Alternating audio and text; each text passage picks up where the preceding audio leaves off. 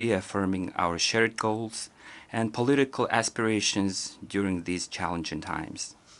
Mongolia adheres to a peaceful, open, independent, and multi-pillar foreign policy, respects the pluralism that arises from the history, culture, civilization, national interests, and development paths of all countries, and is committed to building international relations based on a multi-pillar approach.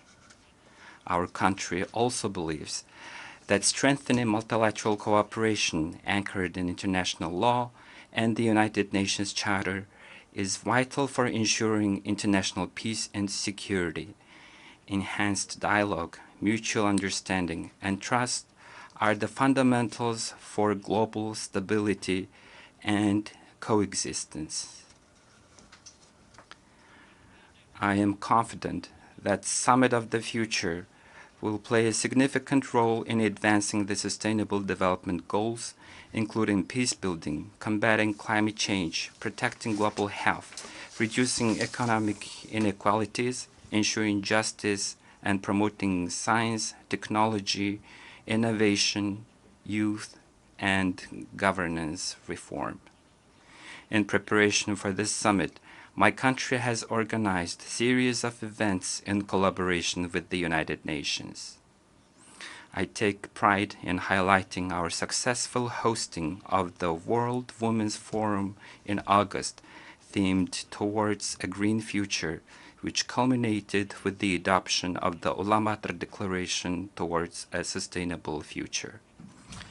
We're pleased that the core ideas from this declaration are reflected in the documents that are adopted at today's summit.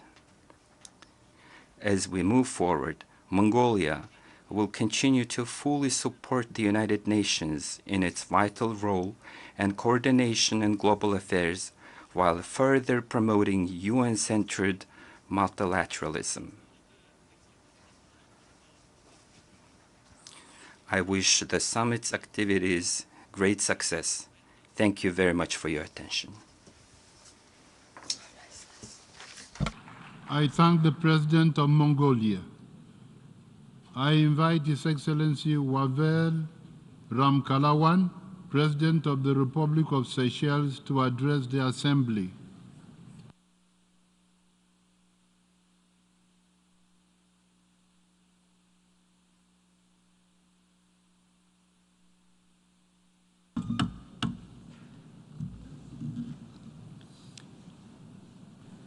Mr. President of the General Assembly, distinguished guests, ladies and gentlemen. In this era of a multipolar world, we stand at a crossroads, grappling with existential challenges that not only threaten the very fabric of our global community, but tear at its increasingly fragmented seams. The stakes of our deliberations at this summit cannot be emphasized enough. The Pact for the Future must not just mirror the aspirations of all nations, it must embody the hopes and dreams of the most vulnerable among us. We cannot afford to make commitments to strengthen global cooperation on climate action, sustainable development, and equitable access to resources, only to see them diluted in implementation. The harsh truth is that despite our ambitions, there is a real risk that these commitments will fall short, continuing to marginalize those who are already most at risk, shutting them out of the very decision-making processes that shape their futures. To ensure that the Pact for the Future truly represents all sectors of society, we must actively engage young people in the development process, as their involvement is crucial to building a more resilient, inclusive, and sustainable world today.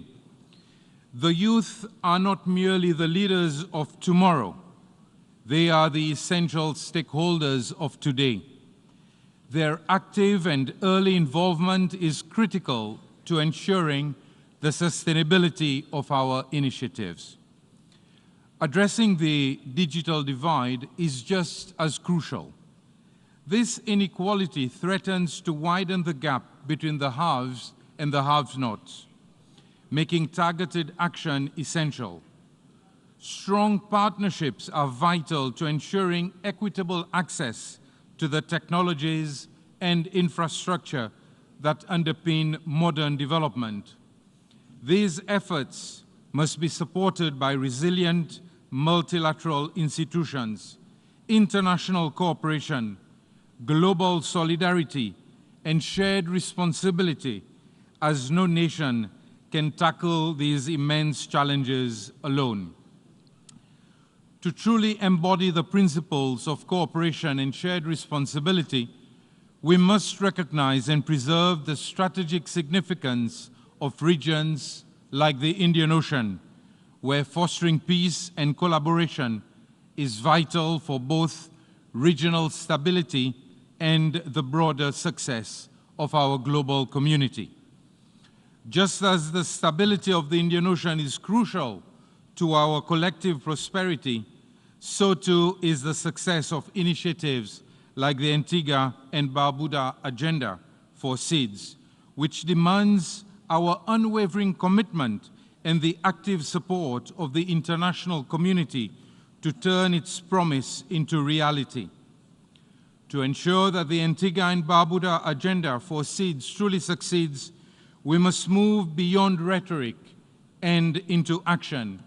We urge multilateral institutions to recognize the critical importance of the MVI Index and to implement it as a key tool in their policies, ensuring that the unique vulnerabilities of the most at-risk nations are given the priority they deserve in global financing strategies.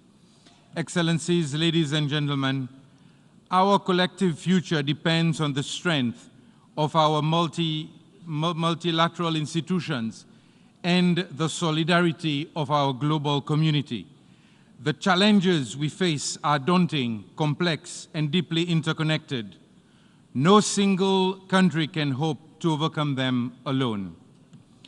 Let us remember that decisions we make today will determine the world of tomorrow. For my small nation, the stakes could not be higher. We are ready, eager to contribute to a future that is sustainable, equitable, and just. But we cannot do this alone.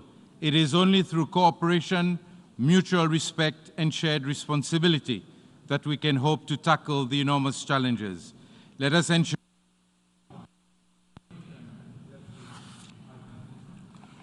I thank the President of the Republic of Seychelles. I invite His Majesty the Sultan of Brunei to address the Assembly.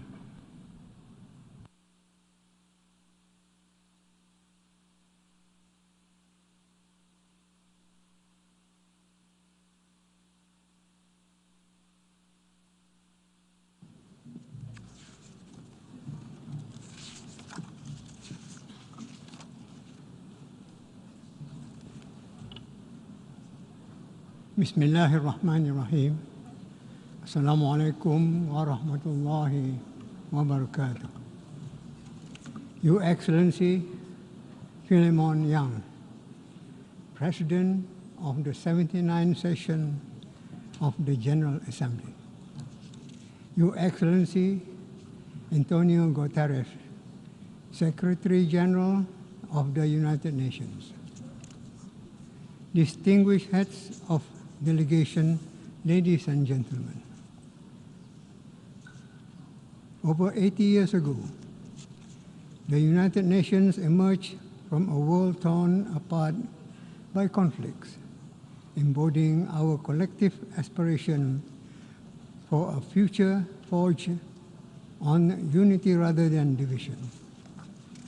This resilient institution has navigated the rise and fall of empires and the impact of natural disasters and pandemics.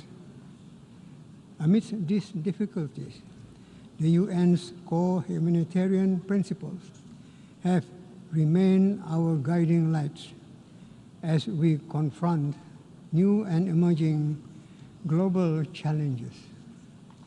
In line with our summit's theme of multilateral solution for a better tomorrow, would like to highlight three main points. First, in our interconnected world, the digital divide threatens to deepen disparities between nations and within societies. We also acknowledge that only through global peace can humankind strive to achieve remarkable advancement in technology, medicine, and infrastructure. Maintaining global peace ensures we continue to strive for partnerships that facilitate fair and inclusive technological progress for all nations. Second, for Brunei Darussalam, the Millennium Development Goals and Sustainable Development Goals are not mere benchmarks, but also beacons of hope for a better tomorrow. Therefore, the Summit of the Future reinforces the commitment that no one is left behind, firmly anchored in the values that define our shared humanity. Third, as a member of the United Nations and the regional bloc of ASEAN, for the past 4 decades, Brunei Darussalam has embraced its global role by advocating multilateralism and rules-based international order to preserve peace, security, and sustainable in our region and beyond.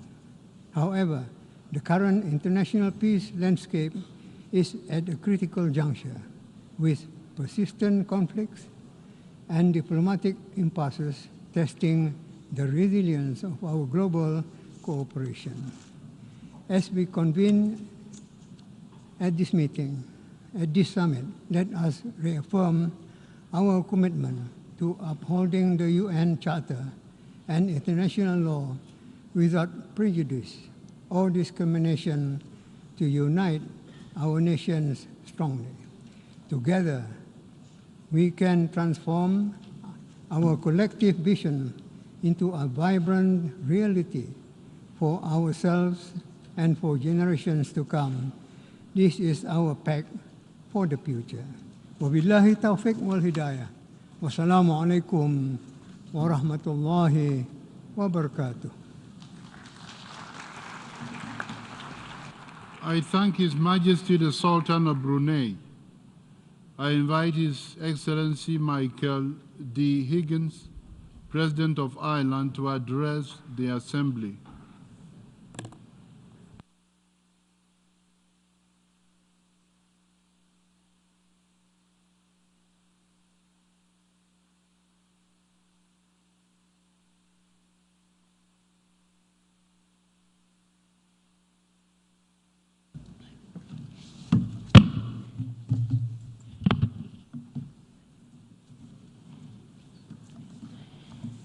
President of the General Assembly, distinguished heads of state and government, Secretary General, Excellencies Akoija Ilyog.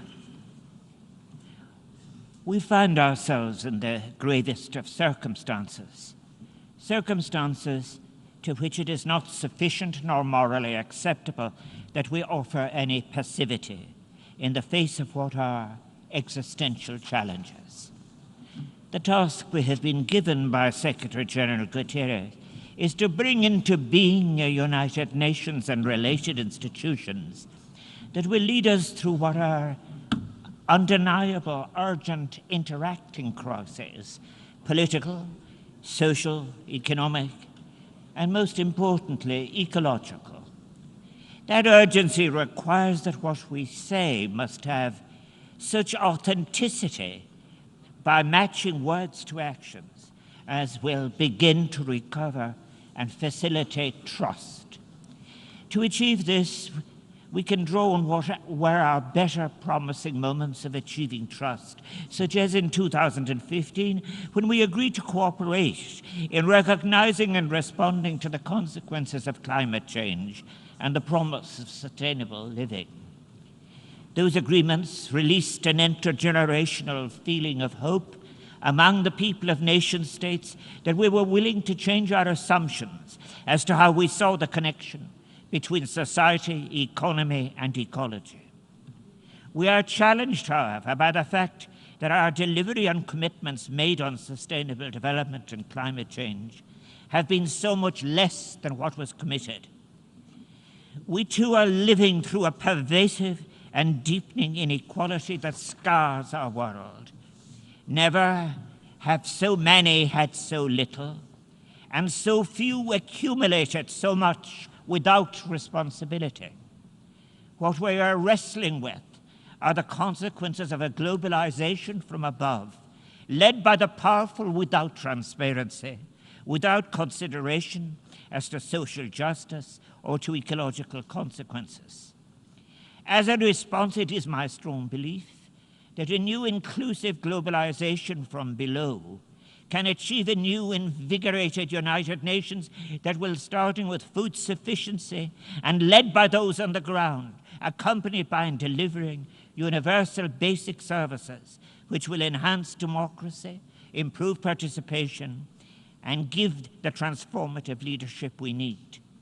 In envisaging a United Nations of the future, a United Nations that can serve the peoples of the planet, we must have the courage to look at not only its current weaknesses, but at those abuses of power that have consciously undermined the United Nations since its foundation in 1945. The failure to achieve peace, eliminate acute global poverty, hunger, or the consequences of climate change and biodiversity loss have been accompanied by a return to an arms race. Last year, global military expenditure increased by 6.8% to $2.44 billion, the highest ever recorded. Achieving food security and economy of sufficiency, the delivery of the Sustainable Development Goals, urgency requires, of course, debt sustainability. We cannot continue to ignore the debt burden hanging around the necks of the world's poorest, who have such little fiscal space to do the things being suggested to them, be it in responding to climate change or achieving sustainability. 3.2 billion people, let us remember, live in countries that spend more on debt interest payments than on the essential basic services of education or health. We need to give our fullest support then to campaigns that seek to eliminate hunger and poverty. In the interest of all, the few must indicate their willingness to change if we are to avoid the horrific consequences of climate change, lose prospects for sustainability, and effectively prevent the conclusion that as a species we have failed to achieve peace, have instead become addicted to war, have rewarded investors in instruments of debt rather than promoting sustainability. We can achieve the change that is necessary.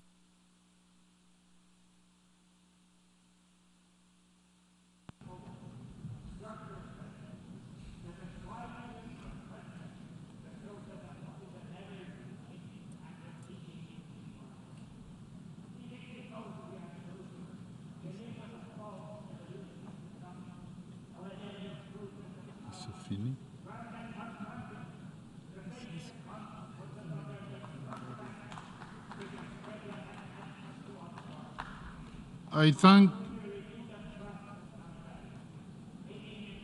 the President of Ireland.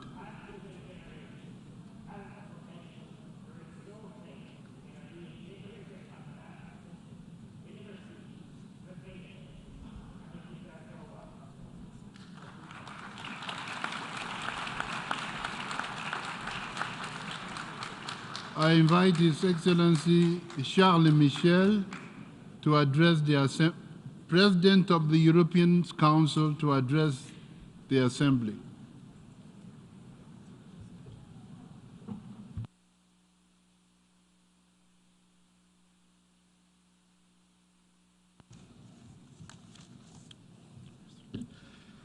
Dear President of the General Assembly, Excellencies, ladies and gentlemen, the health and strength of a community depend on every citizen's willingness to shoulder his part of the burdens and responsibilities of the community. These are the memorable words of former Secretary General Dag Hammarskjöld. And that is why each of us is here today to do our part and to share the responsibilities. Ladies and gentlemen, dear friends, finding the best way to tackle our common challenges is the shared mission of our generation. And this summit is a unique moment to boost our ambition, and the EU is fully on board. We want a pact for the future that will invigorate multilateral trust and put the United Nations back at the heart of our actions. This pact is a powerful catalyst to speed up our sustainable development goals, make progress on human rights, gender equality, and protecting our planet. Dear colleagues, we must urgently reform our international financial architecture. We have already fulfilled our commitment to rechannel $100 billion of special grant rights to developing countries, and the EU has taken a leading role. But we all know this is not enough. We must do more. We should strive to rechannel more SDRs, up to 40% of the SDR allocation. And we must fulfill our past commitments. The EU, together with our member states, we are front runners in global development financing. In 2023, ODA from the EU reached 0.57% of our GNI, more than $100 billion. And we encourage other partners, including in the G7, to follow our example. If all G7 partners matched our ambition, it would generate $100 billion more every year. Ladies and gentlemen, we also need to make our international financial architecture more effective and more inclusive. Developing countries need more money, private and public money now. We must also tackle the problem of debt, because we cannot accept that low and middle-income countries must choose between fighting poverty and fighting climate change. They must do both, and we must support them to do both. Just one example. Last year, some middle-income countries had to pay 6 times more on average than a country like Germany for interest payments on public debt when measured as a share of public debt. The G20 Common Framework is a good tool, but we must work with partners to make it more efficient, more transparent, and more timely. I would like to thank you, dear Antonio Guterres, for your leadership. I would like to thank all the negotiators and co-facilitators for their work in making this pact for the future a reality.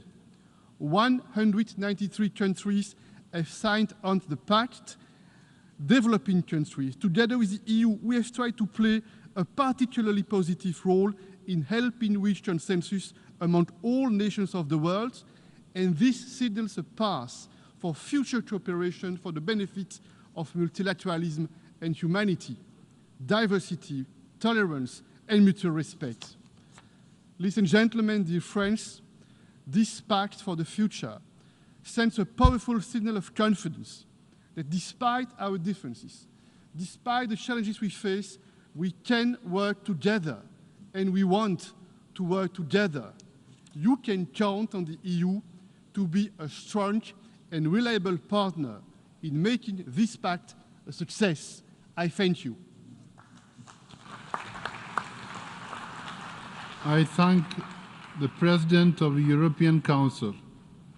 I invite His Highness the Crown Prince Sheikh Sabah Khaled Al-Mahd Al-Sabah Al-Sabah, Amir of the State of Kuwait, to address the Assembly.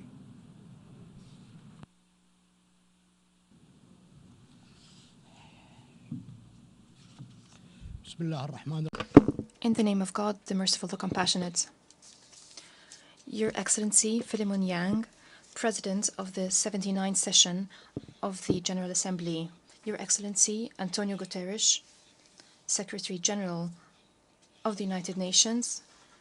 Your Excellencies, ladies and gentlemen. Allow me to convey to you the greetings of His Royal Highness, the Emir of Kuwait, Sheikh Mish'al Al-Ahmed Al-Jaber Al-Sabah. May God protect him. His Highness wishes you all success in this summit. And allow me to congratulate the President of the 79th session of the General Assembly and the Secretary General on holding this high-level meeting to celebrate the outcome of the Summit of the Future that we adopted a few hours ago. The Pact of the Future should enhance cooperation and should allow us to address challenges and shortcomings in the global governance system. The Pact of the Future allows us to recommit ourselves to build a multilateral order that keeps abreast with developments.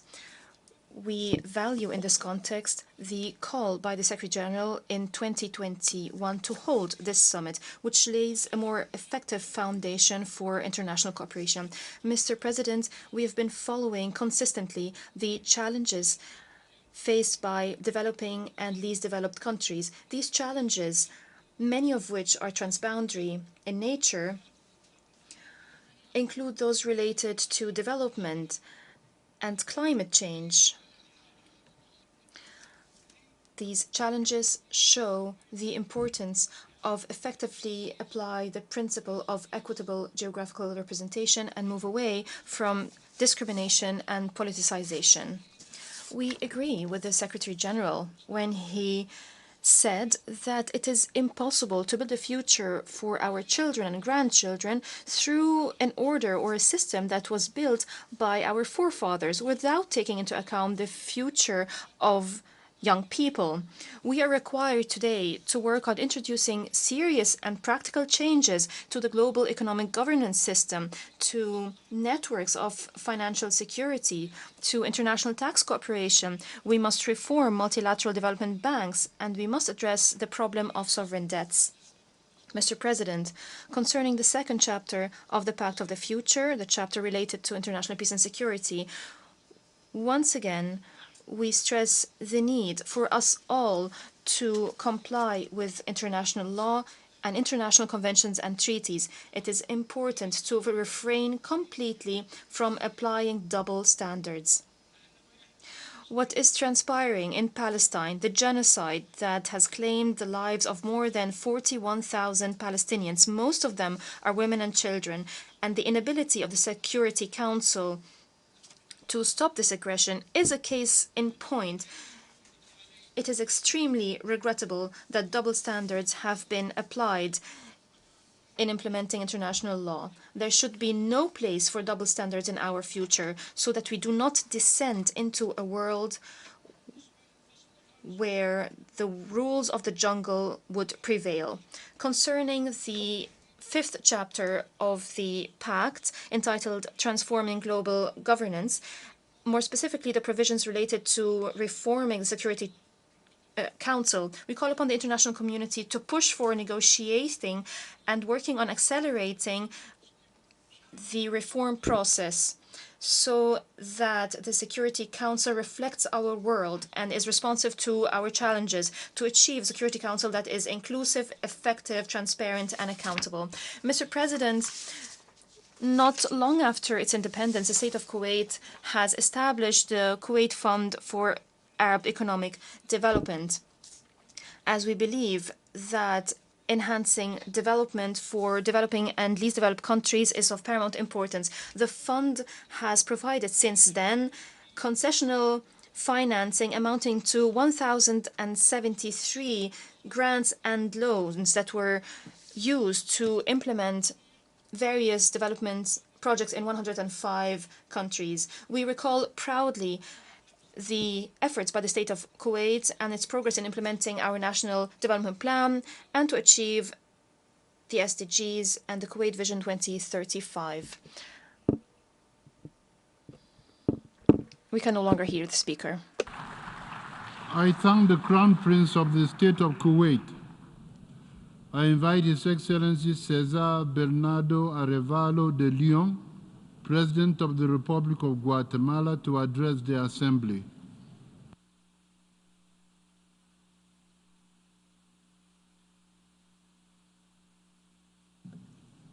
Estimados amigos, distinguished friends, it's an honor for me to take the floor before you at this summit, where we are sharing and establishing ambitious goals. This is an opportunity to protect the needs and the interests of present and of future generations through concrete actions, the concrete actions that we are adopting in this pact for the future. This is not yet another agreement, but rather it is something that commits us with responsibilities, renewing the commitments that we made as fundamental principles in order to strengthen the multilateral system and to make headway towards the achievement of our commitments that are the pillars of our organisation: peace and international solidarity, human rights and sustainable development. All of these things relate to each other and mutually strengthen each other. We recognise that the world has evolved, and at this moment we are in a very different situation to the one that we were in when the United Nations was created 79 years ago. And this means that we need to understand the need to work in order to strengthen multilateralism based on the principles and goals of peace, cooperation, human rights and freedom, the things that motivated us 79 years ago. But that in order to achieve this, we need to benefit from new mechanisms that allow us to adapt to these new times. This Summit of the Future and the pact that we have just approved are key milestones at a crucial juncture that the different peoples of the world are going through, and it represents the collective willingness to jointly address the challenges that humanity faces with a perspective of a future that is being built based on what we have achieved during our journey as an organisation. As governments, we must commit to take measures to overcome the challenges of our time, from growing economic inequalities that deny billions of people their rights, or a triple climate crisis that is claiming a higher and higher price on lives and livelihoods across the country, or the renewed threat of wars that are spreading. Today, more than ever, international cooperation plays an important role in the achievement of the Sustainable Development Goals and the targets put forward by this summit. We must therefore focus on reducing inequality and poverty and on peace building in all of the efforts that we make. Interdependence requires us to act with a higher sense of responsibility, solidarity and accountability in order to strengthen the rule of law both on a domestic and international level, and to put an end to impunity for lack of compliance with the responsibilities that we have taken on under the United Nations Charter and under international law and under international humanitarian law. If we fail in this effort, war, violence, famine and poverty that are always on the horizon will come back and ruin the lives of the different nations. Friends, in an increasingly changing world, Reform of the Security Council is essential to achieve the goals of this new pact for the future, seeking to be a body that is tailored to current geopolitical challenges. Broadening participation to countries, developing countries and emerging countries will strengthen the legitimacy of global decisions, promoting more equitable and just governance. We applaud the focus in the pact on means for implementation and for strengthening cooperation. We have a clear roadmap. We know what we need to do. Now we need to mobilize means for implementation in a sustained way in order to turn our words into actions. We seek to strengthen democracy, to combat corruption, and to move towards a more inclusive society in a time in which the world and the microphone has cut off. I thank the President of the Republic of Guatemala. I invite His Excellency Edi Rama, Prime Minister of the Republic of Albania, to address the Assembly.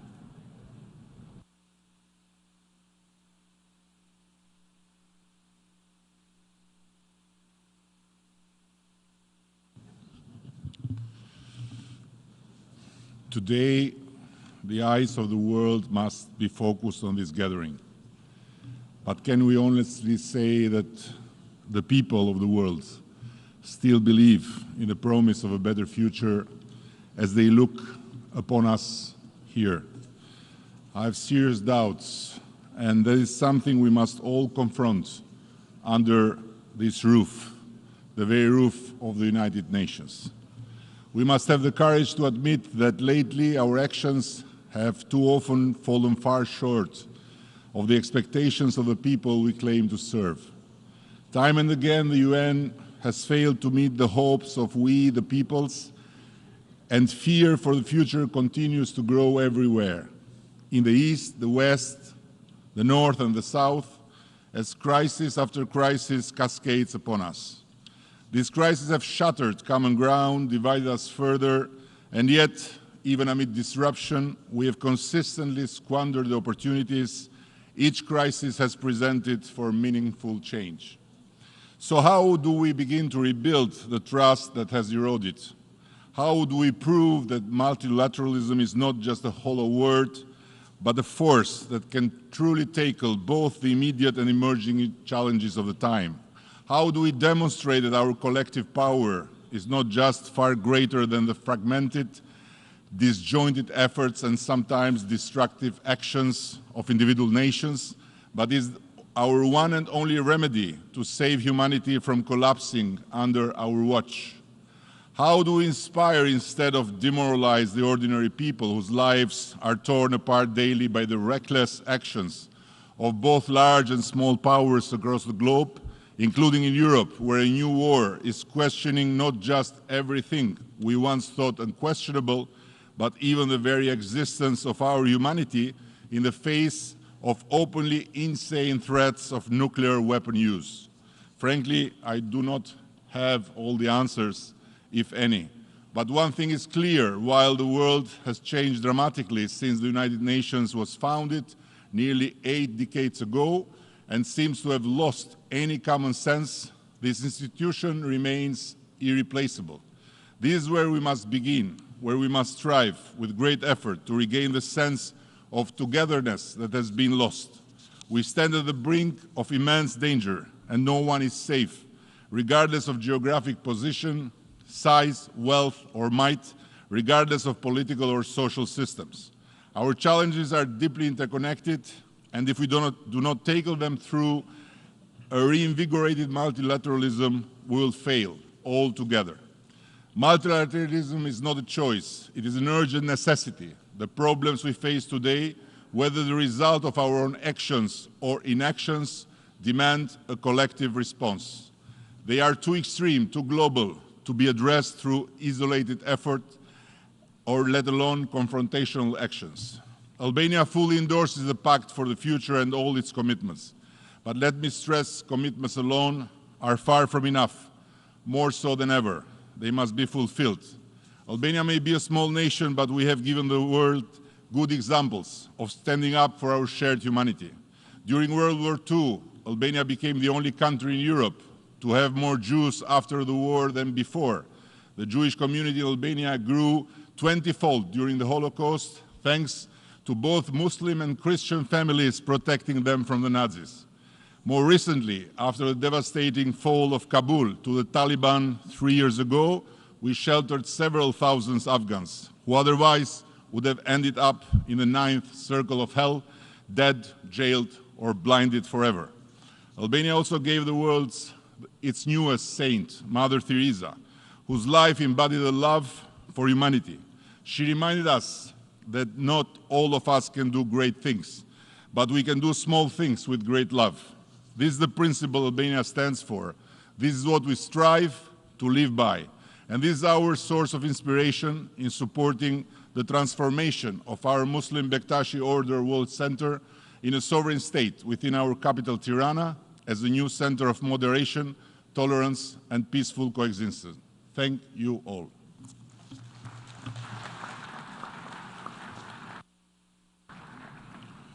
I thank the Prime Minister of the Republic of Albania. I invite His Excellency Mohammed Shia al-Sudani, Prime Minister of the Republic of Iraq, to address the Assembly.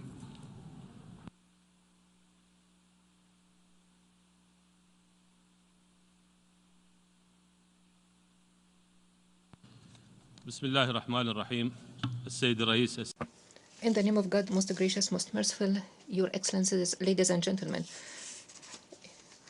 Iraq would like to express its sincere thanks and appreciation to the United Nations and the organizers of this summit for their efforts in convening world leaders to discuss our common future. Iraq seeks to take serious steps to achieve sustainable development and to effectively respond to the objectives of our National Development Plan 2024 to 2028 through adopting comprehensive strategies. We are reforming the economy to ensure transformation towards better patterns of consumption and production, and to promote the situation of most vulnerable groups by adopting social strategies to elevate their status through social justice and effective participation in economic development. Achieving balance between the three dimensions of sustainable development is our priority, and we are doing so by promoting sustainable economy, equal opportunities, and environment protection. Iraq is cognizant of the magnitude of challenges posed by climate change. Therefore, we are committed to establish the concept of climate justice, in particular in fighting desertification and drought, and ensure the sustainability of water resources and food insecurity. We believe that addressing such challenges would require effective cooperation in the framework of the UN CCC and the Paris Agreement. We are providing investment to ensure economic diversification so it will not be exclusively based on oil, while focus on the role of private sector. We are cognizant that sustainable development will require ambitious investments. Therefore, we are providing incentives to the private sector, and we invest in renewable energy projects to reduce our reliance on fossil fuel and to ensure a more sustainable future for all. Iraq is promoting its international relations on the basis of mutual respect and common interest, while abiding by the principle of non-allowance in not allow interference in the territories of our on our territories to attack other countries. For the respect of international law and adopting the principles of the United Nations is the essence of our policy. Achieving peace requires common international effort, and we see that diplomacy and dialogue are key to achieve stability, and we call for international cooperation in the fields of security by land, peace by land, sea, and cyber and outer space to ensure comprehensive security for all. We believe that science and technology are foundation of sustainable development. Therefore, we are working on the digital transformation in our economy and provide integrated and comprehensive database to support decision-making.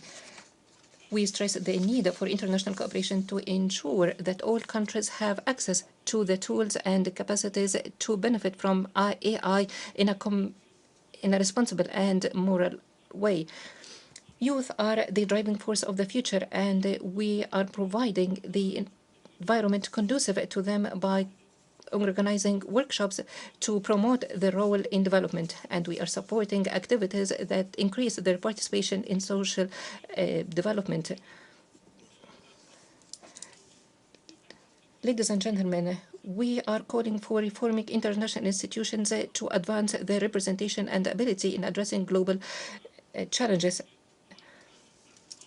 In conclusion, I would like to reiterate our commitment to reinvigorating multilateralism in addressing global challenges, focusing on cooperation in security and economic fields. Forging international cooperation to ensure sustainable development is crucial, and we commend the efforts put in drafting the outcome document of this summit. Iraq is committed to working with the international community to find common solutions, and we are confident that our cooperation will contribute to building a better future and more sustainable for all. We all agree that growth and sustainable development in all fields cannot be achieved with the looming risk of war in our region, posing a threat to international peace. Meaningful action is therefore required to stop the war and establish peace and security. Thank you all. I invite Her Excellency Mia Amo Motley, Prime Minister, Minister for National Security and the Public Service, and Minister for Finance, Economic Affairs and Investment of Barbados, to address the Assembly.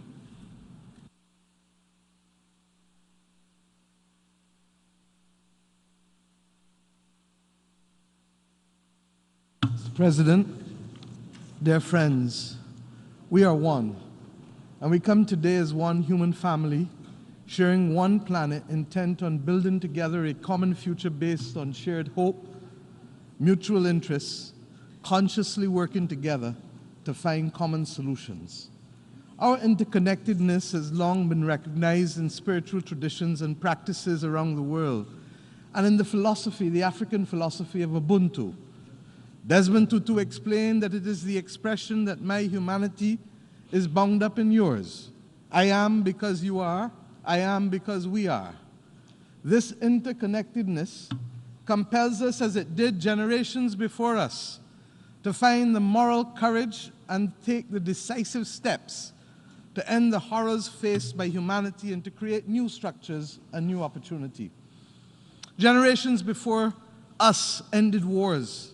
They canceled debt. They dismantled slavery. They ended apartheid. They acted to stop genocide. They declared all people equal, and they gave women the vote, and they ended colonialism, and they built new nation states.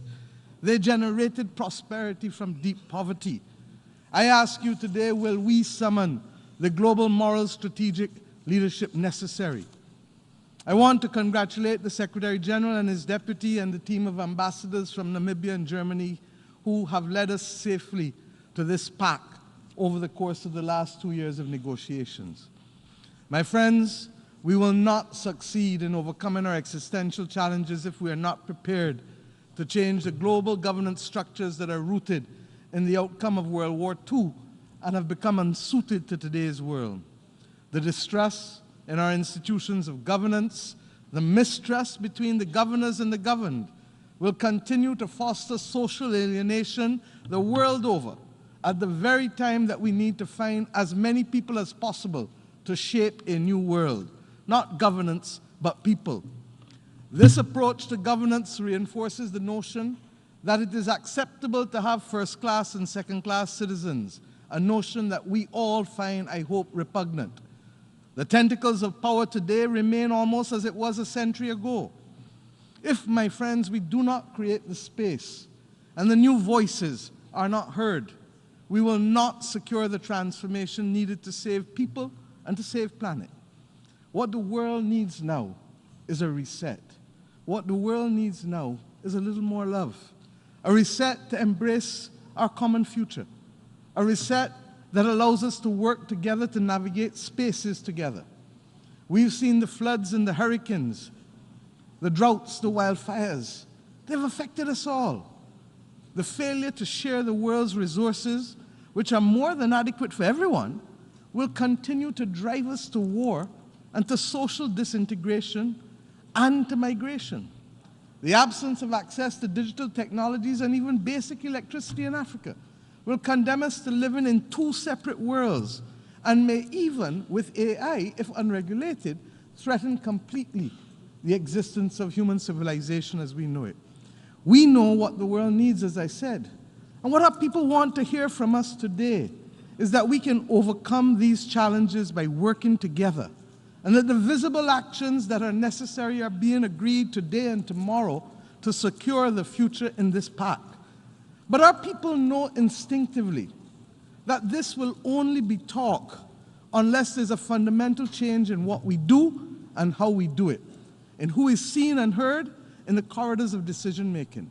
And that is why we continue to propel the Bridgetown Initiative as a serious reform for changing the rules of the game, shock-proofing vulnerable economies, and indeed securing sufficient to have the SDGs and, of course, the climate crisis be confronted.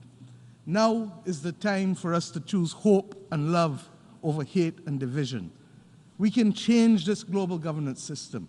We can change the structure and focus of the international financial system.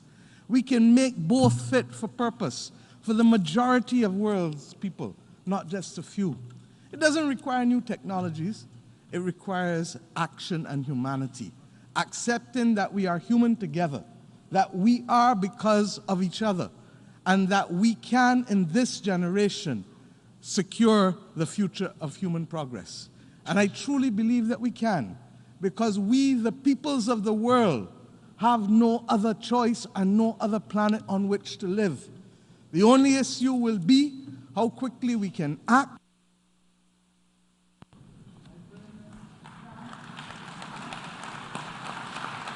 I thank the Prime Minister of Barbados. I invite His Excellency Chuakane Samuel Matekane, Prime Minister and Head of Government and Minister for Defense, National Security and Environment of the Kingdom of Lesotho, to address the Assembly.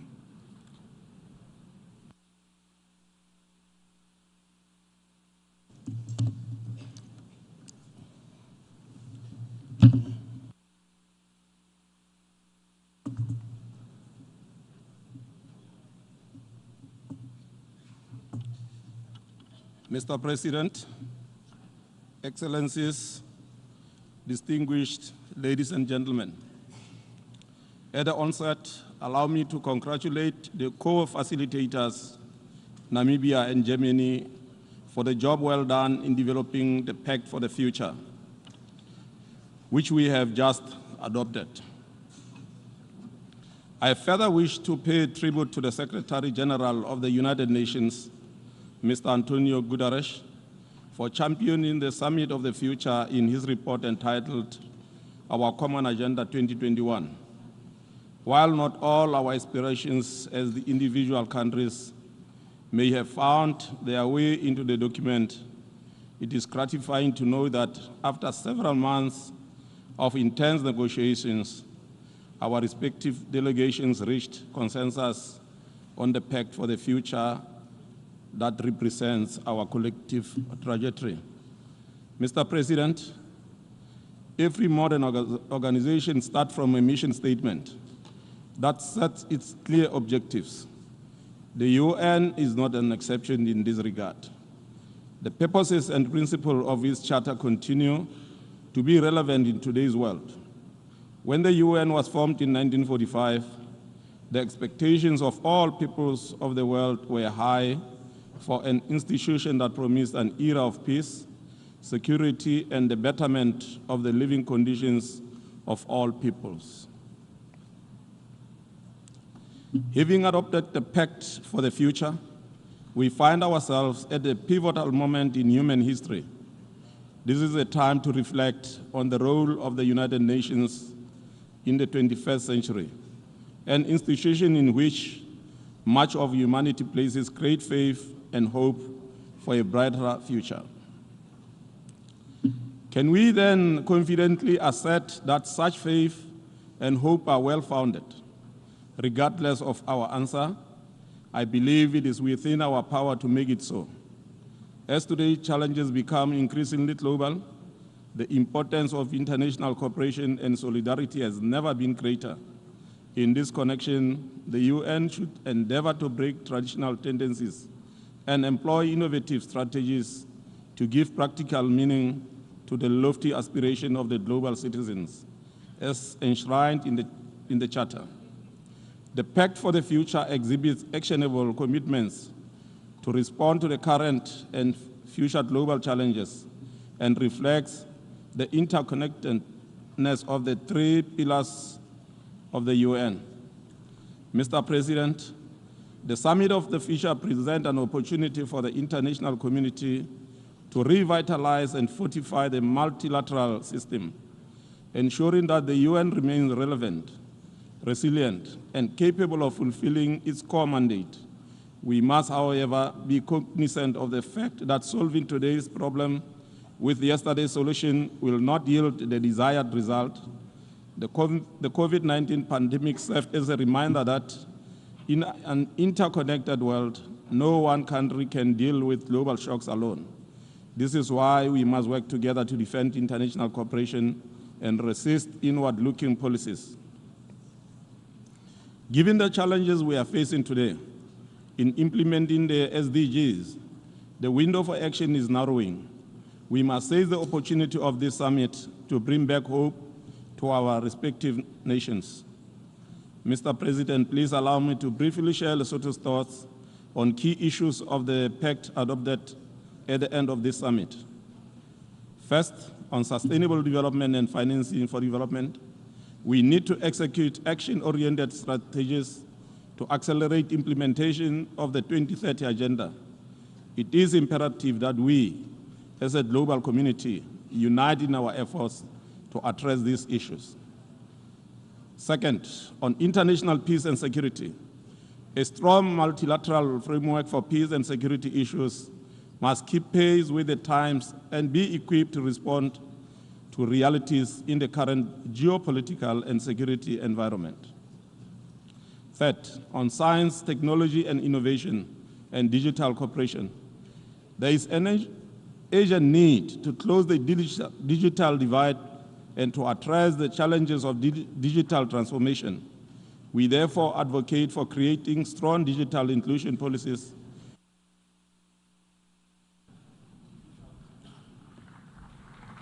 I thank the Prime Minister and Head of Government of the Kingdom of Lesotho. I invite His Excellency Sheikh Mohammed bin Abdurrahman bin Jassim Al Thani, Prime Minister and Minister for Foreign Affairs of the State of Qatar, to address the Assembly.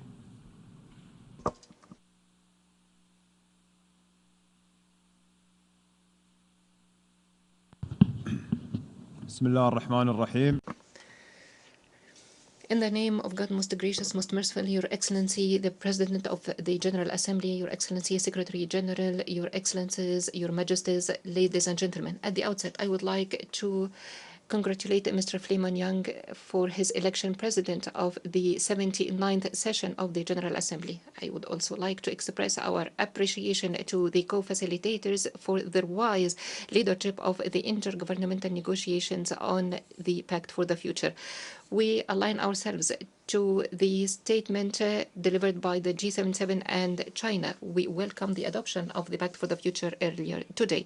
Ladies and gentlemen, the State of Qatar is convinced that the 2030 Agenda and the achievement of the Sustainable Development Goals requires more international and national efforts and more support of the recommendations by the Secretary General in his report, Our Common Agenda, and to participate in leading negotiations on the political declaration of the UN Summit on Sustainable Development held last year. Mr. Development, our world is faced today with unsurmountable challenges that obstruct its economic development, and it slows down the efforts aimed to achieving sustainable development goals.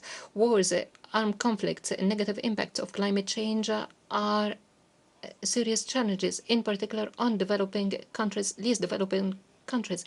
Therefore, we should act swiftly to address these challenges. In this connection, we stress the importance of reinvigorating international governance, including reforming international financial institutions, bridging digital gap, and alleviate the burden of that. Common efforts are required to achieve the social welfare and well-being and enhance climate action in accordance with the UNCCC and Paris Agreement. Mr. President, nationally, under the wise leadership of His Highness Sheikh Tamim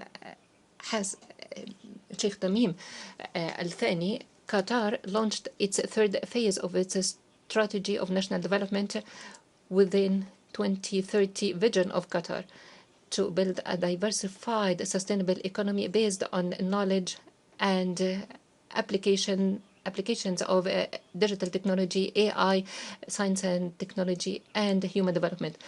Internationally, the state of Qatar recommits itself to multilateralism.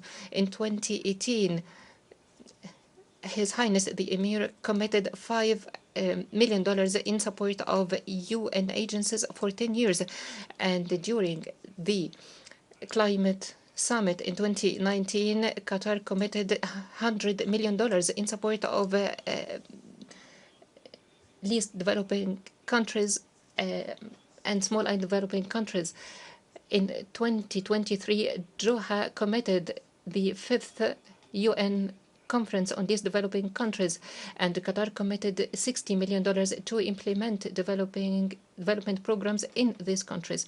Mr. President, development cannot be achieved without strong foundations of peace and security and stability. Therefore, Qatar maintains its efforts in mediation to prevent and resolve conflicts in a peaceful manner. Qatar is involved in many mediation efforts, including currently between Israel and Palestine, alongside Egypt and the US. To put an end to this bloody, catastrophic war on Gaza, we reiterate our call to reach a ceasefire agreement and to release all hostages. We call on the international community to take a clear and decisive stance in relation to violations of international humanitarian law and the international human rights law in relation to successive and continuous attacks on hospitals, schools, and relief workers. Mr. President, Qatar is proud to host the second summit of social development. It will be the most notable event in 2025 and one of the 3 summits recommended in our common agenda. We are looking forward to receiving participants from all over the world in Doha and to achieving tangible results to build a better future. Thank you, Mr. President, and may peace and blessings of Allah be upon you. I thank the Prime Minister and Minister for Foreign Affairs of the State of Qatar. I invite His Excellency Andrew Holness, Prime Minister, Minister of Defense and Minister for Economic Growth and Job Creation of Jamaica, to address the Assembly. President, Jamaica welcomes the convening of the Summit of the Future. We commend the co-facilitators of the Pact of the Future, the Declaration on Future Generations, and the Global Digital Compact for their hard work. This summit and the Pact together embodied renewed hope for advancing a common vision on leveraging multilateralism to create a dynamic framework within which our future generations will thrive. Jamaica is proud to have contributed to this historic process, particularly as co-facilitator for the Declaration on Future Generations. Mr. President, the Pact aptly reaffirms the importance of achieving the SDGs. The SDG Summit in 2023 exposed the lack of progress towards SDG implementation, including the reality that small island developing states are particularly off track to meet them, with many still recovering from the pandemic. At the heart of this challenge, and one that must be addressed with urgency, is the glaring SDG financing gap amounting to trillions of dollars annually. As the pact affirms, we must redouble our efforts to address global poverty, income inequality, and food insecurity. We have an obligation to limit global temperature increase to 1.5 degrees Celsius above pre-industrial levels, and we must deliver a future that fosters peaceful societies and achieves debt sustainability, resilience to climate shocks, infrastructural development, high-quality health and education systems, full respect for human rights, empowerment of women and girls, and enabling environment that makes international trade and the economy work for sustainable development. These are all areas of priorities in Jamaica's National Development Plan, our Vision 2030.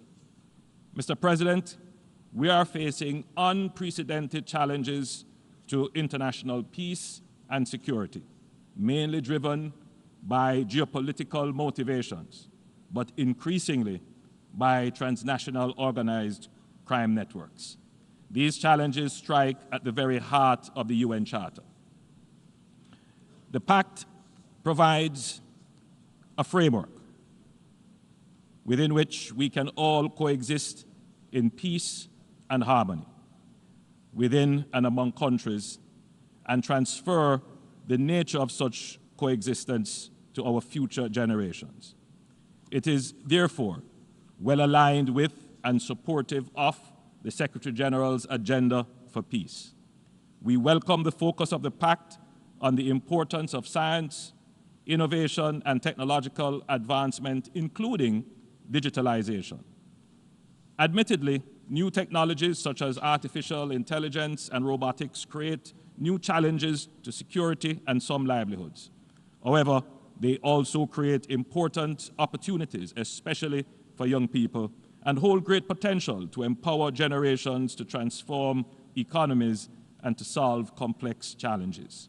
So great is the potential, in fact, that we must emphasize the importance of international cooperation to address the challenges and harness the opportunities, especially for the benefit of people in developing countries.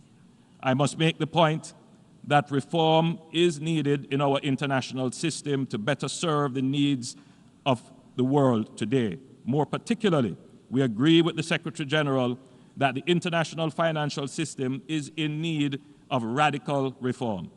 Furthermore, the UN Security Council needs to be more representative, inclusive, and effective in changing global security landscape. As a small island developing state, the pact presents a pathway for turbocharging SDC implementations, addressing the impact of and tackling the key drivers of climate change and setting the framework for making global governance more equitable and inclusive. The world is counting on us to use the summit to foster renewed hope in the future, lay a suitable foundation for the prosperity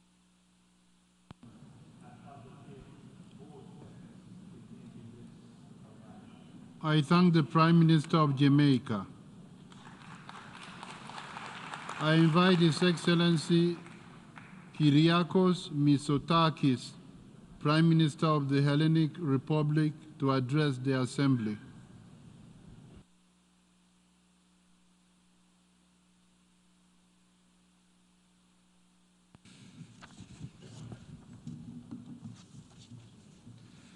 Your Excellencies, dear colleagues, I want to start by offering my deep appreciation to the Secretary General who brought us here today to adopt the Pact for the Future and to the co-facilitators, Germany and Namibia.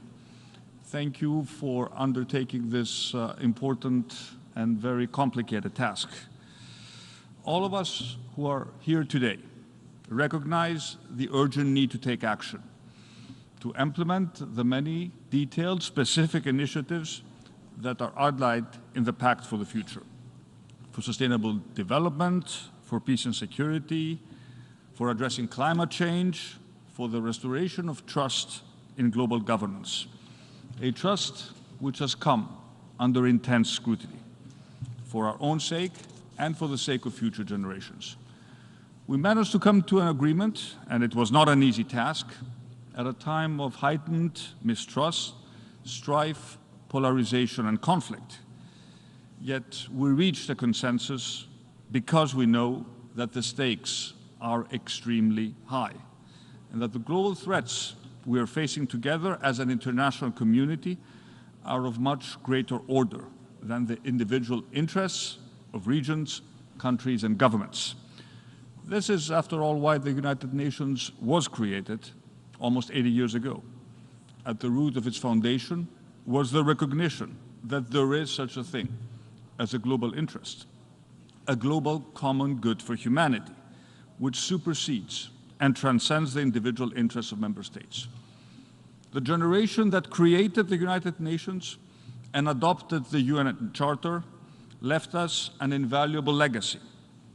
One important difference between their historical moment and ours is this: they created the international system after suffering a devastating and unprecedented global catastrophe, the Second World War. We, on the other hand, have the opportunity to do something before it is too late, before we arrive at the next true global crisis. We can still avert the devastation that could be wrought by the current global threats we're faced with. Our Pact for the Future, as a point of global consensus, is only a first step, but it is a necessary first step. It is, after all, a political declaration to act, and political will is a necessary driver for action at the national level and collectively at the global level. Greece, as an incoming member of the Security Council for the next 2 years, was an active participant in this difficult negotiation.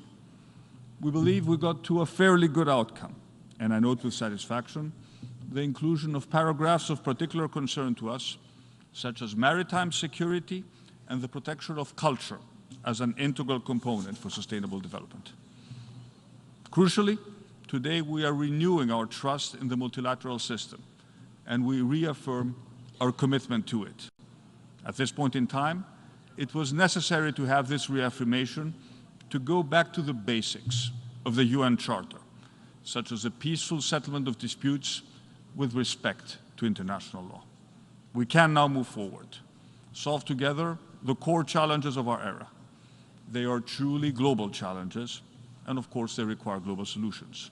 With the Pact for the Future, we at least have a roadmap to lead us there. Nothing could be more vital. Thank you very much.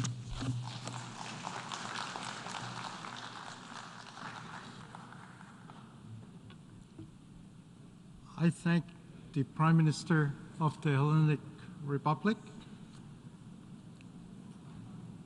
I now invite His Excellency Bjarni Benediktsson, Prime Minister of Iceland, to address the Assembly.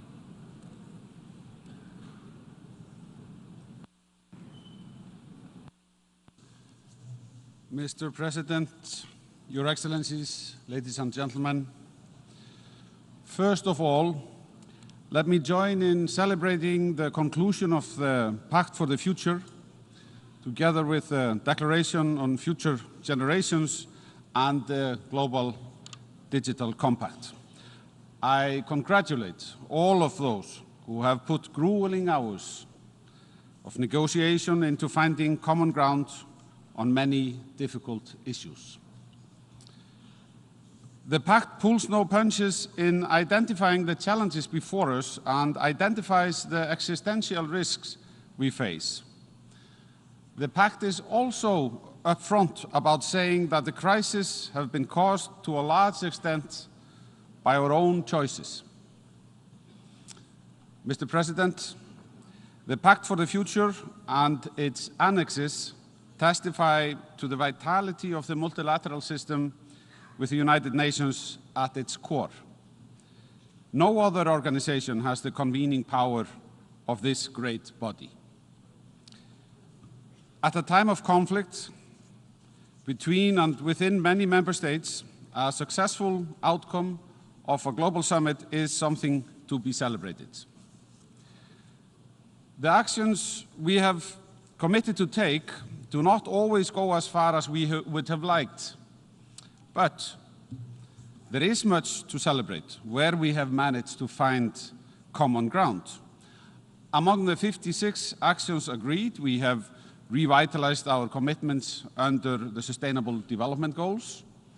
We have agreed on a range of actions to close the SDG financial gap in developing countries, including strengthening efforts to prevent and combat illicit financial flows, corruption, and money laundering. We commit to maintaining the World Trading System as a rule-based multilateral trading system with the World Trade Organization at its core. So much has been done.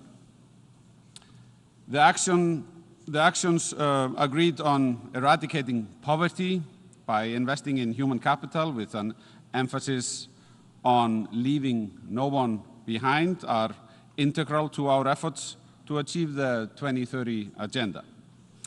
Development cooperation has a central role to play in this regard, and we welcome the emphasis on strengthening the United Nations development system. Importantly, we have underlined the central place of human rights in just, peaceful, and inclusive societies. We have committed to respecting and protecting all human rights and fundamental freedoms, and to promoting the rule of law at all levels. In this regard, it would be remiss of me not to mention the importance of protecting the rights of LGBTI+ communities that in many places are suffering from a backlash.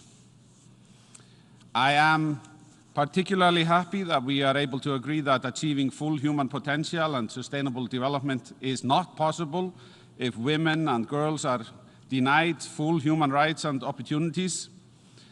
Ensuring universal access to sexual and reproductive health and rights is vital in this regard, and eradicating gender-based violence remains a pressing concern. Iceland is particularly happy that we were able to agree on ambitious action on the health and resilience of the ocean and their ecosystems.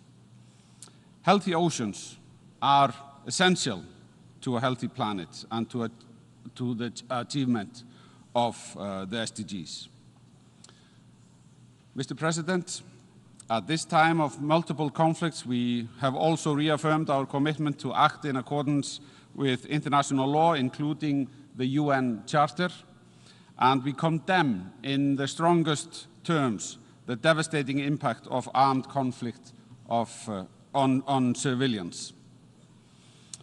Here, Mr. President, I pause, I must admit, because if we are to regain the trust lost among us, it will not be enough simply to reiterate our commitments, for example, to Article 2.4 of the UN Charter on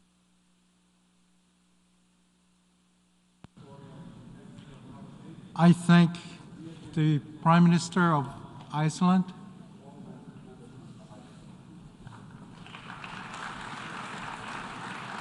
I invite His Excellency Dimitar Borisov Klavijev, Caretaker Prime Minister of the Republic of Bulgaria.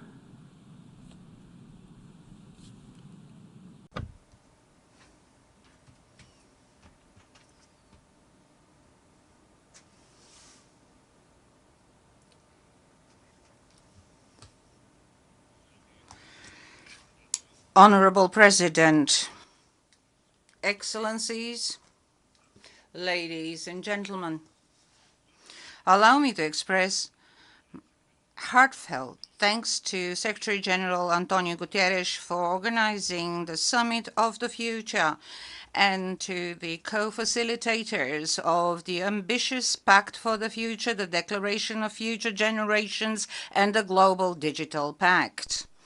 These initiatives are crucial as we confront a range of complex problems, including Russia's aggression in Ukraine, conflicts in the Middle East, Africa, and other parts of the world, the growing distance from achieving the Sustainable Development Goals, the climate crisis, and persistent inequalities.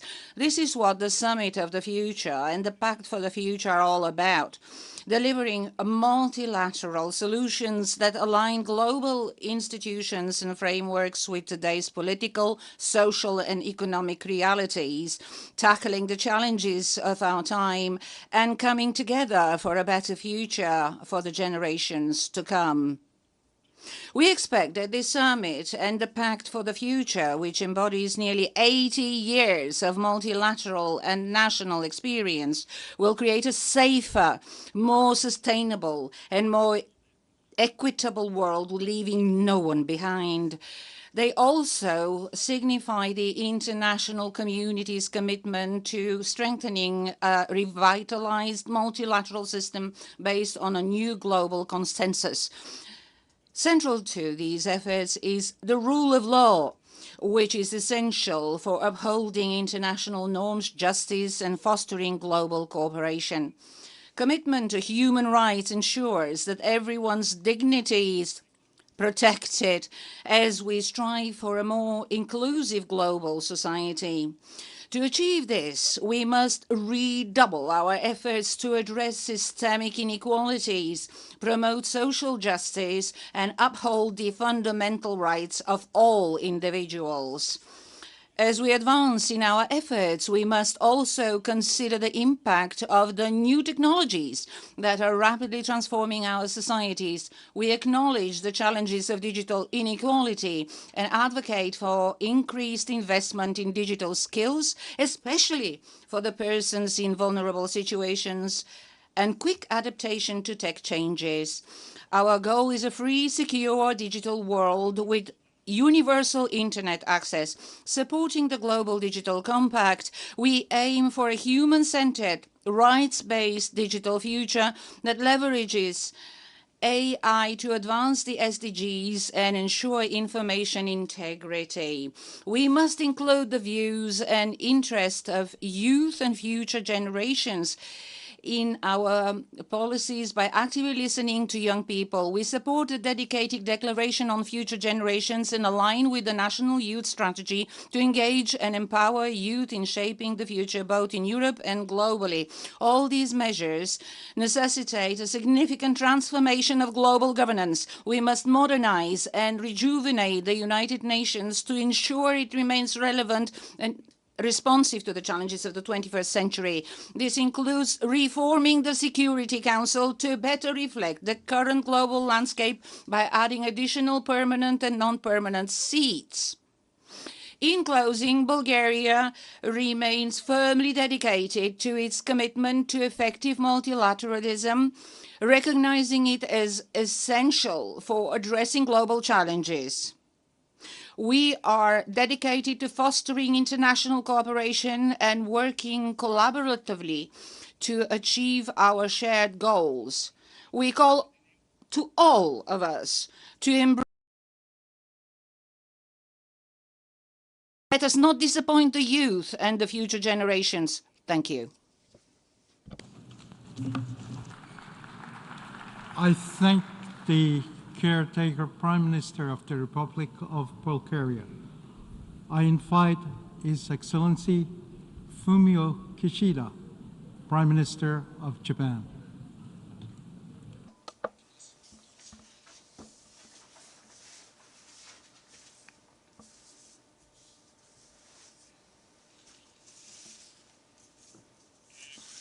Excellencies, dear colleagues, As the world stands at a historical inflection point, we need to collectively take actions to safeguard the interest of present and future generations.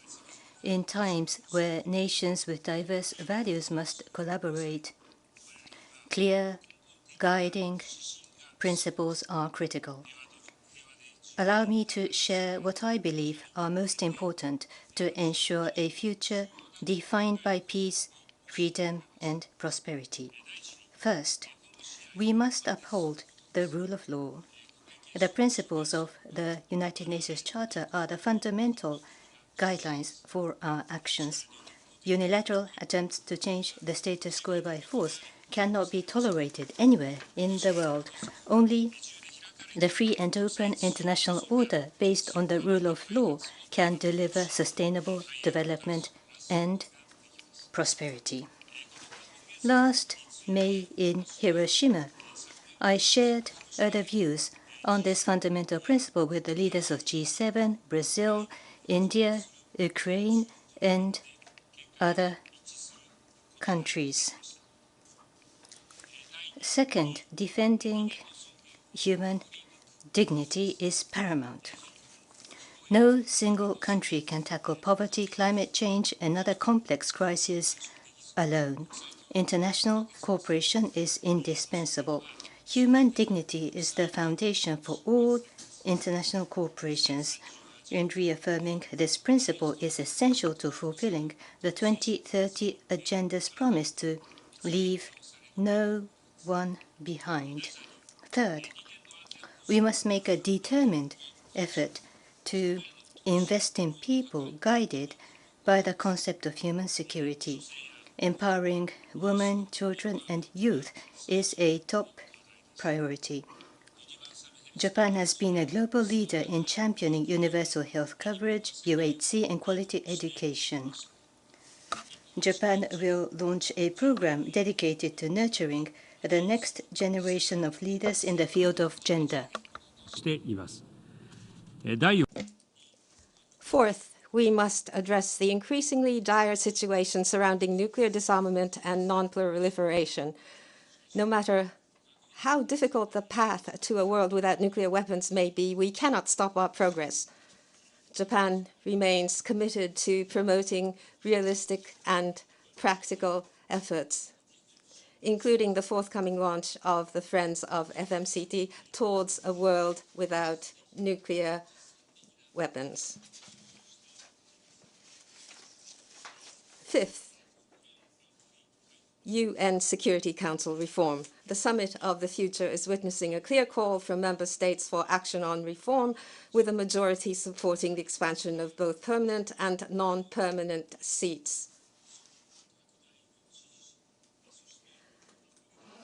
A great majority are also acutely aware of the Security Council's vital role in international peace and security and the urgent need to reform it and restore confidence in its effectiveness. Next year marks the 80th anniversary of the foundation of the United Nations. We should take concrete actions toward the Security Council reform. Japan is determined to continue to contribute to the realization and maintenance of international peace and security by strengthening the free and open international order based on the rule of law in a reformed council. Humanity around the world raises its voice for the future of the international community. It is time for shared responsibility and genuine solidarity. The UN's role is more vital than ever as we navigate the new possibilities, opportunities, and risks brought forth by digital technologies, including AI. World leaders must unite under the banner of multilateralism, empowering every individual so they can realize his or her full potential and build a better future. And Japan remains unwavering in its commitment to the United Nations.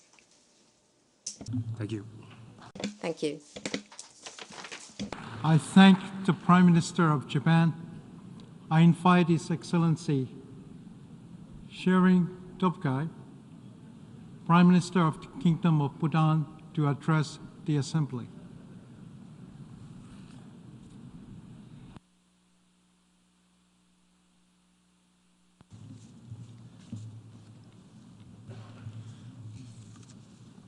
Mr. President, Mr. Secretary General, Excellencies, ladies and gentlemen, I have the honor of bringing to you the greetings and warm wishes of His Majesty the King and the people of Bhutan.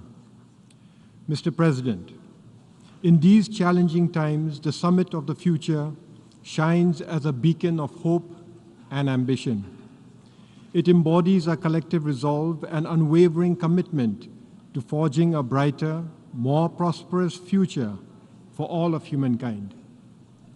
I extend my deepest gratitude to you, Mr. President, for convening this pivotal summit. Thank you, Secretary General Antonio Guterres, for your leadership in spearheading this crucial initiative. Our heartfelt appreciation goes to Germany and Namibia and all other co-facilitators of these negotiations for providing steadfast leadership in shaping a robust pact for the future. We find ourselves at a pivotal crossroads. As we reach the midpoint of our journey to 2030, the Sustainable Development Goals stand before formidable challenges. Geopolitical tensions, economic disruptions, pandemics, climate change, and natural disasters have hindered our progress. Yet our determination remains unwavering, as embodied in the Pact of the Future. For Bhutan, this pact aligns well with our national aspiration to become a developed country by 2034. It reaffirms our shared vision and reinvigorates our commitment to achieving the SDGs. To realize these ambitious goals, we must muster the political will to transcend rhetoric and to take decisive action. We must prioritize policies that serve the common good over narrow interests. And we must assure international collaboration to transform our shared aspirations into concrete achievements to ensure the success of the Pact for the Future. Success demands robust financial frameworks. We must guarantee that no country is left behind by providing innovative financing, equitable resource distribution, and strong partnerships. Success requires that we bridge the digital divide. We must harness the power of technology to foster sustainable development of all our countries. Success also calls for engaging and empowering our youth. We must acknowledge that decisions we make today will inevitably shape the world they inherit in the future.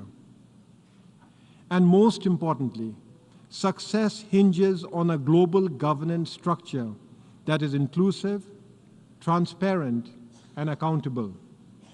We must guarantee peace, security, and human rights for all peoples in all countries by ensuring a multilateral system that is both robust and responsive.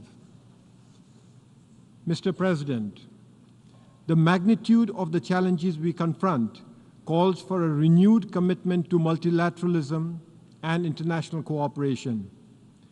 The United Nations remains the most important platforms where nations unite to tackle these pressing issues.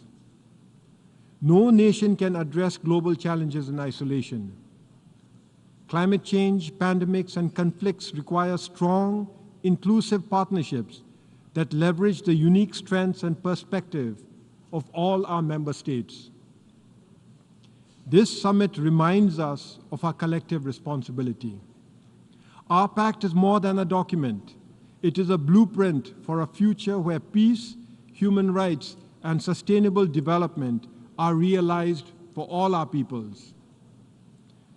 Bhutan stands resolutely committed and ready to work alongside all member states to build a future that is equitable, sustainable, and secure for everyone. Thank you, and Tashidele.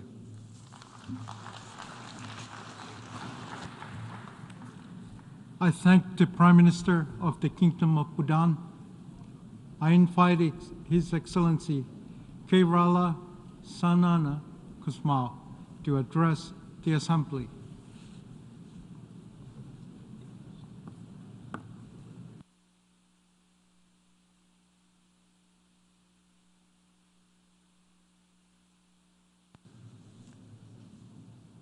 Mr. President, Excellencies, ladies and gentlemen, it is a great pleasure for me to take part in this summit of the future. Last month, Timor-Leste celebrated the 25th anniversary of the popular consultation under the auspices of the United Nations, where our people bravely voted for self-determination and freedom. The independence of Timor-Leste was an achievement of the Timorese people, but also a triumph of the international system. It demonstrated that, with commitment, international cooperation can achieve agreed goals and tackle the challenges and opportunities of its time. And if today Timor-Leste is a stable, peaceful democracy in transition to development, it is due not only to the constant support of the international community, but also to national efforts of reconciliation and dialogue for peace to secure a peaceful future. We know that without peace, there are no conditions for development. This is why investing in our youth through education, social skills, and responsible citizenship is an investment in sustainable development and lasting peace. Your Excellencies, peace is an abstract concept for many nations. Western Sahara has been waiting for its referendum since 1992. It has been waiting for 32 years. International law has yet to reach this last colony in Africa, ignored and forgotten. The international community has yet to find multilateral solutions for a future of peace for many nations around the world, from Palestine to Ukraine, from Yemen to Sudan, from the Central African Republic, where peacekeeping forces are there for almost 3 decades, to many other fragile and conflict-ridden countries. We all know that the United Nations was created after World War II for the preservation of global peace, human rights, and international development. However, we now live in an age of disorder, uncertainty, instability, and conflict. We face increasingly complex challenges, including the climate crisis, extreme inequality, and rising geopolitical tensions. The least developed countries, LDCs, and the small island development states, SEADs, wait patiently for more flexible, inclusive, and responsible solutions. The means and financing to achieve the SDGs are scarce. They are insufficient to combat extreme poverty, food insecurity, humanitarian crisis and climate change, biodiversity loss, and environmental degradation, which threaten the existence of some island states, particularly in the Pacific.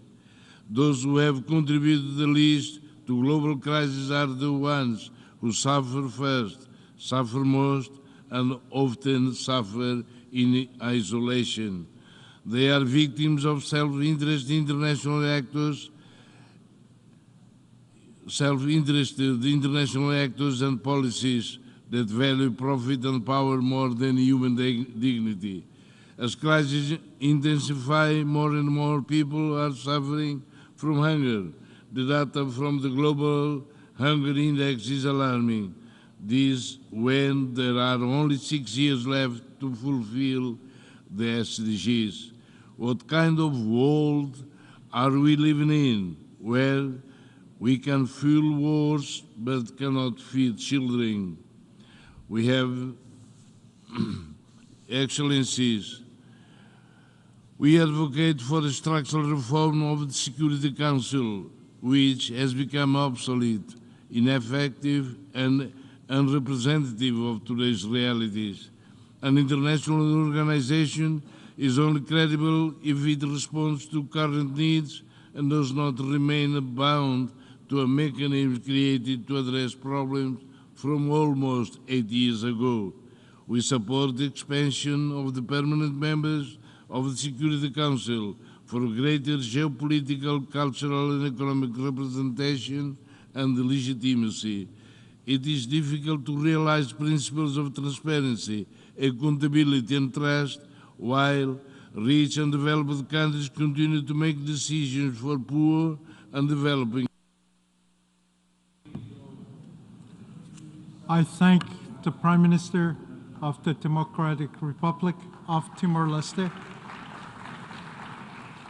I invite His Excellency KP Sharma Oli, Prime Minister of Nepal, to address the Assembly.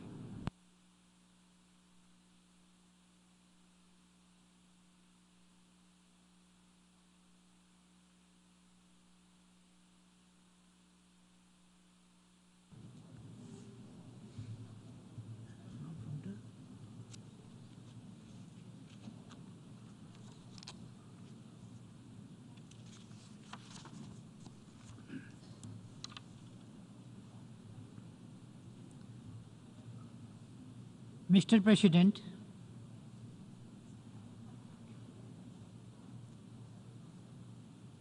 Mr. Secretary General, Excellencies, distinguished delegates, Namaste.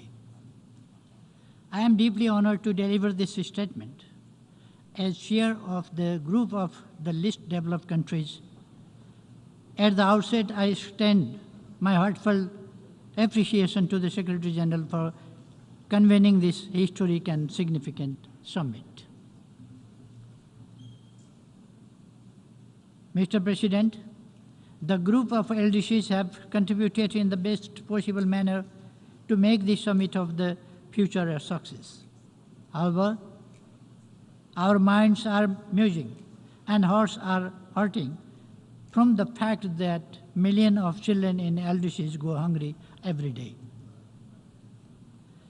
When millions of our children go hungry today, where is our future? What do we mean by future?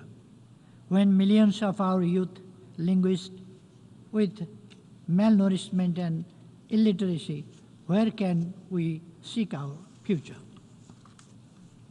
Nothing could be more unjust and unethical than to be ignorant to the fact that millions of people in LDCs living in extreme poverty while a small minority in some corners of the world accumulates billions in wealth each day. Is this the future we aspire to? Absolutely not.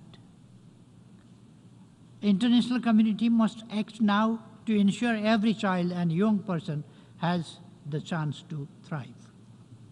Mr. President, LDCs face severe economic challenges with unmet ODA and climate financing commitments, insufficient and delayed international support, and spiraling debt distress.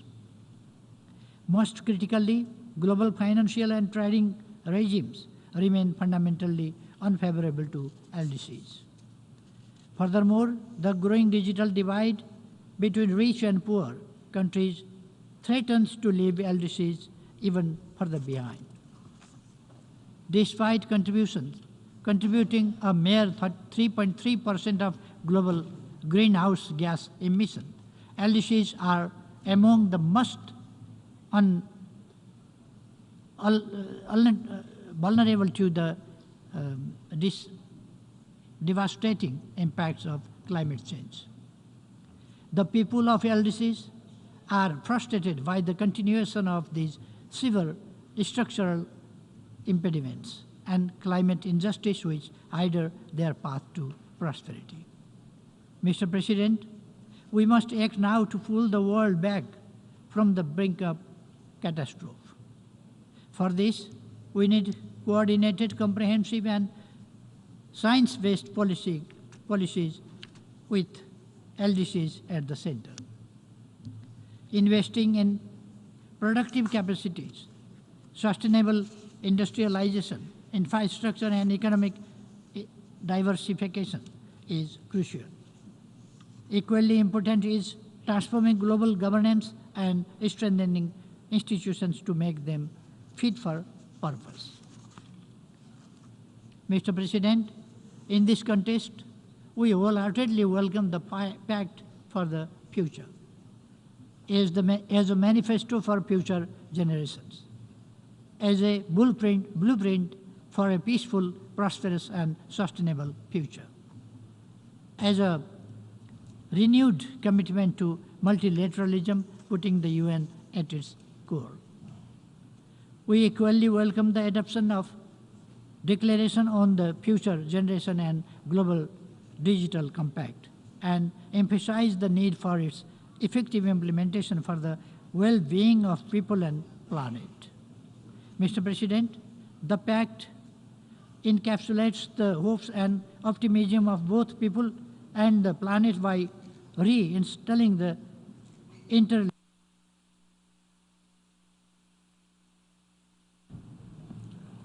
I thank the Prime Minister of Nepal. I invite His Excellency Robert Golob, Prime Minister of the Republic of Slovenia, to address the Assembly.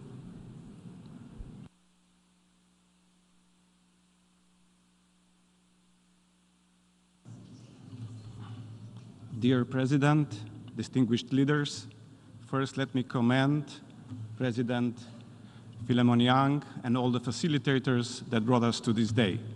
But most of all, let me thank you, the leaders, to adopt the Pact for the Future.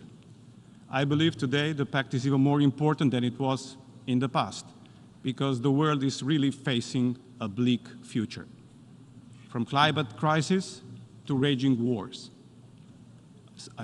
One could easily conclude that unless we can address and stop the wars, there is no common sustainable future.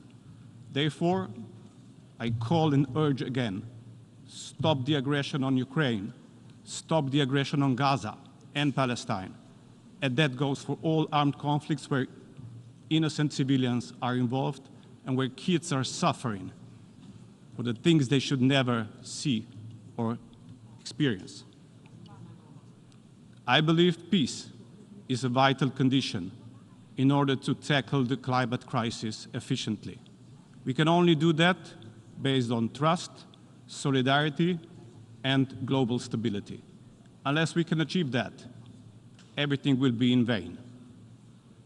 Let me just briefly address the sustainability and how we can tackle that with harnessing of advanced technologies. There is one topic which is very dear to me, and that is the importance of water and water diplomacy. Water is the most precious natural resource, and practically all of the social and economic well-being basis on that. Same goes for global stability and peace.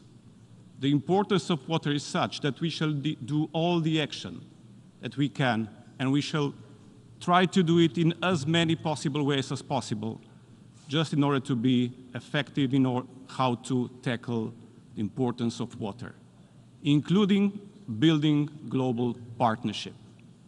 There are vast areas of the world where the water is scarce. And then there are areas, like in my home country, Slovenia, where we have abundance of water, but were hit by devastating floods a year ago. The extreme weather is hitting us all. It doesn't matter where you live, it doesn't matter how rich or poor your country is. Extreme weather is a common global problem. And using the advanced technology in a cooperative way is the only way forward. In Slovenia, in the wake of the devastation of last year, we are building a super advanced digital ecosystem which will link the satellite observation data with supercomputing power and artificial intelligence in order to predict how and where the water is going to show up, in order to predict where the water can be found throughout the world, and in order to be effective in managing the water resources. And here I offer to all of you to build together a global partnership, how to utilize this advanced technology in order for our citizens to get access to clean and sustainable, but also safe water. I believe that is the only way forward if we want to really tackle climate crisis and the changes it brings us. Let me cite for the conclusion the Secretary General Guterres, who said, today we opened the door. And I would say, let's walk through them together. Thank you.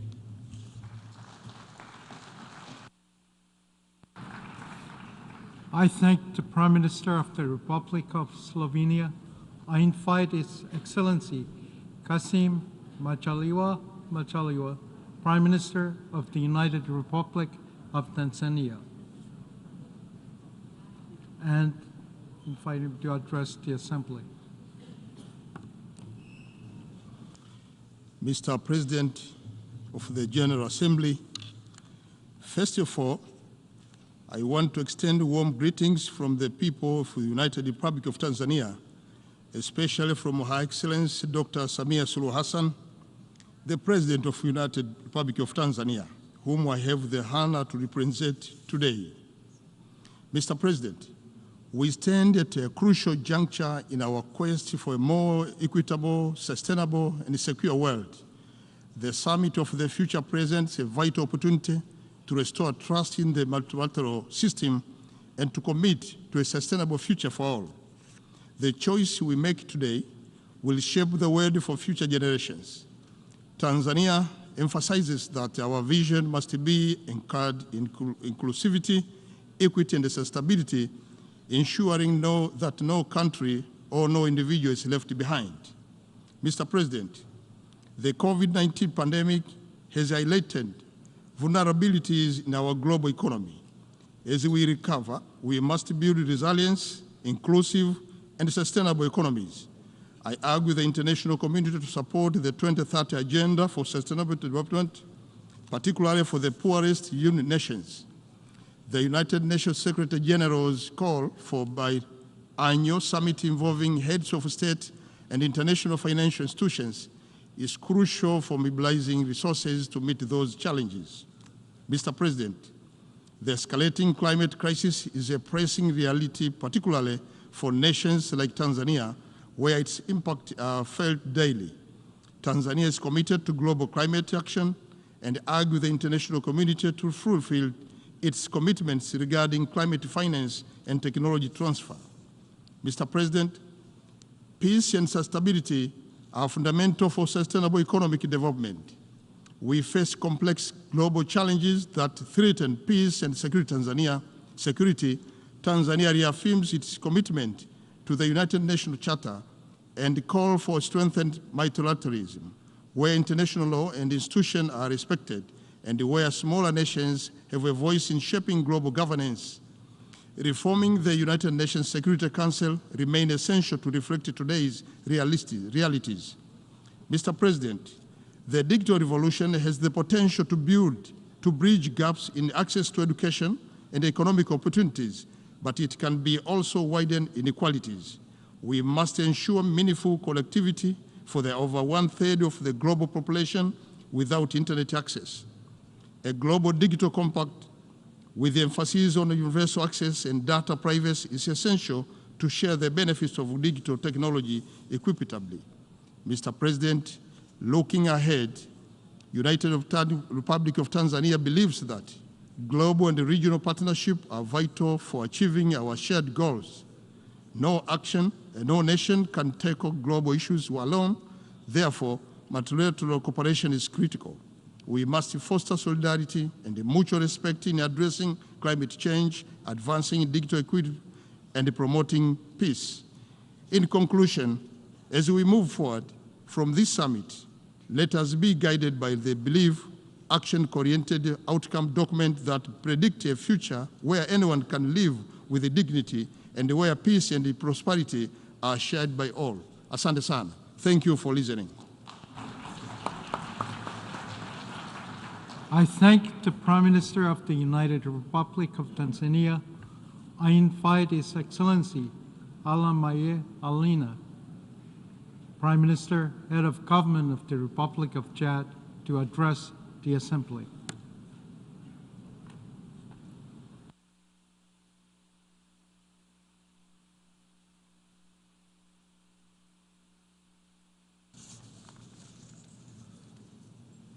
Excellences, President of the General Assembly, ladies and gentlemen, at the outset, I want to hail the relevance of the topic of our meeting and express my high appreciation for the organization of this meeting. It is an honor for me to make a modest contribution to this discussion on shoring up multilateralism for international peace and security. The world faces unprecedented challenges. These concern national borders, and they require increased international cooperation. Chad, like many countries in the Sahel, faces a complex situation. The climate, the environment, and development are our concerns. On a daily basis, we are seeing the dramatic consequences of climate change. In 2024, many of our departments were hit with devastating floods, which affected around 1.5 million of our citizens and had a major effect on agriculture. These disasters are not only environmental in nature, they also pose a direct threat to our security, to our national and regional security. There are dwindling natural resources, and this is exacerbating tensions between herders and farmers. Added on to these climate problems are major security challenges, including the terrorist attacks of Boko Haram in the Lake Chad Basin region, which have forced hundreds of thousands of people to leave their homes. This crisis is not only facing Chad, it is also facing Nigeria, Niger, and Cameroon. Furthermore, our countries face persistent security challenges along our borders, especially with Libya in the north and Sudan to the east. The instability in these countries has direct repercussions on our security, making Chad the largest welcomer of refugees in the world. Given these complex challenges, multilateralism is not an option, it is a vital necessity. It is imperative to strengthen our mechanisms for international cooperation to ensure that they are adapted to today's world. In this regard, allow me to set out several concrete actions. 1. Systematically integrate the climate dimension into our discussions. Here we hail the initiative of our partners on the link between climate, peace, and security in the Sahel, and we call for its strengthening, guaranteeing predictable, sustainable financing for peacekeeping operations carried out by regional organizations, which is also set out in the Pact for the Future. The strengthening of mixed international forces, including against Boko Haram, shows how crucial these initiatives are. We need to shore up the women, peace, and security agenda as well. And we need to strengthen regional initiatives such as the Great Green Wall Initiative, which creates economic opportunities. We need to shore up the international financial architecture to better respond to the needs of vulnerable countries. We call for the creation of a climate financing mechanism in climate zones, in particular in the Sahel region. President, I would like to conclude by recalling that international peace and security are inextricably intertwined with sustainable development and the battle against climate change. The Pact for the Future must reflect this interdependence. Chad stands ready to fully play its role in this collective enterprise. Together, we can fight for an international order that is more inclusive, more fair, and that can tackle the challenges of the 21st century and ensure peace and prosperity for everyone. With this conviction, with this deep conviction, I announce our commitment to this summit, and we want to ensure that the decisions we make here bring about a better world for future generations. Thank you. I thank the Prime Minister, Head of Government of the Republic of Chad. I invite Her Excellency Eva Bush, Deputy Prime Minister and Minister for Energy, Business, Industry of Sweden to address the Assembly. President, I extend my sincere gratitude to the President of the General Assembly, the Secretary General, the co-facilitators, and all stakeholders. Your efforts have been instrumental in arriving at this crucial moment. I am proud and grateful to speak to you today, both as a representative of the Swedish government, but also as a mother of two. Being able to say to my own children that their rights are put at the very center of the Pact for the Future. The Pact of the Future, as agreed to today, is a blueprint for a future where a rules-based international order based on the UN Charter is stronger and more resilient, where cooperation and multilateralism thrives. Our world faces unprecedented and interconnected challenges, the highest numbers of conflicts since the World War II, threats to human rights, democracy, and gender equality, not to mention climate change. At the same time, we are living in an era where digital and emerging technologies are reshaping almost every aspect of our lives. The digital revolution offers immense potential and hope on our path to a better future. Sweden, alongside with Zambia, has had the great privilege to lead our collective efforts in agreeing on a global digital compact. This is the roadmap to a digital future that is open, that is safe, that is secure, sustainable, and inclusive, where opportunity knows no borders.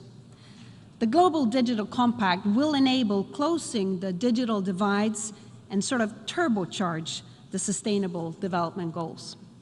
The GDC emphasizes environmental sustainability, the empowerment of women and girls, protecting human rights in the digital space.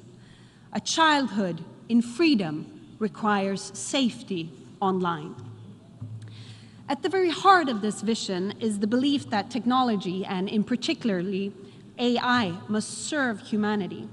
Through the Digital Compact, we are advocating for key AI initiatives, including a scientific panel, a global dialogue on governance, and capacity building fund. These initiatives aim to ensure that AI serves humanity and upholds our shared values. This is the foundation we urgently need to secure a future where AI benefits everyone. President, these global needs are extensive and the funding gap is growing. As one of the world's most generous donors, exceeding the UN's target of 0.7% of gross national income to ODA, Sweden welcomes the ambition to increase the effectiveness and scale of innovative financing for our Sustainable Development Goals and the Paris Agreement. The reform of the international financial architecture is key. We must adapt to maintaining legitimacy by ensuring fair representation and protecting the voices of the poorest and the most vulnerable. Also, the Security Council must reflect today's realities, including seats for African nations and fair representation for all. President, in times of strife and suffering, from Ukraine to Sudan, from Eastern Democratic Republic of Congo to Gaza, Sweden stands as a pillar of support for peace and humanity. We will continue to stand tall in defense of international law, sovereignty, and the rights of all nations to live in peace. Russia's aggression against Ukraine is an attack on the very principles that uphold this organization. Our response must be clear, and it has to be unwavering. President, we stand at a window of opportunity. I would like to step into this future where the light of justice and peace never dims. I want to fulfill the promises made to our children and generations to come. Sweden is committed to walk this path with the UN, its member states, and all stakeholders. Thank you. I thank the Deputy Prime Minister and Minister for Energy, Business and Industry of Sweden. I now give the floor to His Excellency Enrique Austria Manalo, Secretary for Foreign Affairs of the Philippines.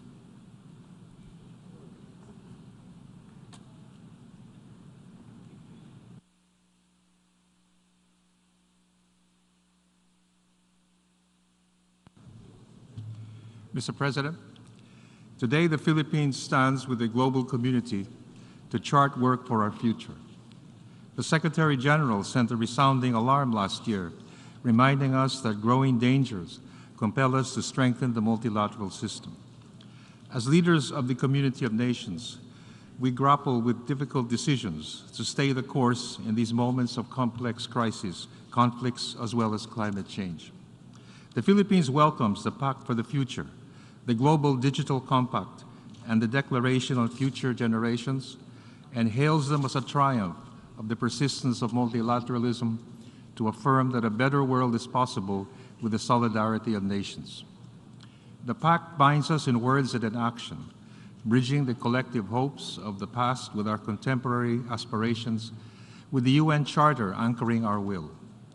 The Pact can guide the UN in delivering meaningful outcomes for peace and security, for human rights, for fairness and equality, for resilience from crises and disasters, and for empowering individuals and all communities in the world.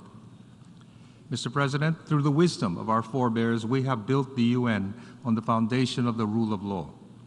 Multilateralism, with the UN at the center, flourishes on the grounds of a rules-based order that provides conditions for trust, solidarity, equity, and peace. Respect for the rule of law safeguards global peace and security and enables the international community to confront complex current and future challenges together. It anchors a stable and predictable order needed to achieve the 2030 Sustainable Development Agenda. It is a touchstone for all international efforts to resolve disputes, prevent conflicts, protect human rights, and enhance global governance. Preserving a rules-based international order is a collective duty. Mr. President, our pact is a call for action for multilateralism that puts people at the center. Conflict, disasters, hunger, and displacement, and arduous pressures on the global humanitarian system and our climate resilience framework. The capacity of multilateral institutions to protect populations from terrorism, organized crime, health emergencies, sea level rise, and other consequences of global warming is challenged on many fronts. Our pact orients us to persevere for people whose hope lies in coordinated action that can only arise in the context of effective processes of the UN system. For example, the development system is the face of the UN to people worldwide, and we must support and guide this system for more coherence, effectiveness, and impact. UN programs must enjoy the full ownership and consent of the host country. Mr. President, the Pact sets a paradigm for inclusive multilateralism and fosters a new international and intergenerational solidarity on the role of women, youth, migrants, persons with disabilities, older persons, and indigenous peoples in shaping a more humane, equal, and just society. It also brings new vigor to our unfinished business of eliminating nuclear weapons and other weapons of mass destruction, and propels our endeavors to establish norms to prevent an arms race in space, govern lethal autonomous weapons, and address risks of emerging technologies to international peace and security. Mr. President, it is important that this pact renews our collective determination to diffuse tensions and seek the peaceful resolution of disputes and conflicts. The essence of the 1982 Manila Declaration on the peaceful resolution of disputes in pledging to the pact states abide by the obligation of rejecting force and the threat of use of force to settle disputes. As a founding member of the UN and the first Asian republic, the Philippines shall always be a voice for peace, equity and justice, human rights and human dignity, the rule of law, and constructive multilateralism. Thank you. I thank the Secretary for Foreign Affairs of the Philippines. I now give the floor to His Excellency Syed Badr bin Hamad bin Hamoud Al Sahidi, Minister of Foreign Affairs of Oman.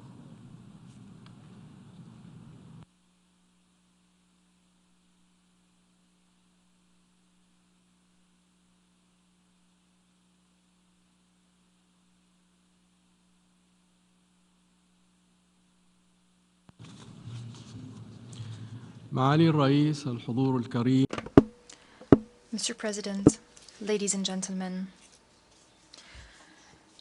we would like to express our deepest gratitude to the United Nations and the Secretary General, Antonio Guterres, for organizing this important summit.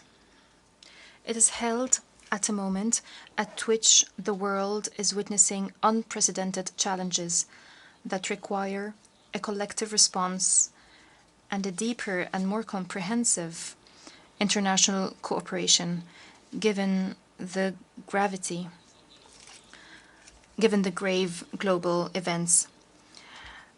The Sultanate of Oman strongly believes in the effectiveness of multilateralism. We believe that international cooperation is the optimal solution to address different global challenges. Against this background, we fully support the Pact of the Future, and we renew our willingness to cooperate with all member states to achieve the ambitious goals reflected in the Pact. Ladies and gentlemen, the challenges we're facing cannot be addressed by traditional means alone. They require innovative approaches based on the concept of sustainable development. This is why we have to act with wisdom and foresight. We must start implementing policies that focus on future generations, to build for them a better and more sustainable future. Since international peace and security are the most fundamental pillars for the stability of the world, we stress the importance of preventive diplomacy. It is the most effective tool to prevent and settle disputes and conflicts. We call for enhancing dialogue and international mediation.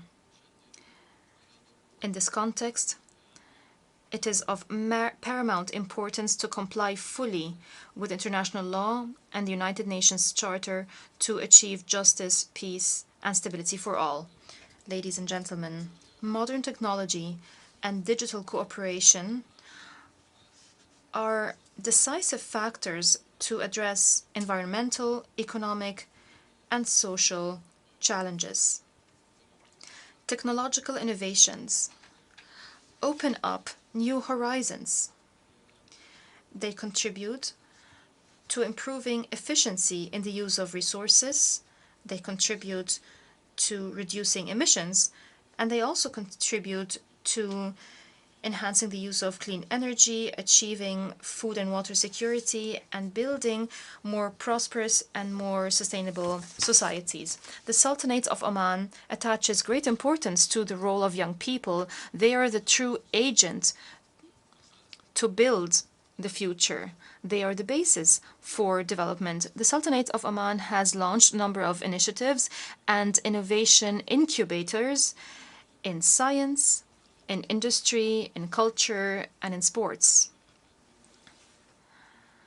Those initiatives aim to empower young people, to foster their creativity, to create an environment that allows them to achieve their aspirations and be creative to achieve sustainable development and to grow continuously. Ladies and gentlemen, if the vision is clear, the goal can be achieved. The challenges we're facing today require an ambitious vision and a strong collective commitment. Let's work together to build a world of prosperity for all. Let's commit to the values of cooperation and partnership to achieve the goals that we aspire to, and to leave to future generations what would help them to find their way in life, in peace and security. I thank you, and may the peace, blessings, and mercy of God be upon you. I thank the Minister of Foreign Affairs of Oman. I now give the floor to His Excellency Taye Atske Selassie Hamde, Minister of Foreign Affairs of Ethiopia.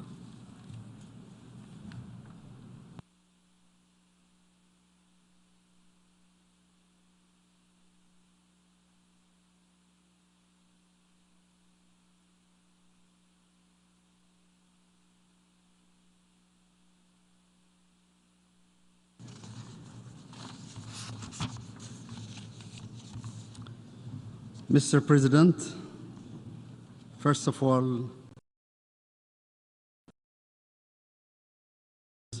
from the people and government of Ethiopia. I also wish to extend my delegation's appreciation and give special recognition to Germany, Namibia, Zambia, Sweden, the Netherlands, and Jamaica for their effective facilitation of the negotiation and commitment leading up to the adoption of the Pact for the Future. We also thank the Secretary General for his report, Our Common Agenda, which laid the foundation for the summit and the Pact for the Future. We appreciate the wide-ranging scope of the Pact and the considerable place given to the commitments to eradicate poverty and ensure sustainable development. We also appreciate the efforts made to mainstream the global socio-economic disparity and determine the role of states accordingly. Mr. President, the process of negotiation and the outcome from the 3 tracks of negotiation on the Pact of the Future, Declaration on the Future Generation, and the Global Digital Compact adequately demonstrate the challenges the multilateral system is experiencing. The Pact for the Future is negotiated at a time of great polarization in international relations, which doesn't lend itself to the spirit of consensus and compromise that is requisite to negotiation on global agendas. That is the main reason that the Pact had to limit itself to reiteration and emphasis of the already agreed global goals and targets. The setbacks and, in some cases, the regression on the implementation of the Sustainable Development Goals require us to be more ambitious, not less. Nevertheless, the Pact is an important reminder to the existing global commitment, if fully implemented, will greatly enhance the fate of generations to come. The Pact of the Future will be relevant if it brings us closer to the attainment of the Sustainable Development Goals. Therefore, our inability to converge on more ambitious targets is a stark reminder of the need for change. We must shift from the rivalry to cooperation, enhance tolerance for policy differences, and build bridges to attain the most basic global agenda. Mr. President, under the 5 chapters and the 56 actions, member states have made commitments to redouble their efforts to ensure sustainable development, peace and security, as well to take concrete reform of global governance. It is incumbent upon all states developed and developing to do our parts to the attainment of the future we want. It is in this light that I reiterate my country's commitment to continue making all efforts to eradicate poverty and ensure sustainable development, enhance international peace and security, and work towards a fairer global system. We also call on developed countries to discharge their responsibilities in the field of development assistance and climate action. The full realization of the commitments under the Addis Ababa Action Agenda will take us far in mobilizing resources in the implementation of SDGs. Inaction has caused adverse consequences on humanity, especially on the most vulnerable. In addition to the historical responsibilities of developed countries, we must tap into the full potential of South-South cooperation.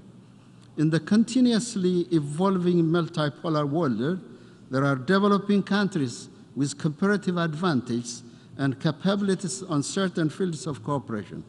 As such, we see great potential for financial and technical cooperation among developing countries to ensure food security and universal access to energy. I would like to close by thanking co-chairs for their able leadership and the co-facilitators of the summit, including Namibia and Zambia, who represented Africa in the leadership of this process for their exemplary contribution. I thank Mr. President. I thank the Minister for Foreign Affairs of Ethiopia. I invite His Excellency Alexander De Croo, Prime Minister of the Kingdom of Belgium, to address the Assembly.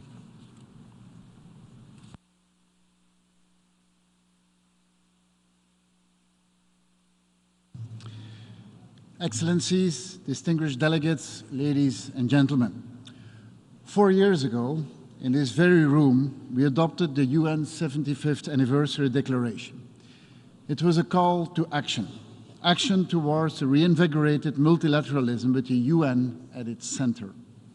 A call to action stemming from a realization that the United Nations and global multilateralism needed to adapt and to respond better to current and future challenges in a rapidly changing world. The call to action was timely. Today, we face even greater challenges than 4 years ago. Accelerating climate change, pandemics, wars impacting millions of people. Now, it is high time to deliver on our commitments. How can we, as a community of world leaders, bridge our divides and work better together to improve the well-being of people and our planet? First, we need to uphold our commitment to a rules-based international order. We should strive to lead by example, by abiding by international law, applying the principles of the UN Charter, and respecting and promoting the rights enshrined in the Universal Declaration of Human Rights in our countries and abroad. Human rights are universal. Representatives from across the world sat at the drawing boards when this milestone document from our collective humanity was adopted in 1948. The Pact for the Future reaffirms our commitment to the Universal Declaration of Human Rights. Strengthening the human rights pillar will go a long way in preventing conflicts, creating a conducive environment for emerging technologies and including youth and civil societies in a meaningful engagement in decision-making. Unfortunately, we are confronted with human rights backsliding globally. Leaders increasingly put interests above values.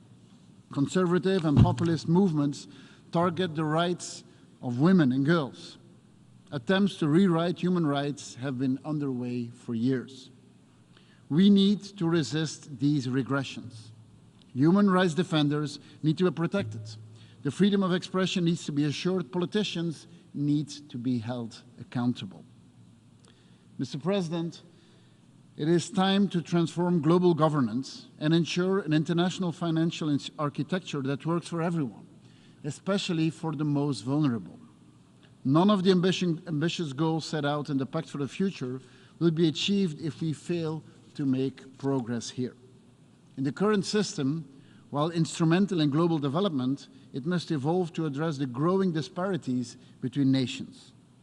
Belgium has been a leading voice for more efficiency within the multilateral system and the multilateral development banks.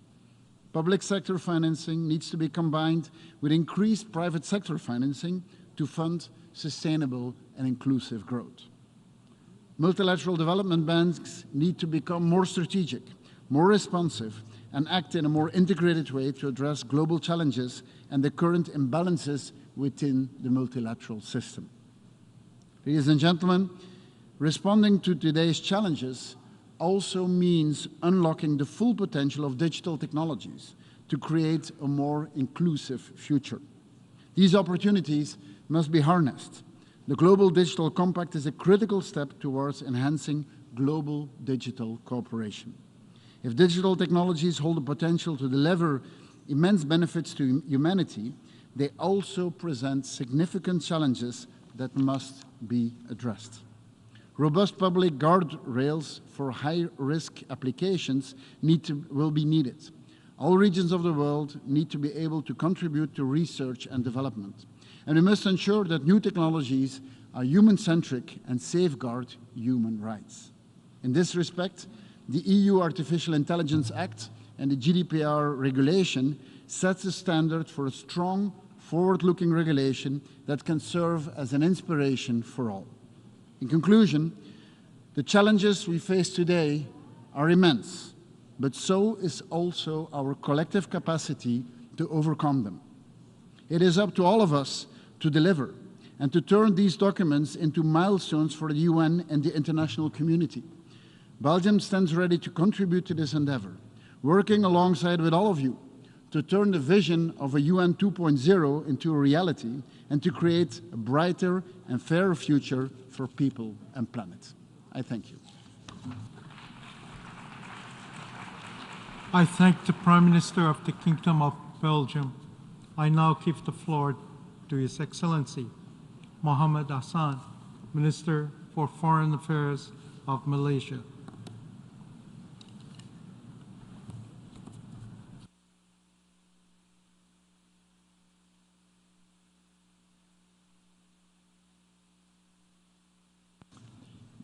Mr. President, the Summit of the Future is an opportunity to redesign global governance that is effective for the present and the future. Therefore, Malaysia reaffirms our support for the Summit of the Future and the Pact for the Future. Conflicts and challenges are confronting us, each passing year costlier and deadlier. From the inability to stop the genocide in Gaza, to the impact of climate change, to the widening of development gaps between the global South and North, it is time to galvanize holistic global governance premised on humanity. Mr. President, however, our efforts will be futile if the persisting threefold challenges are not addressed. These challenges are food security, access to education, and climate change, which are among the key thrusts in the Sustainable Development Goals that are severely lagging behind. By 2050, our planet will be a home to a population of 10 billion people. How will we feed the world then if we cannot do so now? Education is a tool to address inequality. Empowerment through knowledge will emancipate the underprivileged, lifting them out of poverty. Yet, in the global South, millions of children are deprived of this very fundamental right, the right to education.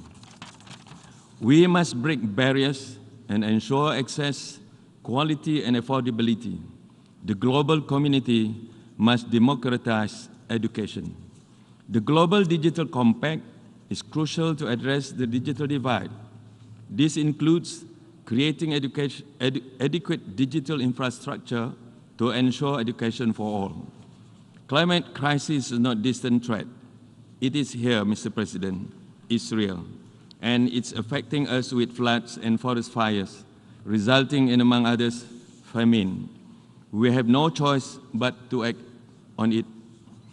The solution is also contingent upon adequate climate financing as well as technology transfer and innovation. Malaysia believes that we should strive for a green development pact that robustly addresses the scientific and technological divide between the North and the South, supported by climate financing and other development assistance projects. The global North should leave the global South behind. Mr. President, the Pact for the Future represents hope for, number one, strong collaboration between the global South and North. Number two, multilateralism that is driven by science, technology, and innovation. And thirdly, policies driven through scientific cooperation. However devastating it may have been, COVID-19 led to collaborations in medical research, equipment, and expertise, without which we would not have been able to recover. We should build on this momentum. I stand before you today, Mr. President, with the conviction that if we act decisively, we can shape a future where no child goes to bed hungry, where education is a right, not a privilege, and where our planet is cherished and protected. A future where the global South is recognized not as consumers of technology, but as pioneers and innovators. We propose the creation of a global science fund to encourage diverse and innovative solutions to the challenges we face, leveraging on our collective human capital. As we embark on this journey, let us remember that this is not a competition, but a shared battle against prevailing challenges. Malaysia supports the transformation of global governance. We call for a renewed approach to multilateralism grounded in inclusivity, justice, and accountability. Mr. President, I thank you. I thank the Minister for Foreign Affairs of Malaysia. I now give the floor to His Excellency Bruno Eduardo Rodriguez Barrio, Minister for Foreign Affairs of Cuba.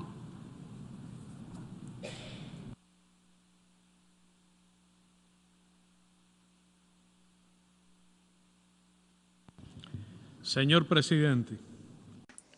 President, on the 26th of October 1960, from the same rostrum, Commander-in-Chief Fidel Castro Ruz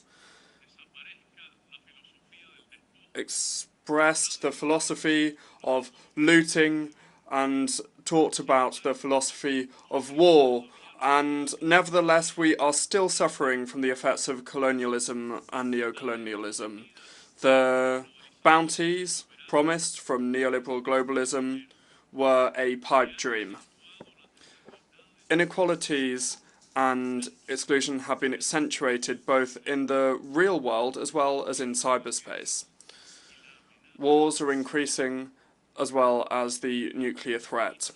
Our futurist debates continue while we're seeing a continuation of the genocide in Palestine without any effective response from the international community, when institutions and workers themselves of the United Nations are targets of Israel's fire. We're alarmed by the increase in fascism, xenophobia, and discrimination that are nourishing hatred. People need there to be less interference and more solidarity, less unequal exchange and more equity, less politicization and double standards, and more dialogue, cooperation, and respect for people's inalienable rights to choose their political, economic, social, and cultural systems. For Cuba, the main stumbling block for well-being and development is the criminal embargo imposed by the government of the United States and the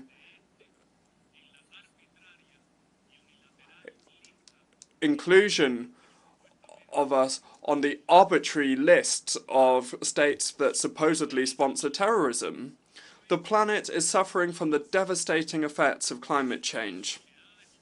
Without opulent societies putting a quota on unbridled consumerism, that is causing these things, and without there being sufficient political willingness to raise the funds required to achieve sustainable development or to really ease debt.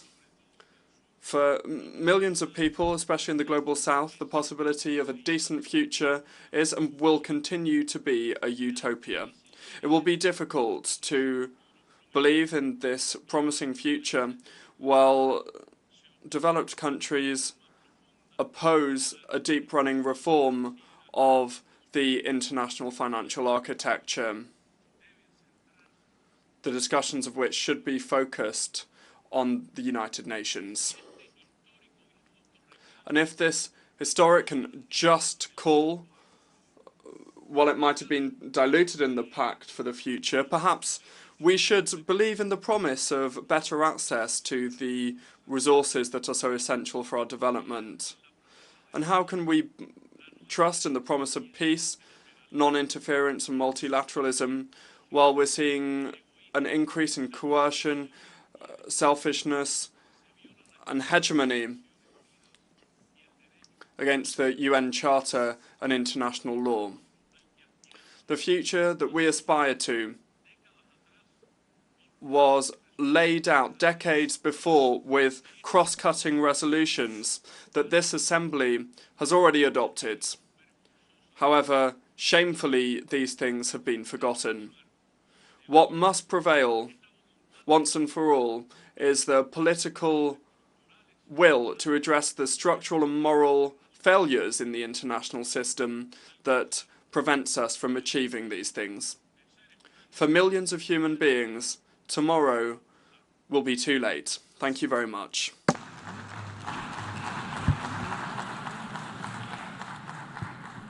I thank the Minister for Foreign Affairs of Cuba, and I now give the floor to His Excellency Abdoulaye B. Chane, Minister of State, responsible for development and coordination of government action of Benin.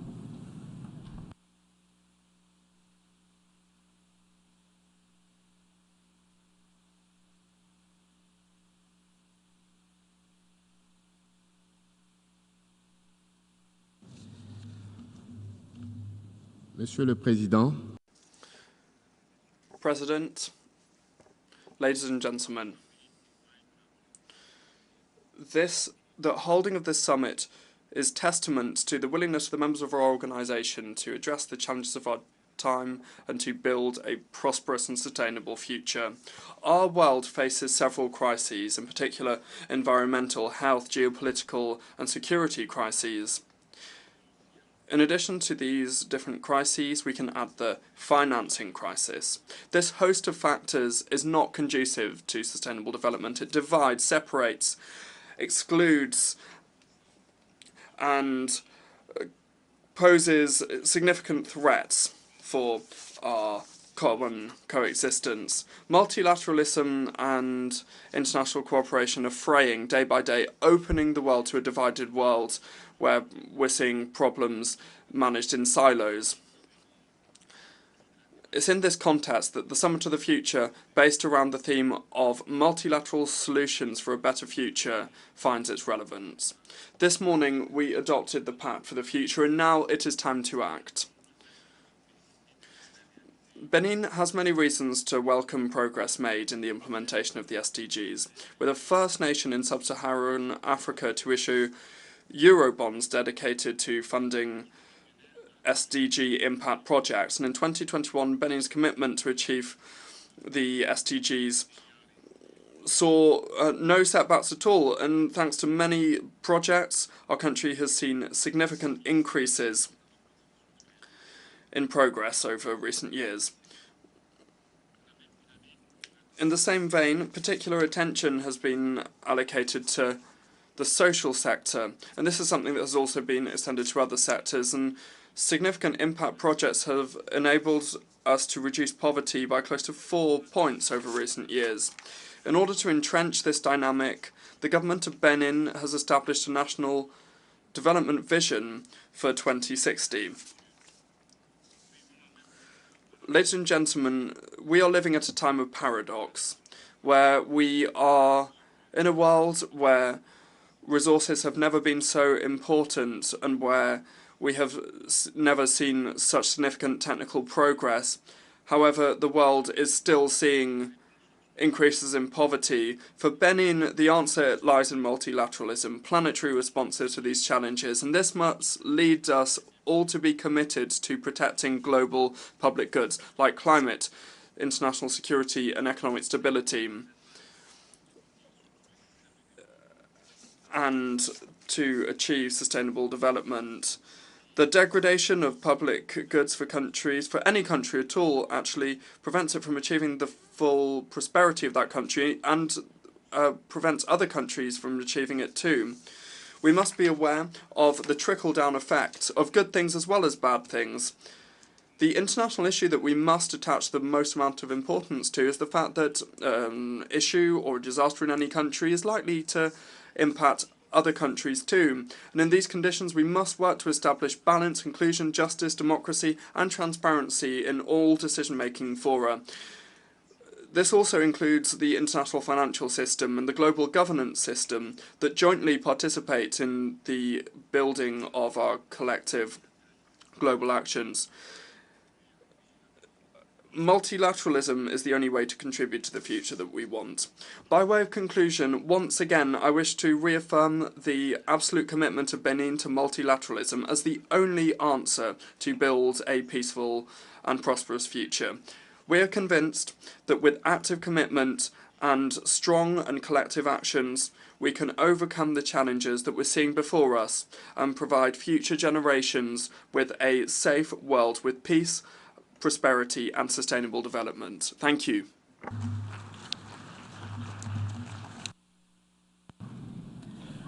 I thank the Minister of State of Benin, and I now give the floor to His Excellency Mulambo Hamakani Haimbe, Minister for Foreign Affairs and International Cooperation of Zambia.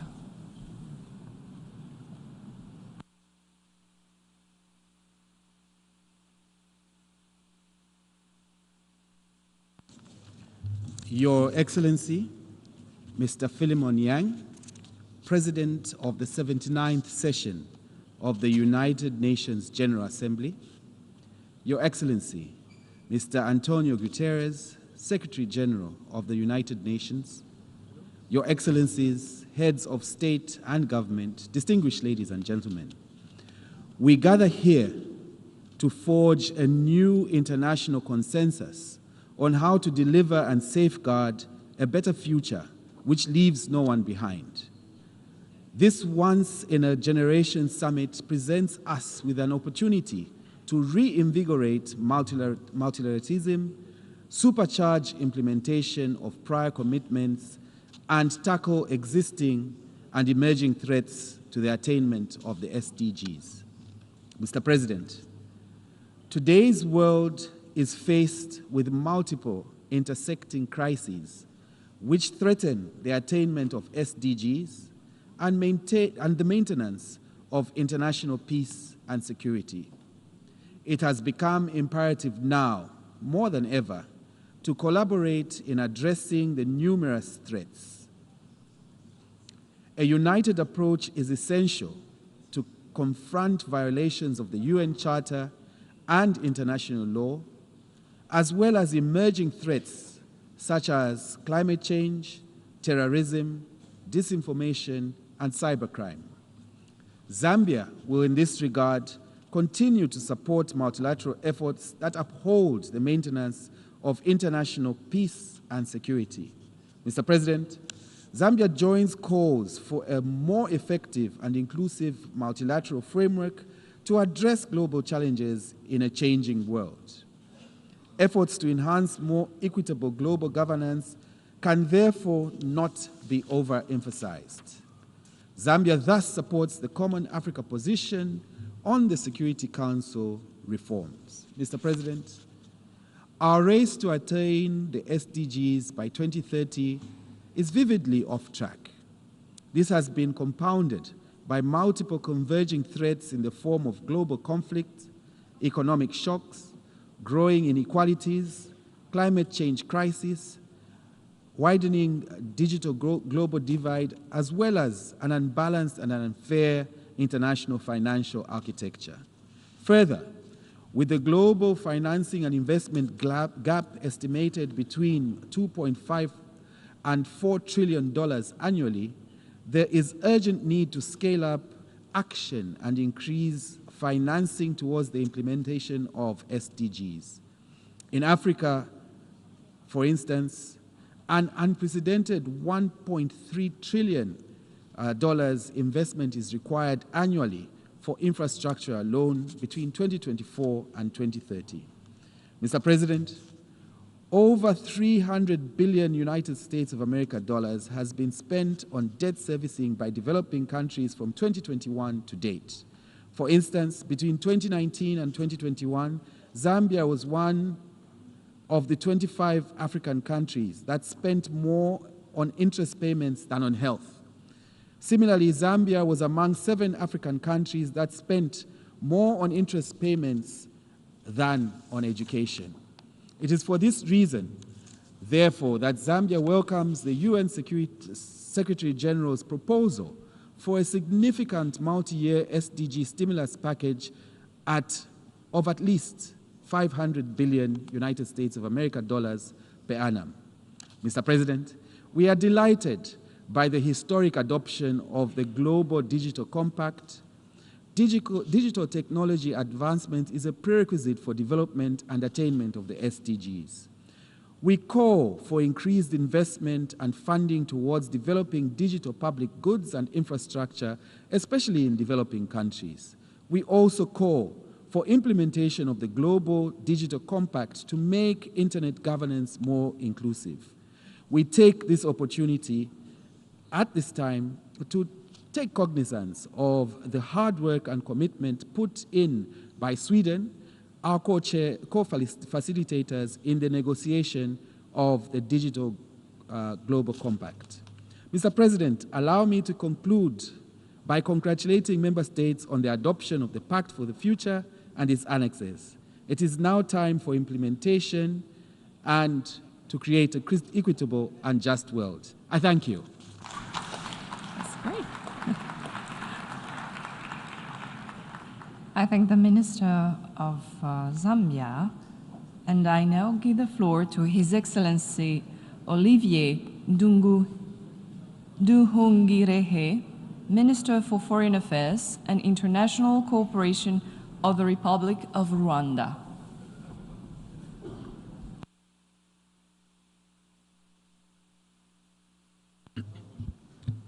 Madam President, I would like to thank you on behalf of the Republic of Rwanda for the opportunity to speak in this important summit of the future. Indeed, the summit represents a landmark moment in our shared endeavor to shape a more equitable, sustainable, and peaceful world. For Rwanda, the Pact for the Future is a testament of our collective vision and commitment to addressing the most pressing challenges of our time. I also wish to congratulate you, Mr. President, on assuming the presidency of the 79th session of the UN General Assembly. Rwanda is committed to working closely with you, and you can count on our full support throughout your tenure as we advance shared goals of global peace, sustainable development, and multilateral cooperation. Madam President, I want to express our sincere appreciation to the co-facilitators of the Pact for the Future, the facilitators of the Global Digital Compact, and the political dialogue for the future generations. Your dedication towards shaping this comprehensive and forward-looking outcome is commendable, and we are grateful for your invaluable contributions. As we welcome this historical pact, we must reaffirm our resolve to the principles and actions that underpin each of its 5 chapters. As Rwanda, we commit to aspirations contained in these outcomes. Our ultimate goal is to ensure that future generations inherit a world that is not only sustainable, but also equitable and just for this generation and those to come. Rwanda understands too well the importance of unity and collective decision-making, and we look forward to contributing globally, recognizing that our decisions today will shape the world of tomorrow. Madam President, it is crucial to recognize that this summit is not an end, but the beginning of transformative actions essential to the well-being of our global community. The challenges we face are profound, yet the opportunities before us are immense. Change is an inevitable part of our journey, and it is our responsibility to ensure that this change is purposeful and beneficial for future generations. To effectively address the complex challenges we face, we must embrace a mindset that is both adaptive and forward-thinking, and this requires us to first reform our mindsets, shift from reactive to proactive approaches, embracing innovative solutions and collaborative strategies that address root causes rather than symptoms. Second, foster resilience. Build resilient systems and structures that are adaptable to evolving challenges and capable of supporting sustainable development. Rwanda is prepared to collaborate with all member states and stakeholders to ensure that the principles of the Pact for the Future are realized through concrete and coordinated actions. Together, let us embark on turning our aspirations Pact into tangible results that will benefit all humanity. Madam President, all chapters in the Pact of the Future emphasize the urgency of addressing climate change, strengthening global health systems, preparing for future pandemics, resolving the root causes of conflict for lasting peace, harnessing the transformative potential of technology and innovation, and reforming global governance to enhance multilateral cooperation for effective global challenge management. The Summit of the Future thus presents a crucial opportunity to address these challenges collectively and strategically, setting the stage for a more sustainable, equitable, and peaceful world. After the summit, we must keep the moment to drive reforms in global governance structures, enhancing multilateral cooperation, and creating more effective frameworks to tackle global challenges. With this, let us reaffirm our resolve and dedication to the principles that underpin each of its 5 chapters. To conclude, Mr. President, Madam President, we must shift from the old way of business as usual in maintenance of peace and security and foster dialogue and collaborative strategies to address the root causes of conflict and promote long-term peace and security. Thank you.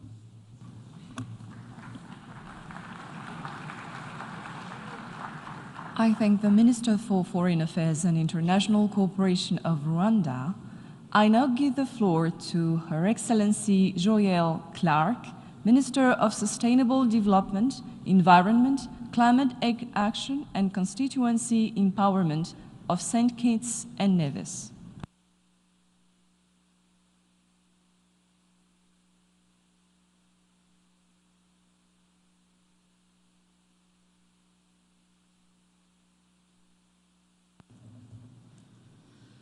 I greet you warmly on behalf of the Prime Minister and people of St. Kitts and Nevis. Years ago, one of our most celebrated Calypsonians, who also happens to be the Minister of Environment and of Water and Energy, asked, are we waiting blindly for 2020, in this case 2030, before we act to save people and planet? The Summit of the Future is our moment to pivot into a sustainable tomorrow, presenting an opportunity to pause and reflect on our collective histories and recalibrate a course towards the shared goals of equity, justice, and self-determination as promised in the UN Charter. This is a space to rebuild trust, as stated by His Excellency the Secretary General. St. Kitts and Nevis commends Namibia and Germany for their leadership and co-facilitation of the Pact for the Future. This pact signals a future that delivers on existing ambition and capitalizes on emerging opportunities, including the rapid implementation of the Multidimensional Vulnerability Index, the mobilization of loss and damage resources, actioning the Antigua and Barbuda agenda for SIDS, and the continued advocacy for the Bridgetown Initiative. Small island states grapple with the polycrises of biodiversity loss, plastic pollution, climate change, and the accompanying challenges of food insecurity and threats to our health and national security. The future we deserve demands deep-rooted change that is transformative and lasting. For this, we must redefine multilateral spaces. We must promote unbiased international partnerships that honor the strength and resilience and the tenacity of small islands, systems that respect and include all of our voices. And we must prioritize the needs of those most vulnerable: women, youth, the elderly, indigenous and rural populations.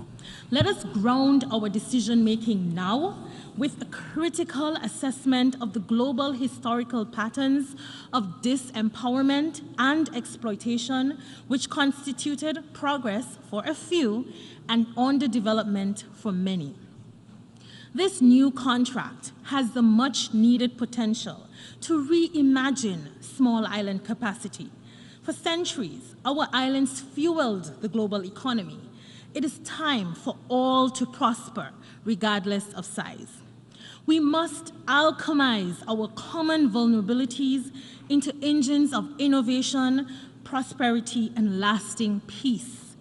To build on this ideal, our government and our Prime Minister presented the Sustainable Island State Agenda, an acceleration of our 2030 Sustainable Development Goals. Truthfully, our action is but a drop, but every drop counts towards strengthening and improving multilateral action. In this vein, I invite all island nations to the May 2025 hosting of the Global Sustainable Island Summit being hosted in St. Kitts and Nevis with our partners, Island Innovation. Let us convene to continue driving actions and concretizing commitments for our shared survival. And as we engage in this summit of the future, let us anchor ourselves in its pact and the accompanying digital compact declaration on future generations, being ever mindful of the need to reframe sustainability through the lenses of justice, equity, inclusivity, and peace. Mr. President, every year, the international community convenes in the General Hall. And we repeat every year, now more than ever. But truly, this moment is the now that most islands have feared for a lifetime. St. Kitts and Nevis will harmonize our human existence with nature. Transparent, urgent action now is our duty, and the outcomes, the birthright of future generations. Let us deliver a world fit for prosperity and survivability, where peace abounds, peace with nature and peace with humanity. Thank you.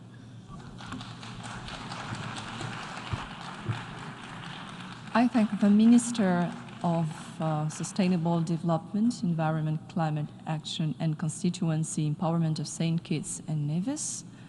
And I now give the floor to His Excellency Mohamed Ali Nafti, Minister of Foreign Affairs, Migration and Tunisians Abroad of Tunisia.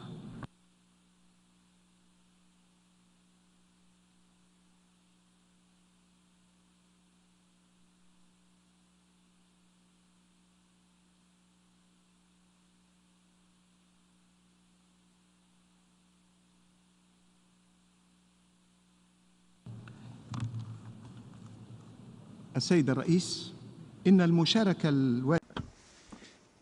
Madam President, the high-level participants here are numerous. There are young people, there are civil society representatives, and there are also many of them here. That makes this summit an historic moment, one for revitalizing multilateralism and to allow us to tackle current and past challenges, also to shore up security throughout the world, to accelerate the achievement of the Sustainable Development Goals in order to guarantee sustainable life on our planet for current and future generations. Our global leaders, during a summit held recently, announced that our world continued to face poverty, hunger, armed conflicts, climate change, and pandemics, among other challenges. And the reality does not live up to the aspirations of our founding fathers roughly 80 years ago. Despite the commitments we've taken on, including the commitment to leave no one behind, to protect our planet, and to strengthen peace, we continue to face the same challenges. Indeed, the global situation continues to deteriorate, although we are facing numerous shocks, especially in southern countries. There's been an exacerbation of crises. This shows that international government, as envisaged at the end of World War II, is incapable of addressing challenges and addressing the root causes. That is why Tunisia hails the initiative taken by the Secretary General to hold this summit. We need to act at several levels to shore up multilateral mechanisms and to reiterate our commitment to the principles of the Charter and to the respect of international law, including by taking a new approach to international cooperation for the common well-being of nations on the basis of equality, mutual respect, non-interference in internal affairs, respect for the sovereignty of states, and solidarity, while acknowledging our community of destiny and our common responsibility. Tunisia agrees with the Pact for the Future and also the Global Digital Compact, which sets out the principles for a digital world safe for everyone and contributes to bridging the digital divide as well. Next, the Declaration on Future Declarations, which we also endorse. The success of our summit hinges on the serious participation of absolutely everyone in the implementation of the aforementioned documents, which should not remain simply declarations of wishful thinking. We need to transform tangibly our multilateral system.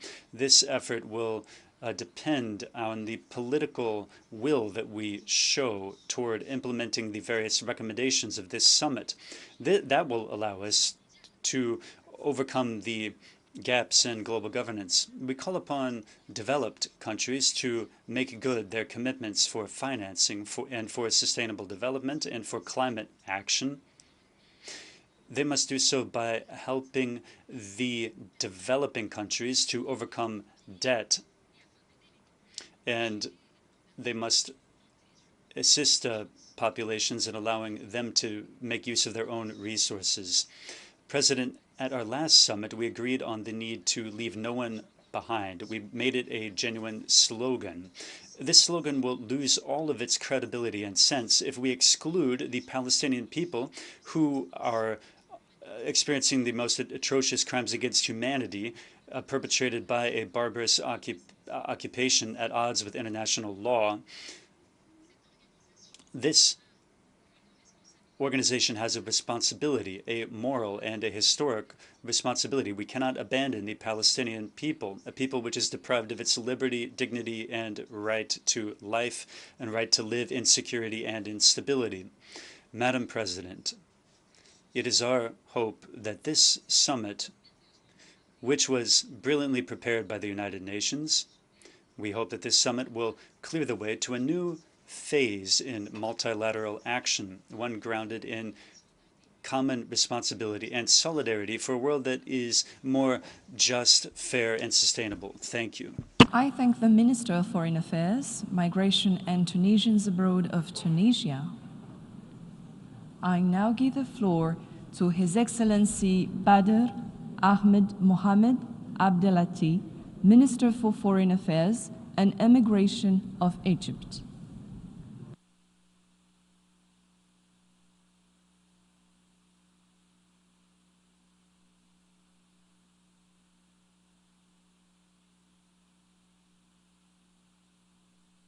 شكرا جزيلا السيد الرئيس.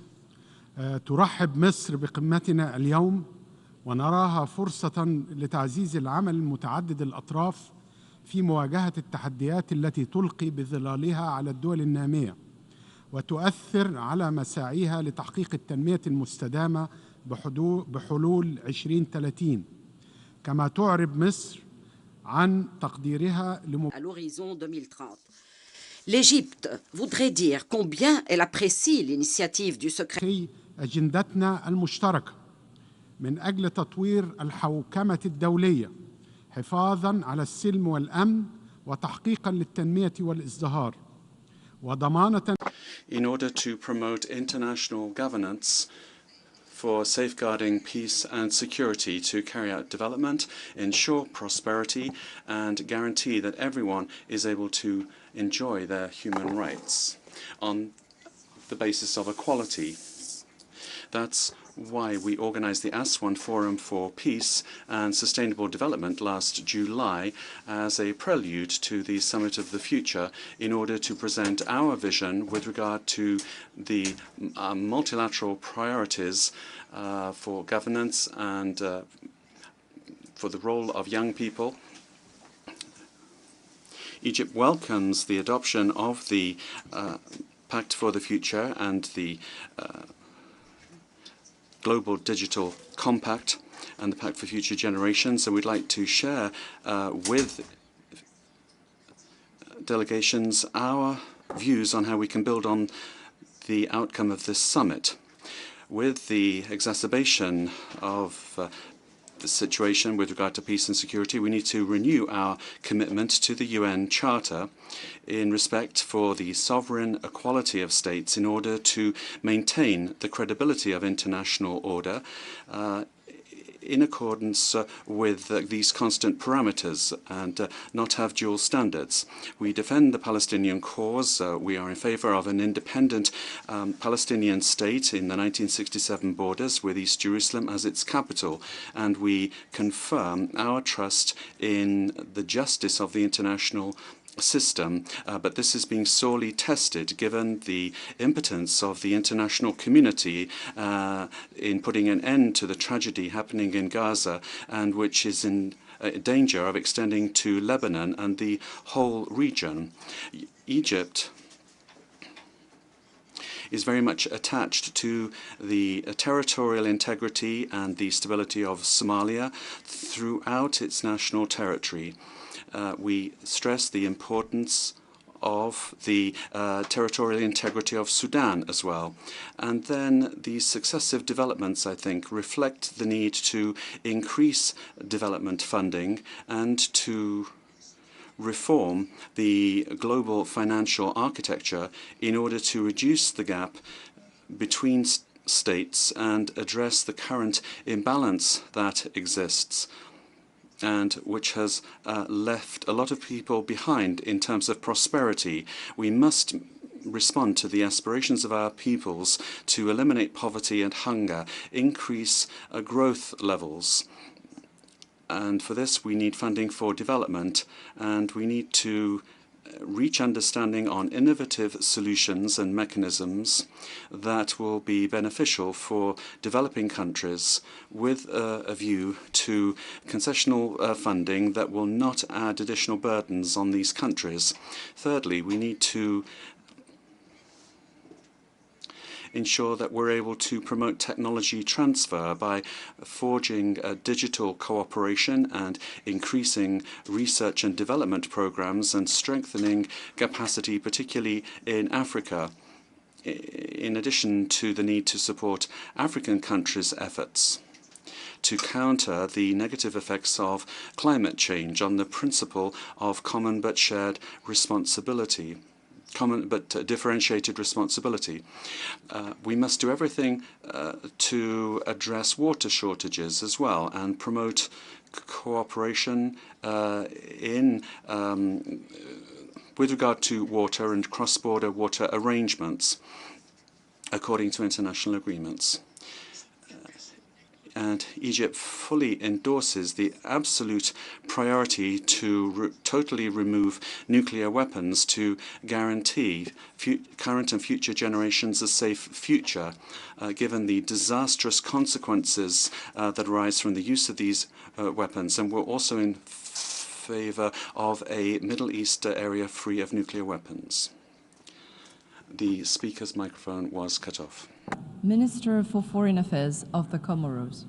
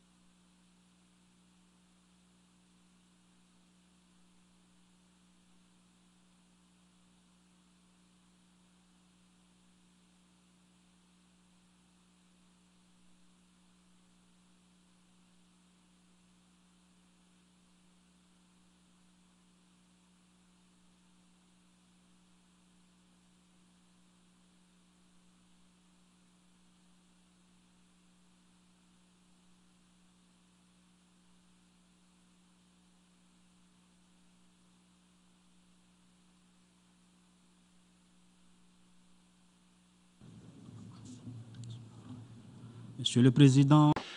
Mr. President, Excellencies, ladies and gentlemen, it's a privilege for me to be able to address you on behalf of Mr. Azali Assoumi, Head of State of the Union of the Comores, at this global event, the importance of which no one could call into question. This summit for the future brings us together indeed to renew global solidarity in order to ensure that we respect our global commitments. Mr. President, sustainable development requires strengthened, enhanced action in order to achieve the Sustainable Development Goals, particularly in the least developed countries. Funding for development in this regard is a critical challenge because there cannot be any progress made without it. Therefore, it's urgent, in our view, that the international community implement an innovative and ambitious funding mechanism that will support our initiatives and mobilize further resources in order to enable countries to follow the sustainable development path. Technology transfer, technical assistance, access to clean energy and access to an energy mix should be priorities when it comes to funding. It's crucial that we support business and improve access to funding for young people and for women, whilst at the same time promoting universal social protection in order to reduce the informal labour market and improve access for decent jobs for all. The Union of the Comores would like to appeal to the North to honour their commitments taken to fund the SDGs in the countries of the South. Mr. President, international peace and security are very important for sustainable development, and so strengthening multilateral institutions is particularly important to resolve the existing conflicts and prevent new outbreaks of tension. The very objective of multilateralism, amongst other things, is to prevent war by building bridges between different views and interests. We must therefore do everything in our power to restore the authority of the United Nations and respect for its charter, international law and international humanitarian law. Mr. President, scientific and technological progress and innovation are so important for the economic and social changes needed in our times that must be accompanied by partnerships, knowledge transfer, and cooperation based on research and technology. The Global Digital Compact should enable us to reduce the global digital divide and increase access for each country to these innovations.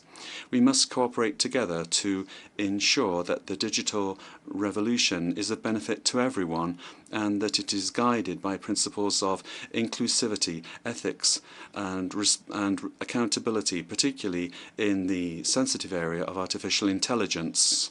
The Comores unreservedly supports initiatives aimed at strengthening digital cooperation and encouraging innovation as an engine for development. Mr. President, the future is now. We cannot wait, and we must improve the global system for current as well as future generations through national governance and investment in youth. The fight against youth unemployment, access to universal education, actions to prevent social conflict and improve the lives of young people and improve their participation in decision-making bodies. All of these things should be priorities for all of us. The future of our planet is in the hands of young people, future generations. It's our duty to leave to them a world of peace. I thank the Minister for Foreign Affairs of the Comoros.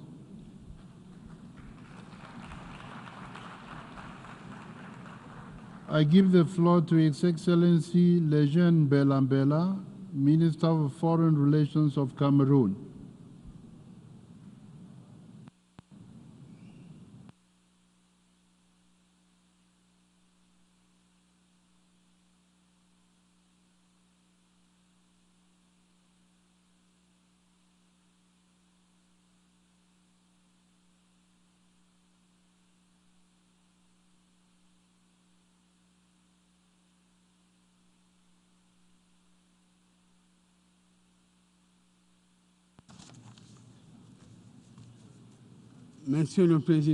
President, I would like to thank you for inviting me to speak. And I'd like to take this opportunity to express that it is a great pleasure and indeed an immense honor that for me to make this statement during this meeting on behalf of His Excellency Paul Biya, President of the Republic of Cameroon and head of our state. I quote his statement: "We have just adopted the Pact for the Future and its 2 annexes. They cover digital aspects and future generations. I wish to congratulate all those involved in the negotiations who were able to overcome their differences and reach agreement on what was essential in order to reach consensus, the consensus which unites us and that we are currently celebrating. Indeed, it was a lengthy and laborious negotiation, but ultimately we made it. We have proven once again, that real political will and a high awareness of a common good means that we can achieve the goals that we set ourselves. The Pact for the Future that we've just adopted is a real gamble on peace, on sustainable development and human dignity for current and future generations. Thanks to its guidance and the objectives contained in it, and above all, thanks to the specific actions contained therein, this pact is a suitable way of guiding us towards the future that we wish to see, the future that we have defined together And we defined the priorities of this in this very building several years ago. This, the planet and humankind are priorities, as well as eradicating poverty, shared prosperity, and also the need to leave no one behind. In order for this pact to be implemented effectively, we must act without further delay, showing a renewed political will. The challenges that we're facing are growing in number and are gaining in complexity. Particularly, they've been globalized. It's a question of the future of humankind in this ever-changing digital world. Science and technology have indeed in good hands some of the best tools to achieve growth. Together, and indeed the pact that we've just adopted,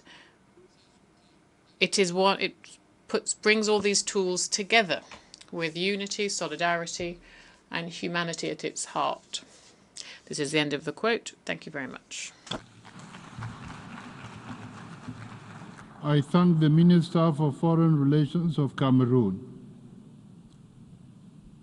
I give the floor to His Excellency Ki Huan Kweyong, Deputy Foreign Minister for Multilateral and Global Affairs of the Republic of Korea, for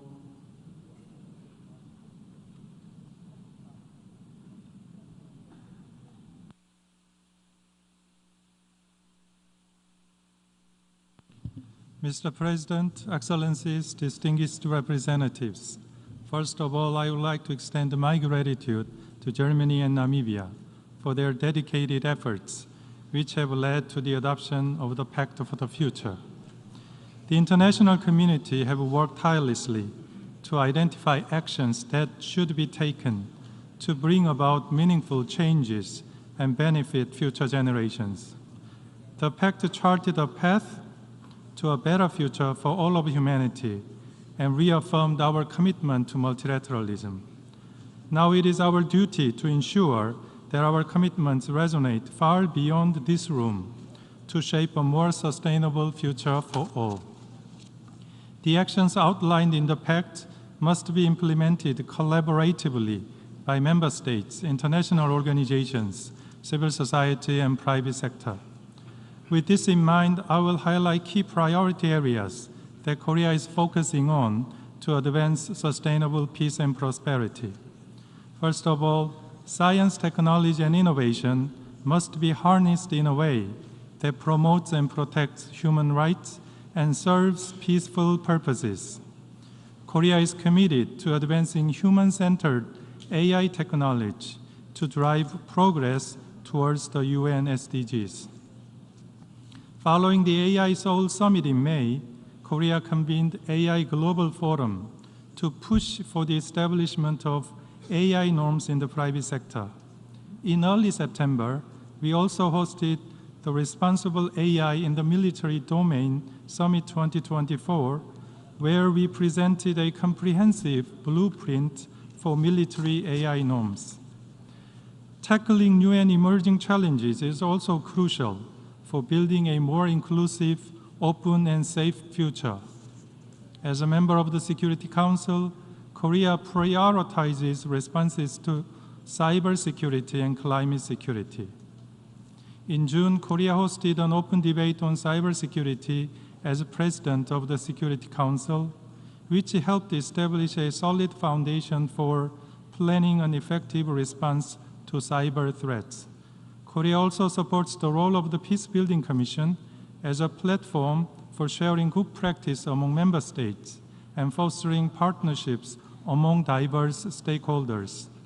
When serving as chair of the PBC in 2017, Korea drew on its development experiences and played a role in fostering strategic partnerships between the PBC and international organizations and financial institutions. This helped countries in transition mobilize both political and financial support.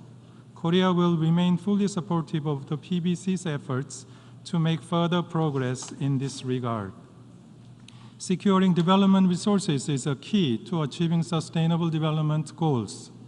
Korea has consistently increased its ODA with an expansion of over 30% this year compared to last year. Notably, at the first Korea-Africa Summit held in Seoul this June, we pledged to continue to expand our ODA to Africa up to $10 billion by 2030. The efforts of the government sector alone are never enough to mobilize resources. It is essential to forge close partnerships with various stakeholders, including the private sector, to benefit from their resources, expertise, and technology. In this context, Korea is advancing innovative cooperation projects with businesses, including small and medium-sized enterprises and startups. Korea will continue to actively participate in international efforts to accelerate progress towards the Sustainable Development Goals. I sincerely hope that this Summit of the Future marks a pivotal moment for change. It presents a great opportunity for every member state to be united their commitments to the Pact for the Future. And let us seize this opportunity. Thank you very much. I thank the Deputy Foreign Minister for Multilateral and Global Affairs of the Republic of Korea. I now give the floor to the distinguished representative of Israel.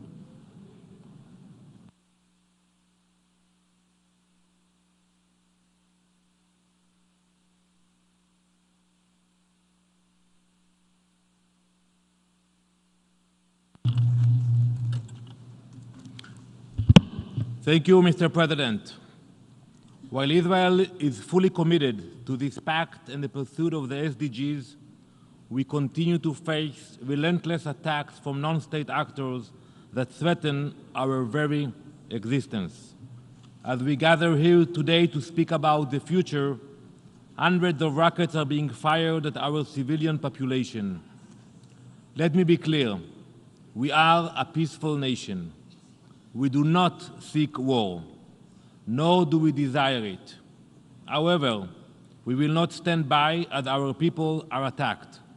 We will use all means at hand, our determination, our innovation, and our strength to protect our people.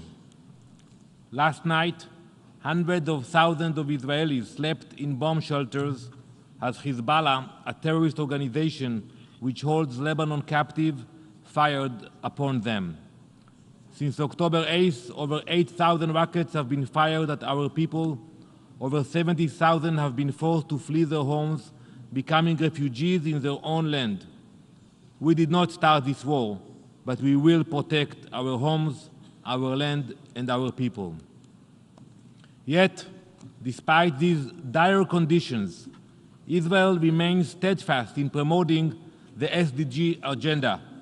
We pursue these global goals while fighting terrorism on multiple fronts. This is the real story of Israel. Despite immense challenges, we are still able to lead on innovation, sustainability, and the advancement of human rights. Our resilience proves that building a better future is not only possible, but essential. Even as we defend our people and homeland, we are here today to focus on that future, our shared values, our values that will shape the future. Each generation has faced its own challenges, and ours is no different. What sets our time apart is the profound impact our nations can build together. The question we ask ourselves: how will we work towards eliminating poverty? Will we act quickly enough to save the planet? How might technology benefit humankind rather than being used to spread hate? These are critical questions, so crucial that giving form to our vision for the future has been an ambitious and difficult process. We must recognize that putting it onto action will be even more difficult. Yet, we cannot be paralyzed by the enormity of the task. This is not a gift to the future, but an obligation that we must pay forward. Mr. President, over the past year, we have seen anti-Semitism escalate from words to acts of terror.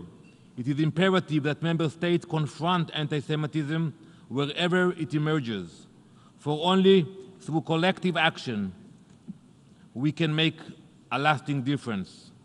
Simply put, we need more than words and declarations. We need immediate, dramatic action from all countries and all individuals. Mr. President, we cannot allow the pursuit of the SDGs to come at the cost of our democratic values. Just as we stand united against violent extremism and terrorism, we must also oppose repressive regimes that fund and support those terror groups. Israel firmly believes that we cannot leave a legacy of fear, oppression, and terror for future generations. We must act decisively against terrorist organizations that blatantly disregard the safety and welfare of their own people. Mr. President, the challenges will not be easy to overcome. If they were, we would not be here today. However, the State of Israel believes that there is far more that unites us than divides us. The differences we observe are often more about the different paths we take forward our shared goals.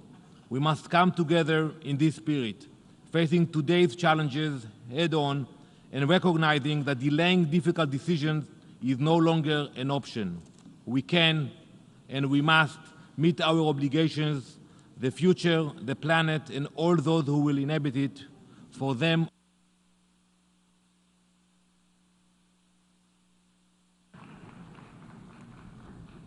I thank the distinguished representative of Israel.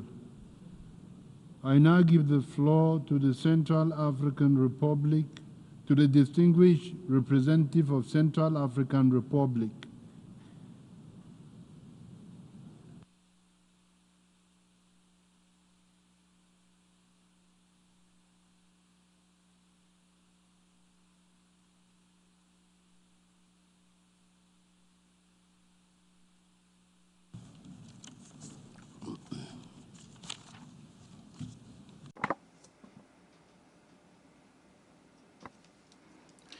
Mr. President, Excellencies, ladies and gentlemen, the Central African Republic welcomes the adoption today of the Pact for the Future, to which is annexed the Global Digital Compact and the Declaration on Future Generations. This adoption is a sign of a reaffirmed willingness in our common ability to find shared prosperity. This ambitious pact and transformative pact is an important step to re-establish, restore trust in our common humanity. This can be seen in a renewed commitment to leave no one aside and to protect our planet. I remain convinced that the implementation of specific actions within this pact and its annexes are necessary in order to speed up the achievement of the SDGs, to preserve rights, to improve global governance, and thus to preserve peace and stability. I would particularly like to stress the word action, which invites us to leave behind the deadlocked environment that has been putting us into a deep sleep for many decades, and where we have seen inequalities in rights get worse over the years, particularly the right to development, the right to a safer and more sustainable world, the right to self-determination, to sovereignty, and the right of people to be involved in global governance. This lack of action that we have seen over the last 30 years, be it in working groups or in intergovernmental negotiations, is what we have seen without our organization even being able to reform itself, particularly reform of the Security Council, which would be repairing historic injustice done to Africa. This Security Council, however, no longer reflects today's world, and where we see double standards, a lack of understanding and taking of sides, that now has become the rule to the detriment of equality, coherence, objectivity and effectiveness, thus reducing the chances of peace for very many countries and peoples that are suffering. I hope that this pact will not be an umpteenth lost opportunity, and that together we really will be able to change the situation. To do this, we need awareness raising and an immense amount of political support, and a lot of work needs to be done in conflict prevention and funding for development and sharing of knowledge and innovation, so that the new social contract that we are agreeing today will be focused on multilateral solutions for a better future for everyone, particularly young people, girls and women. In Central African Republic, the implementation of the 2030 agenda is limited by internal challenges linked, amongst other things, to the security situation, our landlocked nature and lack of energy. To speed up the implementation of the SDGs, the government has defined and validated a national development program 2024-2028 of $12.8 billion, aiming to build a prosperous country that has quality human capital and resilient and sustainable infrastructures based on a more inclusive rule of law based on the principles of good governance. The challenge for our country is to move from a situation of emergency to a situation of sustained development that can bring about structural change in the economy, where young people, women and the private sector will be given a priority. In recent years, the youth of the Central African Republic, about 70% of the population, has benefited from awareness-raising activities with regard to the importance of peace. This has been seen particularly in my country. Young people have decided that peace involves entrepreneurship. We need to rethink the global financial international architecture. Think again about aid. Help our most vulnerable populations and free up the necessary funding to support our development programs. And here we see the use of new technologies and innovation as being an important lever to increasingly leverage national resources. So this pact will be very important to maximize the use of technology and promote growth. Pooling our efforts together does not mean that we should disperse them. We need to follow the aspirations of our people to build their future and ensure that no one is left behind. Thank you. I thank the distinguished representative of the Central African Republic. I now give the floor to the distinguished representative of Austria.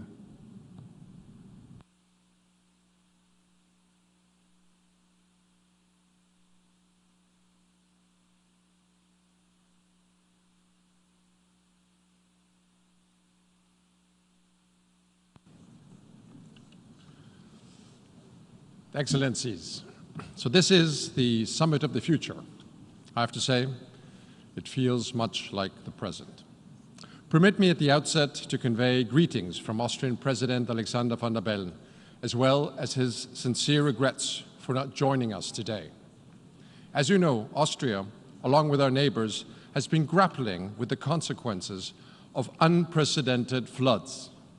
This, of course, demands the President's full attention and solidarity back home, but his thoughts are also with us here today. Summits hold special significance in Austria, a land of many mountains. Every hiker knows that a climb to the summit can be arduous, but reaching the top feels sublime. But you also have to get back down again, and descents can be rough. Getting to the summit of the future was not easy. The negotiations sometimes felt very much like an uphill climb. But with the determination to shape a better future for all, we succeeded. Even with the unnecessary distractions this morning, the adoption by acclamation of the pact today made two things clear. First, the leaders of the world are committed to bringing about positive change together. And second, they will use this organization, the UN, to address the challenges of today and those we expect in the future. The pact that we adopted this morning will make processes and institutions more effective and responsive to our needs.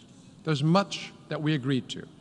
Groundwork for global cooperation on digital technologies, artificial intelligence, and cybersecurity, using the immense potential for space as a driver for sustainable development, a new focus on achieving the SDGs and accelerating climate commitments, concrete steps to reforming the UN Security Council, and the will to address reform of the wider international architecture. The actions of the pact speak for themselves. They show determination to take bold steps for our planet and for future generations. Some highlights of the pact reflect Austrian priorities that we'll pay particular attention to in the implementation phase, the descent from the mountain, so to speak, which can also be difficult, such as strengthening the rule of law and human rights, and our commitment to the universal principle that all human beings are born free and equal in dignity and rights. On disarmament, we must ensure that nuclear weapons are never used again, and that new technologies empower future generations, not dehumanize them. We need legally binding prohibitions and regulations of autonomous weapon systems. Regarding peace operations, we appreciate the recognition of a new era that is more targeted, flexible, and collaborative. We welcome a holistic review of UN peace operations across the entire peace continuum, from prevention and peacemaking to peacekeeping and peace building. Strengthening synergies between the UN and regional organizations, such as through regular meetings, is essential to establish real networked multilateralism. Finally, on global governance, the pact contains a commitment to a meaningful reform of the Security Council.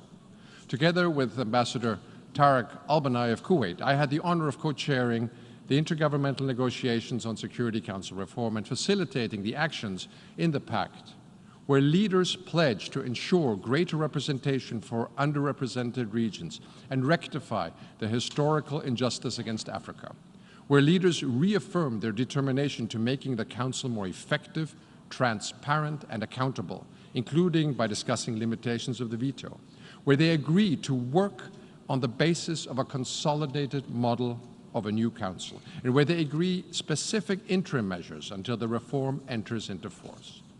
As the Secretary General said, this constitutes the strongest language on Council reform in a generation and the most concrete steps to Security Council enlargement since 1963. This augurs well for the future efforts to reform the Council. Excellencies, Austria strongly believes in multilateralism, that the solution for global challenges lie in cooperation, dialogue, and partnership. And it's in this spirit that we are a candidate for a non-permanent seat to the Council at the elections in 2026. In closing, let me thank the Secretary General for bringing us together today. The Pact for the Future shows that there is so much that unites us, so much more than divides us.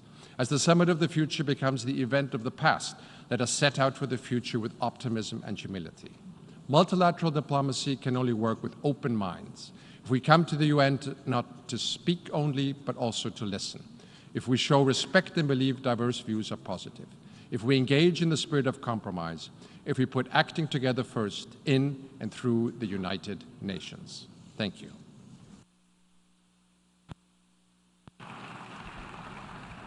I thank the distinguished representative of Austria.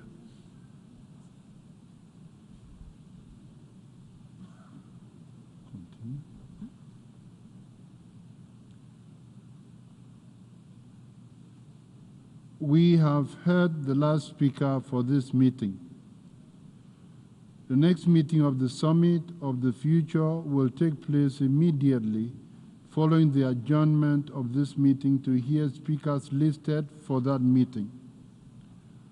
Before adjourning the meeting, I wish to inform members that following the deadline of 29 July 2024 for inscription by states and the European Union in the list of speakers for the plenary meetings of the Summit of the Future, the Secretariat has received additional requests for inscription from 3 delegations. If I hear no objection, may I take it that the Assembly decides to reopen the list of speakers for these delegations to hear their statements at the last position in the appropriate category at the afternoon meeting today, 22nd September 2024. I hear no objection. It is so decided.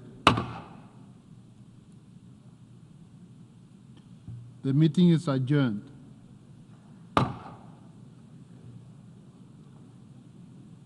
Continue. Plenary meeting of the General Assembly is called to order.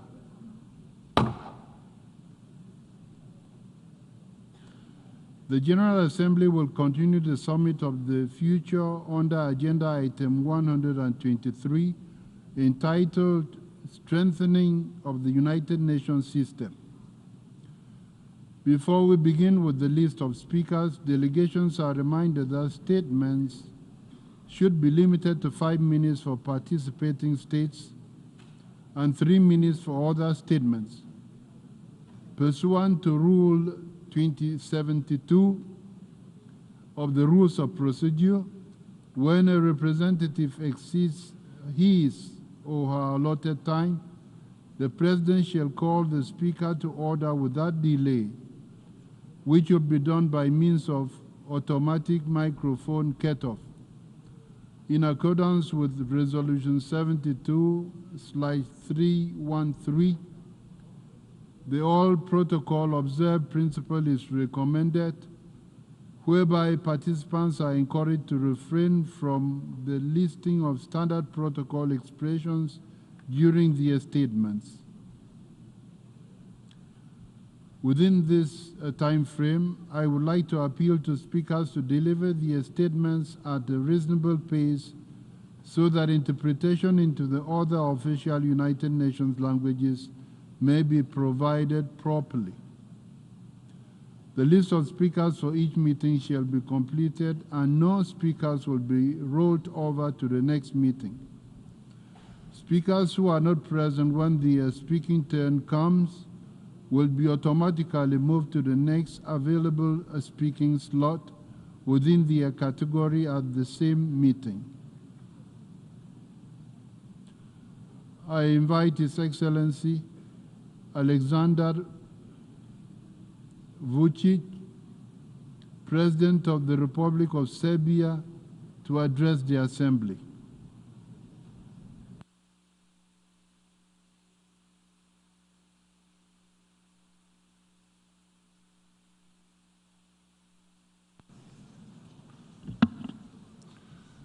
Esteemed participants of the summit, Excellencies, ladies and gentlemen, I'm very happy to be present on this important summit of the future and will not take much of your time by quoting the characters of Alan Ford comics and by saying that it is better to have peace and cooperation than war and conflicts, that it is better to be healthy than ill, and I do not want to repeat the empty stories about the observance of international law norms, because the international public law applies only to small and not so strong ones, and only in cases when they are not attacked by the same big ones. And speaking about the most powerful countries, it is incredible with how much lies and hypocrisy they brutally violate the law of the United Nations and, more than anything, peace. Peace is today more important than anything, but no one sees peace as an important value. But all the big ones, while justifying their big politics, speak about a just peace, which means that they should win, and that the other ones not only should lose, but they should be completely destroyed. All the stakeholders, with no exceptions, will refer to those norms of international law which are in their favor, and they will intentionally forget all they have been doing and that they are doing today.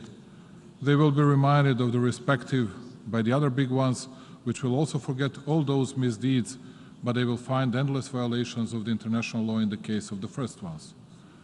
Serbia supports the plan of the UN Secretary General. Republic of Serbia support a pact for the future in spite of having remarks and in spite of the fact that we would like to see more compromise done for the developing countries and that the big countries could better understand the needs of the small ones. All 5 chapters are important to us: sustainable development and financing for development, international peace and security, science, technology and innovation and digital cooperation, youth and future generations and transforming the global governance. But what kind of financing for development position of youth and sustainable development can we speak about when we have huge regional conflicts in the world and tensions involving almost all the biggest world powers? Speaking of remarks, Serbia supports the demand of the Group 77 developing countries, joined also by the People's Republic of China, and we believe that financing of the problem of climate change should be a separate issue and not a part of the financing for development. We believe that the US and the EU will have more understanding for reforms of the existing financing architecture.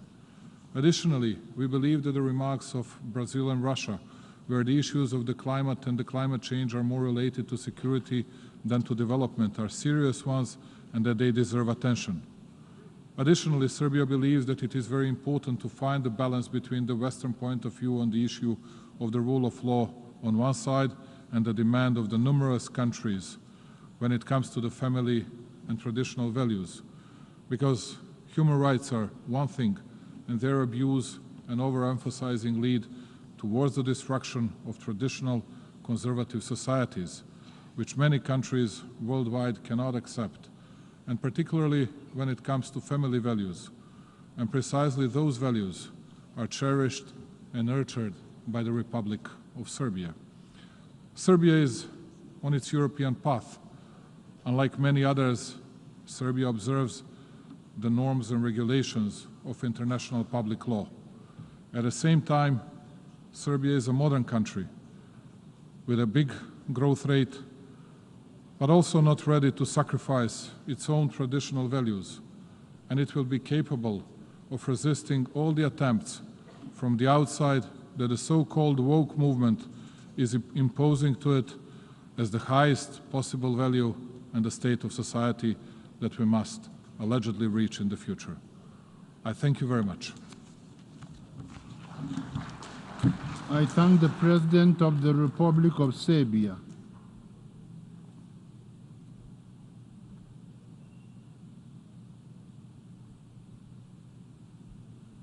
I invite His Excellency William Samoei Ruto, President of the Republic of Kenya and Commander-in-Chief of the Defense Forces, to address the Assembly.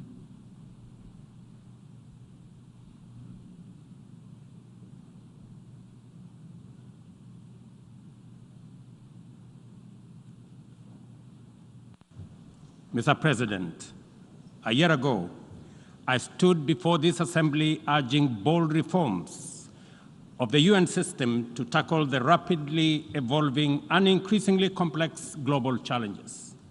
Today, that call is as urgent as it was then. The planet is heating up. Our climate is in crisis. Oceans are rising. Deserts are spreading, and conflict is engulfing the world.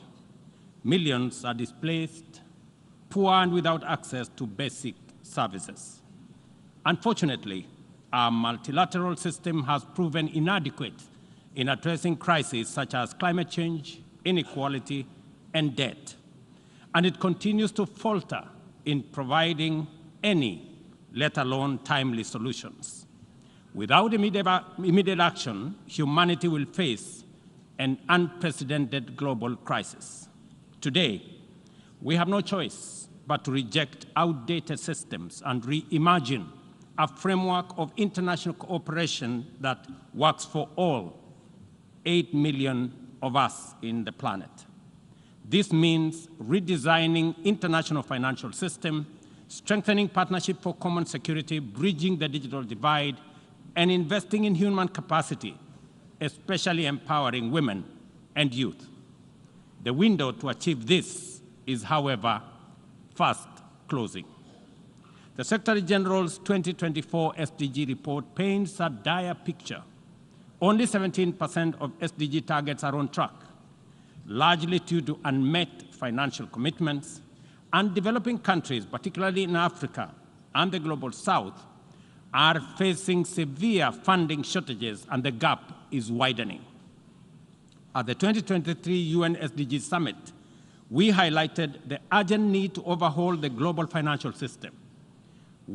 As we approach the fourth Financing for Development Forum in 2025, Imaginative solutions for debt relief and development financing are essential to close the SDG gap. We must address the historical injustice of Africa's lack of permanent representation on the UN Security Council as a matter of justice in the ongoing UN reforms. Additionally, region-led peace operations, sustainably funded by the UN-assessed contributions, are critical in addressing today's complex security challenges. In Kenya, we aim to increase forest cover by 30% by planting 15 billion trees, an effort largely led by our youth. 2 weeks ago, I launched Climate Works, a program to employ 200,000 young people in sustainable public works focused on ecological restoration and infrastructure. But we must recognize that the pace of technological advancement, particularly with AI, is widening the global digital divide. Africa holds critical resources for the tech revolution, yet receives disproportionately low benefits. A year ago, I stood here at this assembly to declare Kenya's commitment to contribute to an international security support mission to Haiti. Yesterday, I was in Port-au-Prince to witness the significant progress made by Kenya's Africa-led mission, even with the constraints of limited resources. What looked like mission impossible is now a present and real possibility for peace in Haiti. I hosted the inaugural Africa Climate Summit, whose seminal outcome, the Nairobi Declaration, formed the basis of a common African position in multilateral engagement at the COP and other fora. At the world's 21 IDA 21 Replacement Summit in Nairobi in April this year, the 17th AFDB replacement and IMF SDR rechanneling, we, together with African leaders, championed for significant enhancement of the concessional window of affordable financing available for developing countries to provide critical public services, undertake investment in economic transformation, and implement ambitious climate. On the basis of this progress, we have achieved under our current inadequate multilateral institutional framework, I am optimistic about what we can achieve under a radically reconfigured multilateral institutional framework. This is why reforms are an urgent necessity that we cannot delay. The Pact of the Future has been developed through intense negotiations, sustained discourse between members. I take this opportunity.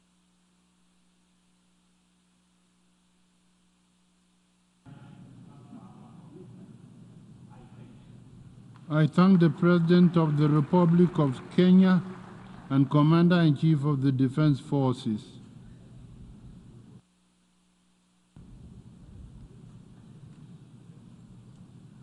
I invite His Excellency Gitanas Nausėda, President of the Republic of Lithuania, to address the Assembly.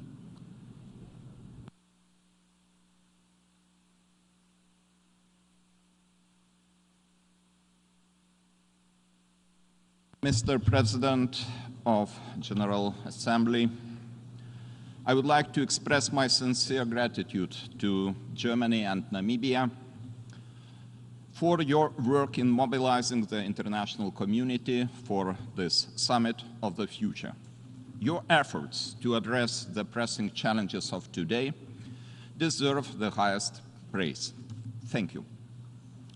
Excellencies, my country, eager to build a safer, more sustainable and inclusive world, has put constructive work into the Pact for the Future and its accompanying documents. We welcome the commitment by the Declaration on the Future Generations to safeguard those who will inherit the world. To shape our future for the benefit of all, we must act with vision, courage, and unity. And we must act now. First, we need to return to the rules-based international order. For Lithuania, this means supporting Ukraine in its fight for freedom and democracy. It is crucially important that Russia is not allowed to walk away with occupied Ukrainian territories. Therefore, Lithuania calls on the international community to put more efforts into limiting Russia's ability to continue its colonial war. Russia must be forced to completely withdraw from the entire territory of Ukraine. Sadly, the lack of multilateral response to Russia's aggression against Ukraine has already put forward serious doubts about the United Nations' ability to maintain global peace and security. Significant reforms of the organization, including those of the Security Council, are clearly needed. The United Nations must be empowered to stop and contain both present and future aggressors. This would contribute not only to global peace and security, but also to sustainable development and human rights. Second, we need to put more effort into achieving the sustainable development goals. Right now, one of the key obstacles to accomplishing the sustainable development goals is the lack of financial resources. We need to create a global financial architecture that is more equitable, just, and responsive to crisis. Lithuania is also eager to address the climate crisis. To achieve the goals of the Paris Agreement, we need more investment into renewable energy and innovative technologies. Future prosperity will be driven by digital transformation. While Lithuania welcomes the shared vision for the digital world outlined in both the Pact for the Future and the Global Digital Compact, we also call for addressing challenges related to new and emerging technologies. I'm delighted that under Lithuania's presidency, the Council of Europe adopted the first ever framework convention on artificial intelligence and human rights, democracy and the rule of law. This Vilnius Convention establishes a global standard for protecting human rights from the risks posed by AI. My hope is that it will be set an example of addressing all kinds of global issues through concerted multilateral efforts. Today, I call on the participants of the summit to support the main guiding principles of the United Nations: peace, security, human rights, and sustainable development for all. The future we desire is within our reach. Let's seize this moment to build it together. Thank you. I thank the President of the Republic of Lithuania. I invite His Excellency Filipe Jacinto Nyusi, President of the Republic of Mozambique, to address the Assembly.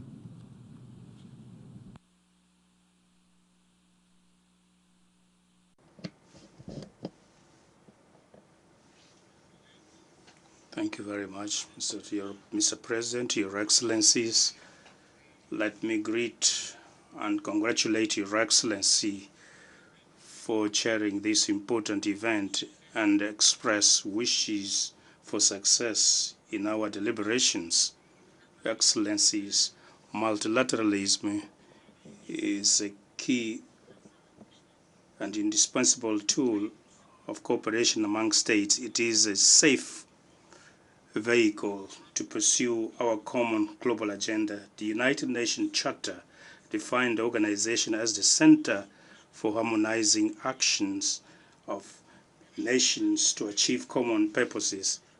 It is in this regard that we view the 2023 report of the Secretary General of the United Nations on our common agenda, which charts the way for the next 25 years and stresses the importance of multilateralism. Multilateralism is not just a choice, but an imperative and an unequivocal requirement to address complex challenges, particularly within the framework of international peace and security, which are indivisible. The recent COVID-19 pandemic has demonstrated how important is international cooperation to address global crises. Despite being in a constrained way, the coordinated multilateral response was key to combat and distribute resources that were unforeseen for the most vulnerable countries. The following some of the complex challenges requiring bold multilateral cooperation, terrorism and violent extremism, endemic diseases and pandemics, climate change that induce natural disasters, among others. Another challenge requiring multilateral engagement is the implementation of the Agenda 2030 for Sustainable Development. However, for the response to global challenges to be more effective, it is necessary to conduct profound resources to the multilateral system, especially with respect to the representation of developing countries in strategic decision-making positions such as the Security Council. On the other hand, we reiterate our firm support to a new international financial architecture that is responsible to challenges of poverty and development of the world, collective decisions that can no longer remain delayed indefinitely. Your Excellency, I conclude by reaffirming the primacy of multilateralism as the best tool to address the complex and multiple challenges the humanity is faced with, and to this end, it is urgent to restore the confidence of our people to international institutions and to an inclusive international law. If we are serious about promoting global prosperity for humanity, Africa with its youth and hard-working population with its rich diversity and potentials, it would be a total collapse to leave it behind and exclude it from the most important cycles of decision-making. Thank you very much. I thank the President of the Republic of Mozambique.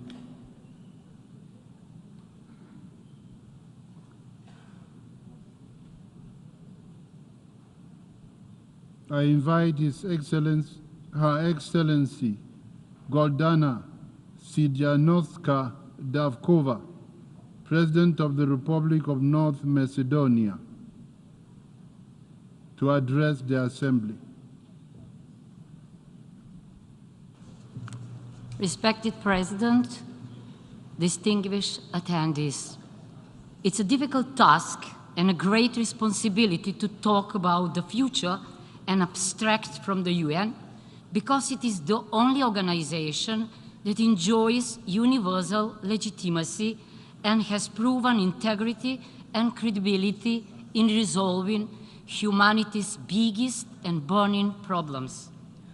On the eve of the 80th birthday, I am confident that the UN has accumulated enough knowledge, experience, and creation, learned numerous lessons, gained wisdom, acquired rich memory as necessary assumptions for a real perception of the present and for projecting the future.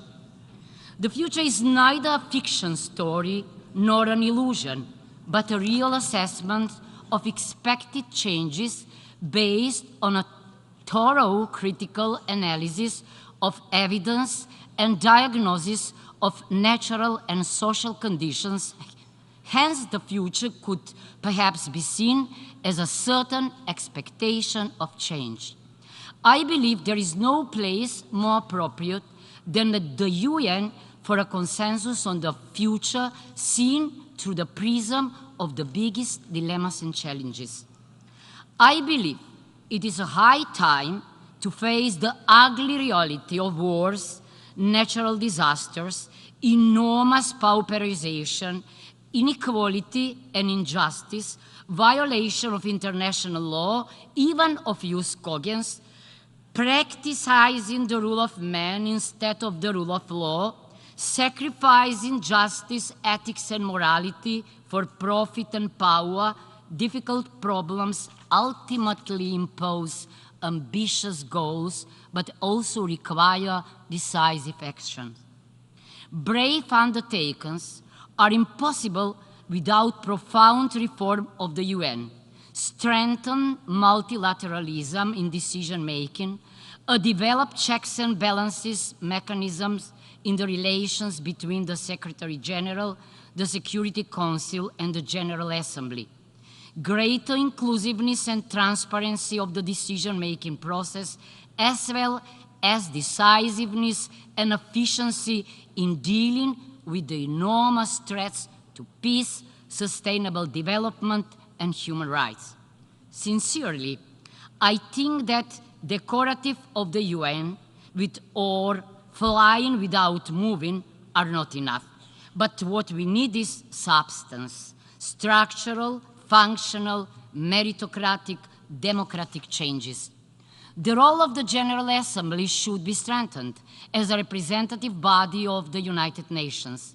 The International Court of Justice must be given a stronger role, and its judgments must become binding for everyone.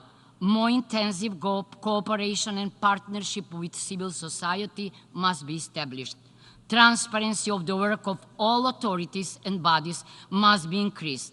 I am not of the opinion that enlarging the Security Council with a few new permanent members with exclusive veto rights by itself would mean a greater guarantee for peace and security, although it is clear to me that the relationship of powers on the global stage today is not the same with the one from 1945. As a representative of a small country, I believe that the participation of the smaller countries in General Assembly should be increased in the body to protect themselves from the real danger from the bigger countries. Of course, the UN Charter remains a fundamental act, a constitution of the nations, but also a social international contract. An end should be put to the disrespect, bypassing, and selective application of the Charter, as in the Macedonian case. As the first Macedonian female president, I fiercely advocate for more women at the highest positions, and I am personally fulfilling these commitments.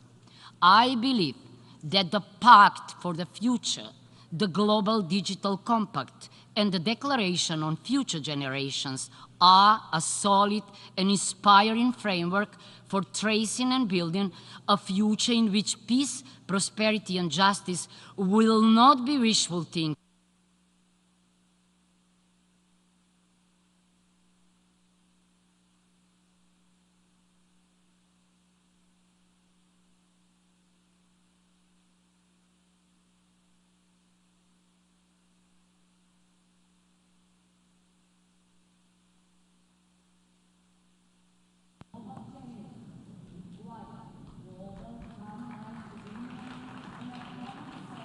I thank the President of the Republic of North Macedonia.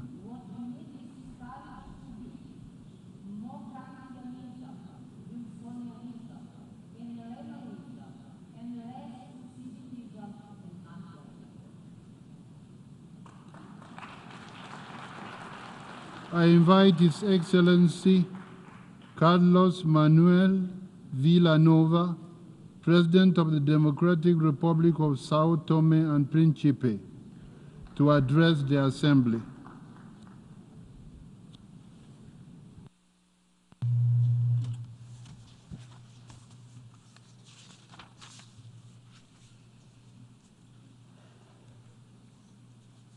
Senhor Presidente da Assembleia Geral, Senhor Secretário-Geral das Nações Unidas, Excelências, senhores chefes de Estado e de Governo, senhores delegados, muito boa tarde. É com subida honra que me dirijo a esta cimeira histórica num momento crucial para o futuro da humanidade. O mundo enfrenta desafios complexos que exigem ações urgentes e coordenadas, e os diálogos interativos desta cimeira apontam caminhos fundamentais para garantirmos um futuro próspero, justo e sustentável para todos. No âmbito da transformação da governança global e da aceleração da implementação da Agenda 2030 para o desenvolvimento sustentável, São Tomé e Príncipe reafirma o seu compromisso com os Objetivos do Desenvolvimento Sustentável. Acreditamos que a governança global permite que países pequenos e vulneráveis, como o nosso, possam ter voz ativa nas decisões que afetam o destino comum. De uma economia verde e a proteção dos nossos recursos marinhos e terrestres, como elementos centrais da nossa estratégia de desenvolvimento sustentável. Excelências, sobre o fortalecimento do multilateralismo para a paz e segurança internacional, São Tomé e Príncipe destaca a importância de mecanismos multilaterais robustos para a resolução de conflitos e a prevenção de crises. O mundo enfrenta crescentes ameaças à paz e estabilidade, e somente por meio de uma diplomacia multilateral eficaz poderemos garantir a segurança de todas as nações, independentemente do seu tamanho, do poder econômico ou da sua capacidade militar. Como membro da comunidade internacional, reafirmamos o nosso compromisso com a paz e a cooperação. Relativamente à criação de um futuro digital comum, nos desafia a encarar a revolução digital de forma inclusiva. O fosso digital continua a ampliar as desigualdades, especialmente em países em desenvolvimento. São Tomé e Príncipe vê no fortalecimento da inovação digital uma oportunidade para capacitar os seus jovens e promover o crescimento econômico. No entanto, isso só será possível através de parcerias internacionais que garantam o acesso inclusivo às tecnologias e às oportunidades digitais, para que nenhum cidadão seja deixado para trás. Por fim, no que se refere ao fortalecimento do sistema global para as gerações atuais e futuras, lembramos que as decisões que tomamos hoje moldarão o mundo que deixaremos para as próximas gerações. Em São Tomé e Príncipe, a prevenção do nosso ambiente é uma prioridade. A Ilha do Príncipe, reconhecida como Reserva Mundial da Biosfera pela Unesco, e as vastas áreas de reservas especiais da Ilha de São Tomé são testemunhos do nosso compromisso com a conservação da biodiversidade. Nesse contexto, tenho a satisfação de anunciar a criação do Conservation Trust Fund de São Tomé e Príncipe. Este fundo tem como objetivo reposicionar a natureza como um ativo econômico estratégico, capaz de impulsionar o nosso desenvolvimento sustentável. Como pequeno Estado insular em desenvolvimento, enfrentamos desafios relacionados ao acesso a fontes previsíveis de financiamento e à diversificação da nossa economia. O CTF será financiado por compromissos de investidores e filantropia, além de ter como objetivo facilitar trocas de divisa por adaptação climática. Este fundo permitirá a proteção de 30% do nosso oceano, conforme estipulado pela Convenção sobre a Biodiversidade, e servirá como um pilar central para o desenvolvimento da nossa economia azul e do ecoturismo. O CTF não só protegerá a nossa biodiversidade, mas também criará novas oportunidades de subsistência para as nossas comunidades alicerçadas no valor intrínseco da nossa natureza. Estamos comprometidos em articular a conservação da natureza com o desenvolvimento econômico, promovendo a emissão de créditos de carbono baseados na produção agrícola sustentável e na conservação das nossas áreas marinhas e terrestres. A nossa adesão ao CTF reforça a capacidade do país de garantir um futuro sustentável e próspero para as próximas gerações. Para terminar, exortamos todos os países aqui presentes a trabalharem juntos.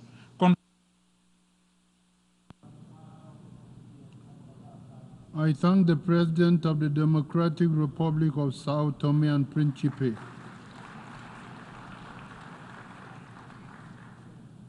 I invite Her Excellency Robina Nabanja, Prime Minister and Leader of Government Business in Parliament of the Republic of Uganda, to address the Assembly.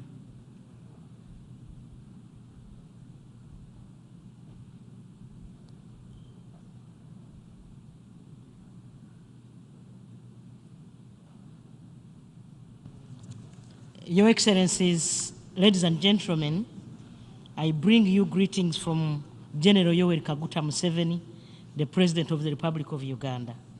I have the honor to deliver this statement on behalf of the Group of 77 and China. Today, we live in a global scenario that has changed dramatically since the adoption of the 2030 Agenda for Sustainable Development and Progress. At the halfway point of the agenda is slow or fragile. The gap between developed and developing countries continues to widen, and major challenges generated by the current unfair international economic order for developing countries have reached their most acute expression in the current times. We are gathered here in the Summit of the Future to recommit our international cooperation in Pact for the Future that has been the result of long, complex, but constructive negotiations at different levels over the past 1 year. Our hope and conviction is that this pact should not become another futile exercise, but must garner political will and commitment across all levels of global leadership to pragmatically address current issues and lay a foundation for solutions for our future global progress and challenges. Therefore, the future we want should be free from any oppression and free from global inequalities and divides in levels of development, financing, technology, and innovation. It must deliberately offer opportunities, capacity to the majority of global South to catch up. Therefore, the global community should commit to the practical implementations of all the agreed actions in the Pact for the Future.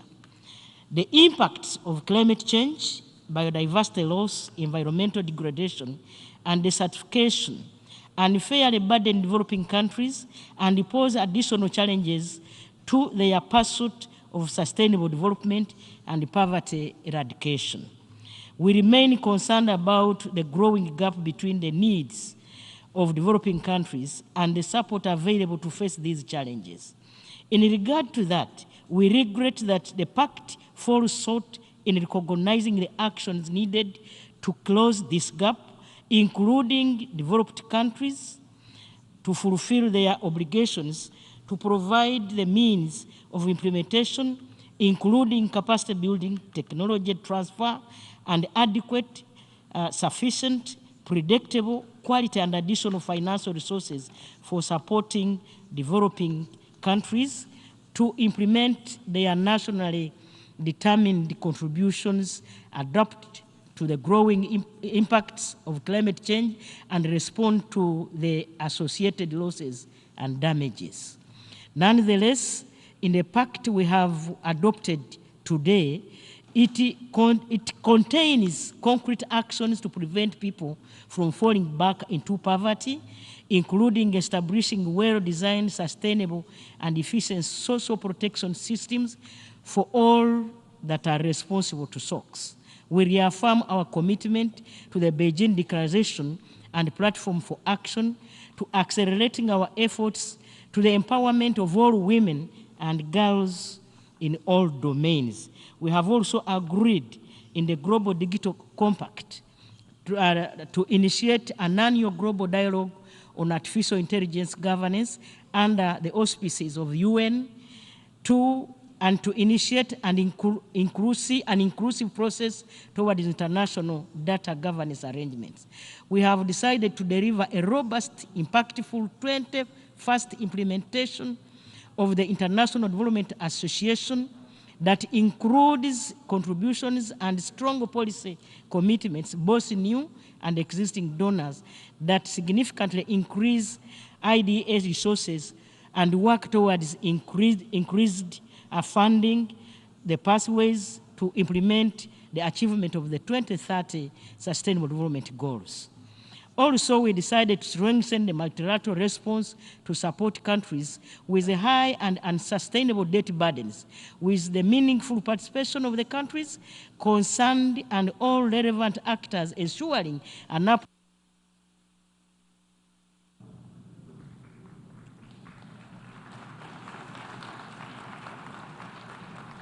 I thank the Prime Minister and Leader of Government Business in Parliament of the Republic of Uganda. I invite Her Excellency Fiame Naomi Matafa, Prime Minister and Minister for Foreign Affairs and Trade of the Independent State of Samoa,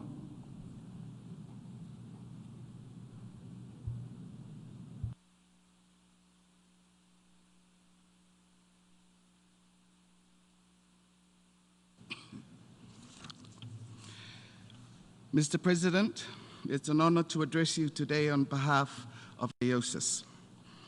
As we gather under the banner of a shared tomorrow, we stand at a crossroad where our collective will and wisdom to shape the future, a future not just for the benefit of a few, but for all. Small island developing states are not mere dots on a map.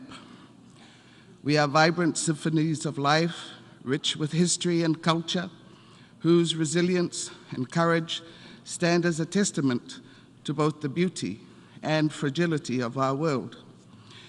Yet our stories are tinged with urgency. The challenges faced by SIDS are not isolated. They are intertwined with our global destiny. We know, as we have reaffirmed at the 4th International SIDS Conference earlier this year, that if we save the smallest and most vulnerable amongst us, we save the world. Multilateralism is not just a principle. It is a practical necessity for addressing the challenges before us. By coming together, we can forge solutions that no single nation could achieve alone for present and future generations. First and foremost, we must confront climate change. For SIDS, coastal erosion, increasingly severe weather events, and rising sea levels are not distant concerns. They are an immediate and severe reality. It is not enough to simply acknowledge the risks. We must act decisively. Let us breathe life into the Paris Agreement with renewed vigor, ensuring that our collective efforts are not just a whisper, but a clarion call to limit warming to 1.5 degrees Celsius. Beyond the immediate threats of climate change lies an economic tempest of its own. SIDS are often left adrift to face global uncertainty amidst a swelling tide of debt, economic fluctuations, and external shocks. To address this, we must champion the reform of the international financial architecture to correct deeply entrenched imbalances, drive economic diversification, and promote international partnerships that can deliver resilient prosperity. Debt relief and access to concessional financing, including the use of the MVI, can give SIDS the breathing space we need to anchor our economies in stability and invest in our future. Lastly, it has become abundantly clear that artificial intelligence and digital technologies can be a game changer in solving our common challenges. Yet significant barriers continue to persist for SIDS in harnessing its full potential, as the pace and misuse of such technological advancements seem to only expand the divide between us. By bridging this digital gap, we can improve sectors vital to our communities, share best practices, and unlock new opportunities for growth and digital transformation, including through the SIDS Center of Excellence. In closing, the future we envision, enshrined in the Pact for the Future, must be one where no one and no country is left behind. As we chart our course towards the horizon of our shared fate, let us all sail together with a spirit of unity and compassion. Mr. President, may our actions be a beacon of hope, reflecting the strength and will of our collective humanity, so that every country, no matter how small, finds its place in the sun. Thank you.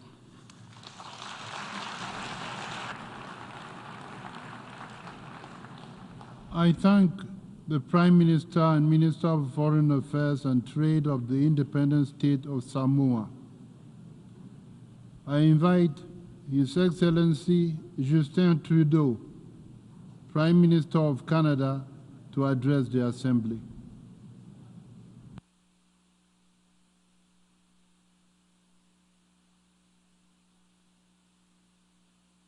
Mr. President, fellow delegates, Friends, as we meet here in New York at the UN General Assembly for this Summit of the Future, we're at a global inflection point. Faced with escalating instability undermining the very foundations of the international order, beset by the increasingly dire costs of climate change, contending with rising inequality that is leaving the most vulnerable behind, plagued by the erosion of women's rights, LGBT+ rights, and indigenous rights, and grappling with dire humanitarian crises perpetuating record levels of displacement, we have a choice. On the one hand, we can bury our heads in the sand, eschewing multilateralism in favor of short-sighted self-interest, or we can recognize that collectively we have a responsibility to set our differences aside, to confront the serious global challenges, and to deliver on a pact for the future that builds a more peaceful world, but also one where everyone, every generation, has a real and fair shot. In Canada, that's what we are squarely focused on. As I travel across my country, Canadians of all walks of life, but particularly young Canadians, tell me that they're worried. They're worried about the state of the world and the future. But most importantly, they're worried about the very promise of Canada. The promise that if you work hard, you can do better than the generations that preceded you. That promise is slipping out of reach, so as a government, we are stepping up. The solution to anxiety and angst is not to deceive and deflect, but to take action. We know that confident, successful countries invest in their citizens, in their workers, in their middle class, in national $10-a-day childcare that saves families money while ensuring women can choose the best path for themselves, in nutritious school meals so our kids can focus on learning and growing, in an ambitious housing plan that will deliver good, abundant, and affordable homes, in a national dental care program that in its first months has already delivered quality care to 750,000 Canadians, in a growth and industrial strategy that creates good-paying, community-building, middle-class jobs, all while fighting climate change. These are choices that deliver on the promise of Canada for every generation. These choices reflect a commitment to investing in our people and in our future, but also a commitment to tackle global problems that we all share. Les changements climatiques. Climate change and inflation don't stop at borders. Inequality is a problem for the entire world, for people from all walks of life. If we really want to serve our own citizens, we must together tackle the great global challenges. We should work within institutions such as the United Nations and renew our commitment to the Sustainable Development Agenda for 2030. We need to protect and support the rule of law and democratic values. We should spearhead efforts to reform in the international financial institutions. We must put women's and girls' rights at the very heart of our efforts, much like we have done with our feminist international assistance policy. We must recognise also that rich countries such as Canada have a duty to fight climate change, which is what we're doing through our commitment of $5 billion towards global climate financing efforts. And we are the first big oil and gas producing country to establish an emission ceiling in this sector. Delegates, nearly 80 years ago, in the aftermath of the most destructive war in our collective history, we formed these United Nations. And we did so with the aspiration to build something better for today's generations, yes, but also for many generations to come. All of us gathered here have an opportunity to hold true to that mission, to fulfill the promise of our Pact for the Future to deliver fairness for every generation. Merci.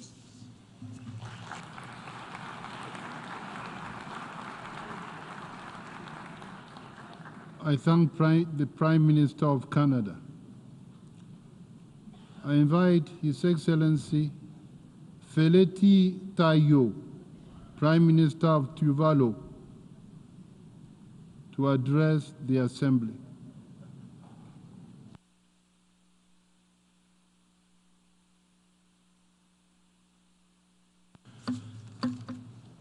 Mr. President, Excellencies, it is with absolute and immense honor that I, as the head of government for the government of Tuvalu, offer my perspectives on the objectives and pursuits of the Summit of the Future. The summit presents a timely opportunity for the global community to recast and to reform the global architecture on multilateralism and international cooperation. The exercise is essential to assure their relevance and effectiveness in addressing the challenges of today and for those of years to come. Tuvalu expresses its solid support for the Pact for the Future, together with the Declaration on Future Generations and the Global Digital Compact. The Pact represents a well-crafted and delicately negotiated set of commitments and recommitments by the global communities. Those commitments, if enacted fully, will provide the requisite prescription to reinvigorating and to enhancing the robustness of international cooperation grounded on the spirit and the letter of the United Nations Charter. Excellencies, the global community, in adopting the 2030 Agenda and the SDGs, acknowledge the reality that sustainable development, the preservation of the environment, the maintenance of peace and stability are all interconnected and intertwined. It is therefore imperative to understand that achieving one goal is dependent on achieving all others. The SDGs, which include the eradication of poverty, ensuring quality education and health, and combating climate change, to name some, are the blueprint for a better and more sustainable and secure future.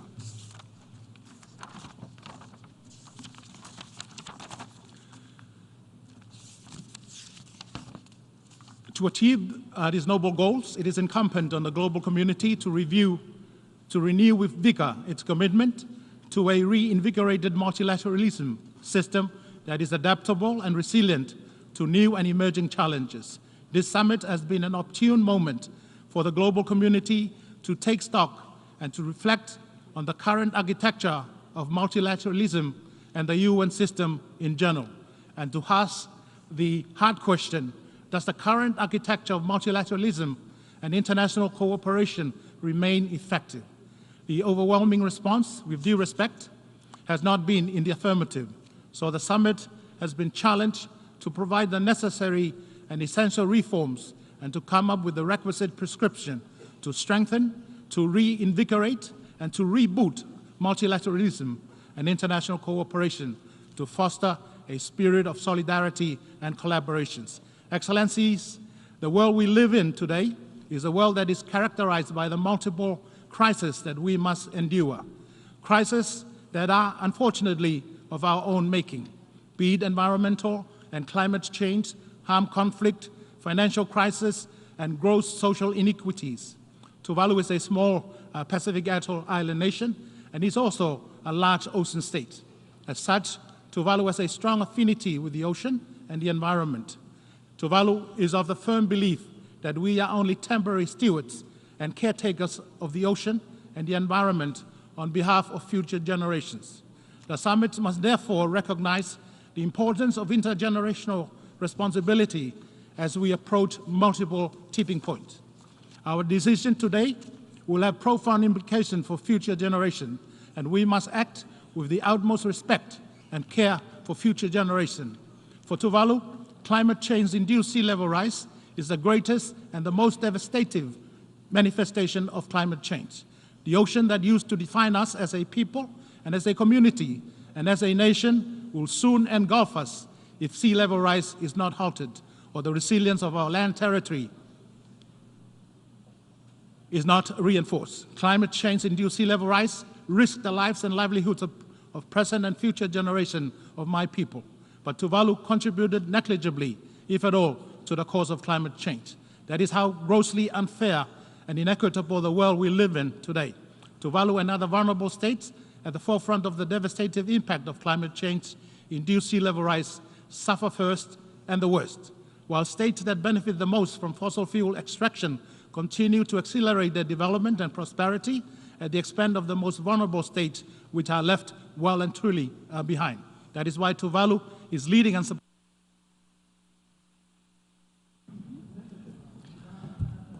I thank the Prime Minister of Tuvalu.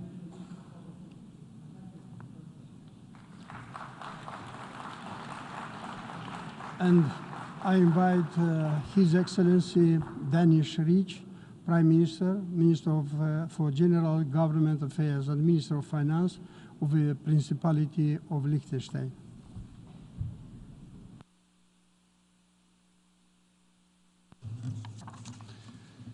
Mr. President, Excellencies, when Liechtenstein applied for membership under the United Nations in 1990, safeguarding our sovereignty was a key incentive.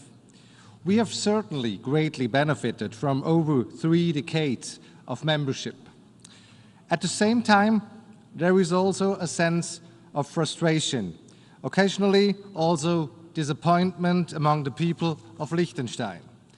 They expect us, the United Nations, to be the guardian of peace and security, as the organization that stands up for sovereign equality of all states, small and large, the guarantor of the rule of law and the protection against those who believe that might makes right. Too often, these expectations have been thwarted. We do not agree with those who are resigned to the dictates of realpolitik. Instead, we promote this view that the United Nations can do valuable work in many areas to address the challenges of climate change, humanitarian disasters, and global health crisis, amongst others. The United Nations symbol on this podium reminds us of the overreaching goal of this organization. We see the earth in the center and olive branches as the universal symbol of peace, embracing it. And I ask you, is there anything more we should understand about the United Nations being a peace organization created to save future generations from the scourge of war? This mission that we are realizing also in Europe is of more urgent relevance than we had hoped. The drafters of the UN Charter have entrusted the Security Council of the United Nations with the primary responsibility over peace and security, the body of which 5 states can block any decision, even when supported by an overwhelming majority of the international community in this room. This is taken to a level of absurdity by the fact that one veto-wielding member, the Russian Federation, far from acting as guardian of the international order, has engaged in a blatant and far-reaching aggression against another state, violating the core principles of our common organization. We in Liechtenstein strongly believe that this is a moment to stand up for what this organization represents and a moment to fight back against those who are trying to roll back history. We believe that small and medium-sized states, which make up the majority of this organization, can shape our own fate and stand up for our interests. In the Security Council, if the Security Council cannot uphold its responsibility, we must find alternatives. And indeed, they do exist. The General Assembly has a strong constitutional role on peace issues, and it should step in where the Council is silent. By presenting the veto initiative, Liechtenstein has ensured that a veto in the Council is no longer the last word. We can now use the power given to the General Assembly by taking decisions when the Council is unable to do so. We also encourage the Secretary General to use the unique authority of the UN grounded in international law to mediate, prevent, and address conflicts. And we remind each Council member to observe all relevant Charter provisions, including those requiring them to abstain from voting on resolutions regarding disputes to which they are a party. The Charter is not a menu to pick and choose from, but a set of clear ground rules for the conduct of multilateralism. The many complex and diverse challenges we are facing today, from climate change to nuclear threats, from impunity for international crimes to sea level rise, have one thing in common. They all require responses based on international law. Liechtenstein is well known for its consistent and principled engagement for the rule of law at the United Nations. This engagement will persist on the basis of enlightened self-interest as our contribution to the international order, which enables us to live in prosperity and in solidarity with our partners around the world. The world that, as the UN symbol above me shows, should be embraced by peace. I thank you. I thank Prime Minister, Minister for General Government Affairs and Minister for Finance of the Principality of Liechtenstein. Now I invite His Excellency Ralph Gonsalves, Prime Minister and Minister for National Security, Legal Affairs and Information of St. Vincent and the Grenadines. Please, you have the floor.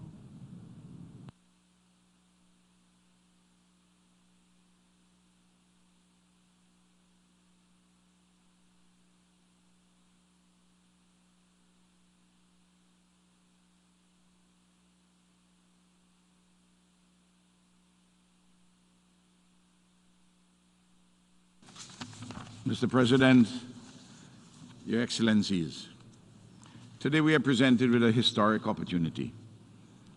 The Summit of the Future has been billed as the chance for us to reinvigorate our multilateral system, particularly following the 2023 SDG Summit. This system has been ailing for far longer than many of us would wish to acknowledge.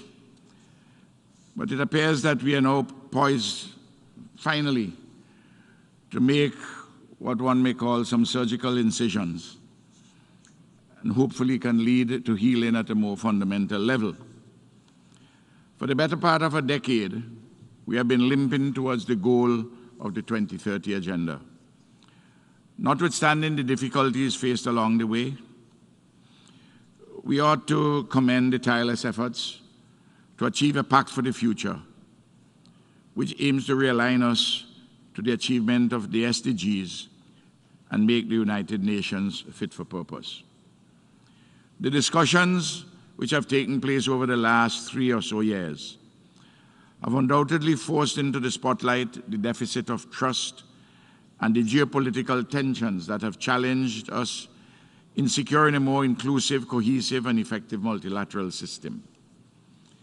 Securing agreement on the fundamental issues for meaningful and multi-pronged international cooperation sets us up to take a leap forward, in a sense, a kind of turbocharging our commitments and to accelerate action for the delivery of the SDGs. We know, and we have heard a litany of all the vulnerabilities of small island developing states, and all the historic issues which give rise to legacies of underdevelopment. I don't want to repeat those. What we have to do in the first order of business is to reform comprehensively an outdated international financial architecture that has been ill-suited to respond to our vulnerabilities and special circumstances. We have this very important issue, which is yet to be addressed properly, is the millstone of crushing debt with which we struggle as we seek to avoid sinking into a quicksand of exogenous shocks, including and very especially climate change. So a multilaterally led overhaul of the debt architecture is an imperative. And the truth be told, the developed countries have been making a lot of promises to us and breaking them cynically. My own country, St. Vincent and the Grenadines, we have been recovering from the July the 1st ravages of Hurricane Beryl. And this again, as in other countries in the Caribbean and in other parts of the world, small island states, that we have to really take in the international community a much more ambitious action to address this climate crisis. Otherwise, all of us here, we are going to go to hell in a handbasket. You know it and I know it. We have to reform the architecture in global governance for peace and security. This involves the reform of the Security Council. We have been talking about that for many, many years. And this has to be done efficaciously. And finally, I want to say that in this whole bundle of issues, we have to enhance digital cooperation in addressing some of the inequities and divisions that exist, and to apply science and technology in crafting opportunities for young people and the future generations. Within the context of the SDGs, I want to raise the issue, which I'll speak more to in my address later this week to the General Assembly, the question of reparations for native genocide and the enslavement of African bodies. In reimagining our future in the multilateral system, we have to really, every one of us, resolve to work together better. I reiterate, this is a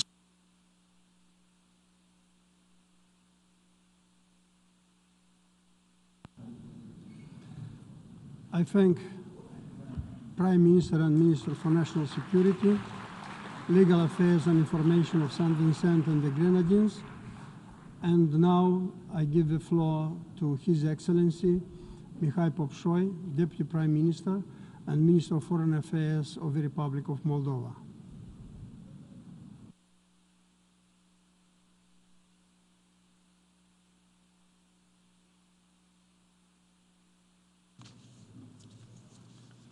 Dear Mr. President, Excellencies, distinguished delegates, it is an honor and a privilege to speak before you today. The current global system, featured by global challenges, including pandemics, economic downturns, energy crisis, climate change, geopolitical conflicts in different parts of the world, and the weakening of multilateralism itself, requires an intensive update to address the complexities of the 21st century.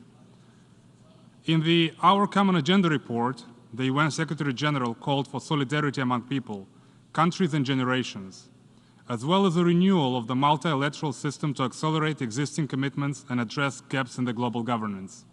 The United Nations remains the core institution that must reflect today's realities and shape not only the current, but also the future global landscape. In this vein, the Summit of the Future is a rare opportunity for all of us to forge a new international consensus on delivering a better present and safeguarding a better tomorrow. Today, we gather to envision the future of the United Nations and the renewed international community where the digital dimension has erased the territorial divides and accelerates an unprecedented pace of global development. We are continuously building and developing our digital infrastructure with the goal of achieving a fully digital society. However, we are recognizing that the ongoing development and malicious use of transformative technologies is problematic. This is why we must unite to be able to address the common enemy hidden behind the screen, threatening our security anywhere in the world. But what is the future without youth? Children and youth are the agents of change. They are the next generations shaping our lives and pointing to our mistakes. They are aware of the evolving dynamics of the modern world and can already guide us to what matters, especially in the future that they will be living in. Therefore, we must integrate youth into both multilateral and national discussions and give them equal opportunity to contribute to conversations on restoration of what we have neglected and to the development of what remains to be achieved. Mr. President, for more than 2.5 years, the Russian Federation has waged a war of aggression against Ukraine, challenging its territorial integrity and its sovereignty in the middle of Europe. The Republic of Moldova remains resolute in firmly condemning the brutal war of aggression against Ukraine and reaffirms its unwavering support for sovereignty, territorial integrity, and within the internationally recognized borders of Ukraine. We firmly reject any threat of use of force against the territorial integrity and political independence of any state, which should have no place in international relations. The aggressive policy of the Russian Federation and its regional implications generate significant negative effects for the Republic of Moldova, making it a target of hybrid threats such as cyber attacks, disinformation campaigns, complemented by efforts to disrupt public order and meddle in electoral policies. Nevertheless, we stand strong and manage to preserve peace across the country, including in the Transnistrian region of the Republic of Moldova, where Russian troops are stationed illegally and where concerns about human rights violations are deeply worrying. We are committed to achieving peaceful settlement in the Transnistrian region, evacuating foreign troops and munitions, ensuring stability in our region's security, achieving reintegration, consolidation of independence and state sovereignty.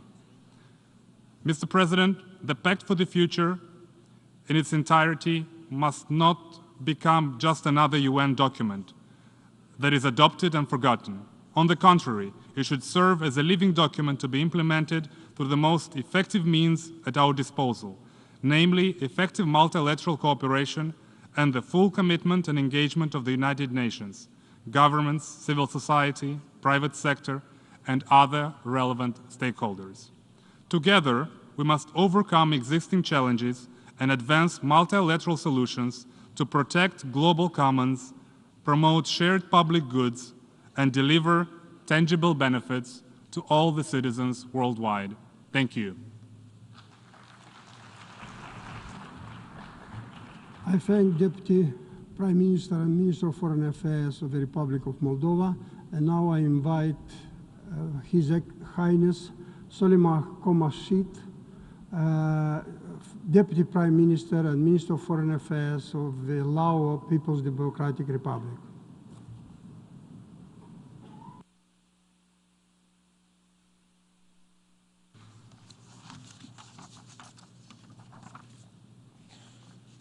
Mr. President, Excellencies,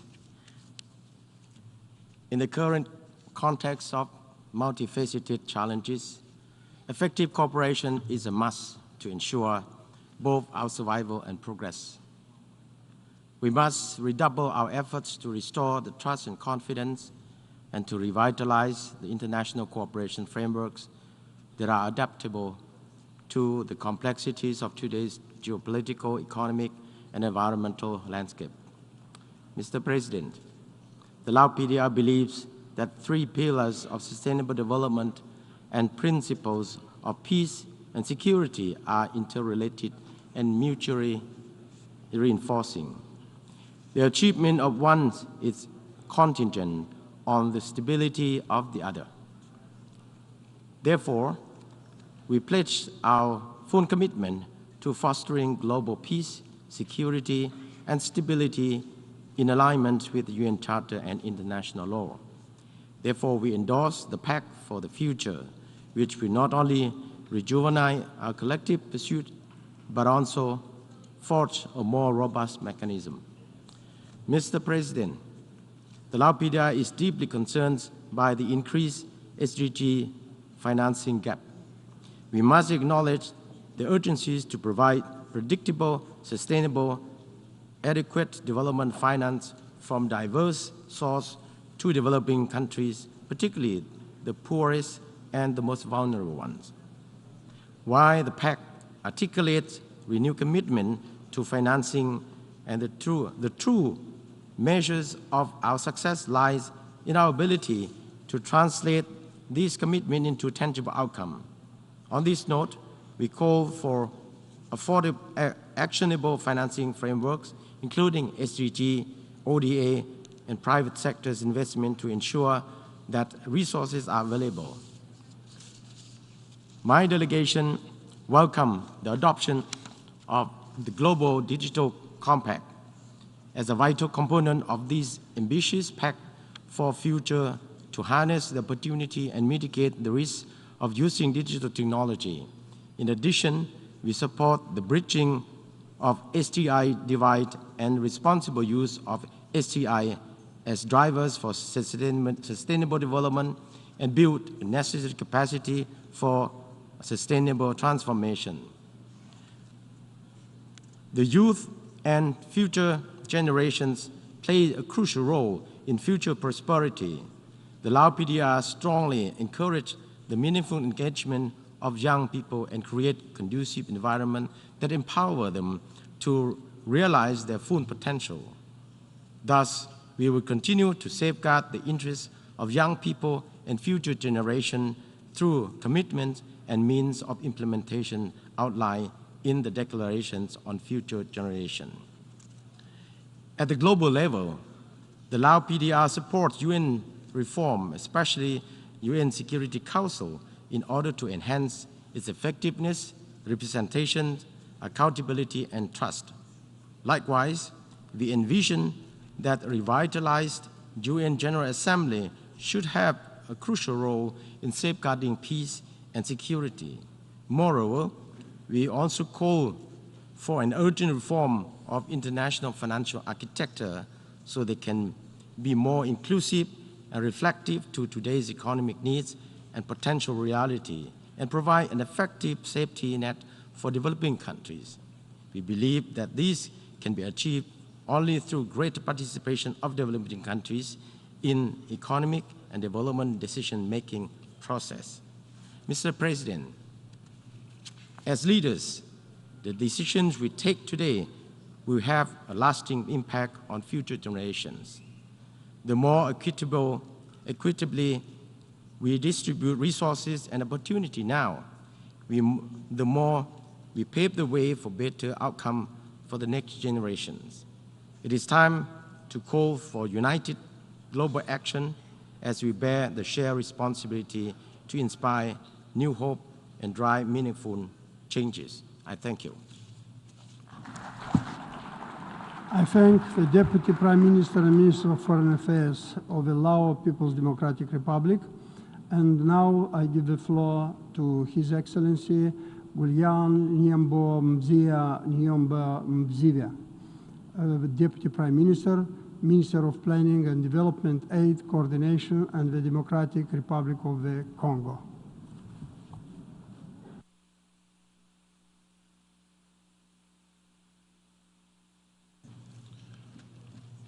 Monsieur le Président. President, Excellencies, ladies and gentlemen, the Democratic Republic of the Congo welcomes the holding of this important meeting, which, in the light of recent events, the threats posed by persisting poverty and hunger, the resurgence and appearance of conflicts, as well as the rise in extremism around the world, not forgetting, of course, the question of our collective survival when faced with climate change, is a glimmer on a window of opportunity for a better tomorrow. Indeed, no one could have predicted 78 years ago, when our dear organization was born, this kind of future, this kind of scenario, a scenario whereby this community of nations has its very essence called into question, and where the sacrosanct principles of equity, solidarity, universality, which were supposed to reflect reciprocal trust between all, seems to have died out, to the benefit of a minority that is ever stronger, faced with a majority condemned to be irrevocably weaker or indeed absent from the table of negotiations. President, the Pact for the Future is an excellent opportunity for humanity and decision-makers here today to embrace a new paradigm for the benefit of young people and the future inhabitants of our planet. This paradigm, that we want to be more just and more equitable, must also be notable by the fact that it promotes the principle of inclusivity, both within and between states, and also the continued implementation of the 2030 Agenda for Sustainable Development, And also room should be given for innovative action through the promotion of science for the benefit and safeguard of our common good, that is, our planet. For the Democratic Republic of the Congo, the future contains more investment in human capital, particularly through mass investment in basic education, healthcare, continuing implementation of policies that seek to support women's and young girls' empowerment, as well as the inclusion of vulnerable people at the same time as investment in research and technological innovation. However, the pact that we will adopt following this summit will be in vain if the most pressing questions that are hindering the proper functioning of our organisations, but also the making of progress within our respective states possible, particularly the less developed countries, if these are not resolved.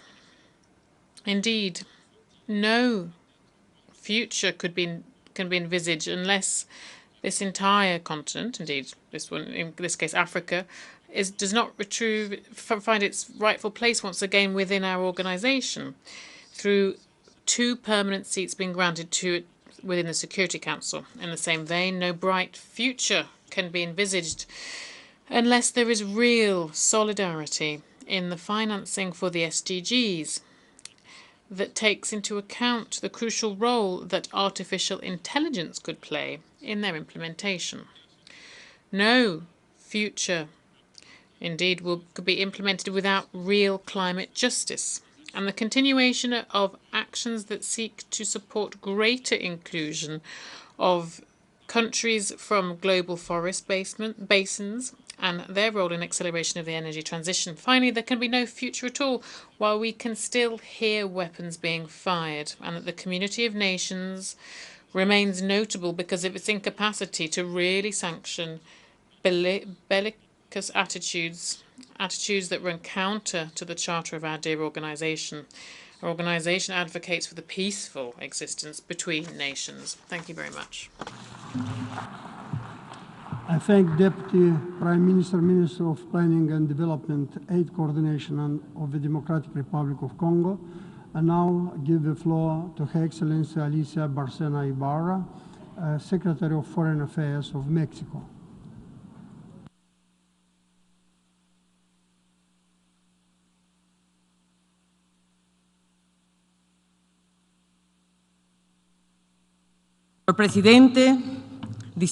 Thank you, Mr.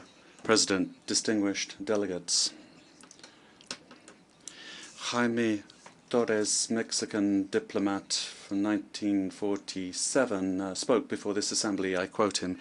He said, "We are meeting at a solemn point in time. This is not... We are meeting here because of the concerns that all peoples have. It is worrying to see how relevant his words are 75 years on, because this is a crucial point in time, and this Summit of the Future is the time to renew the collective commitment of the international community to multilateralism, an indispensable vehicle to face current challenges, but which is being questioned increasingly. 1 year away from the UN's 80th birthday, it has enormous challenges to fulfill the essence of its mandate, to preserve humanity from the scourge of war, to protect all human rights, international law, to collectively address climate change and promote inclusive, sustainable development. This is our organisation. It can't be criticised by spectators. We are responsible as we look at our own capacities and our own shortcomings.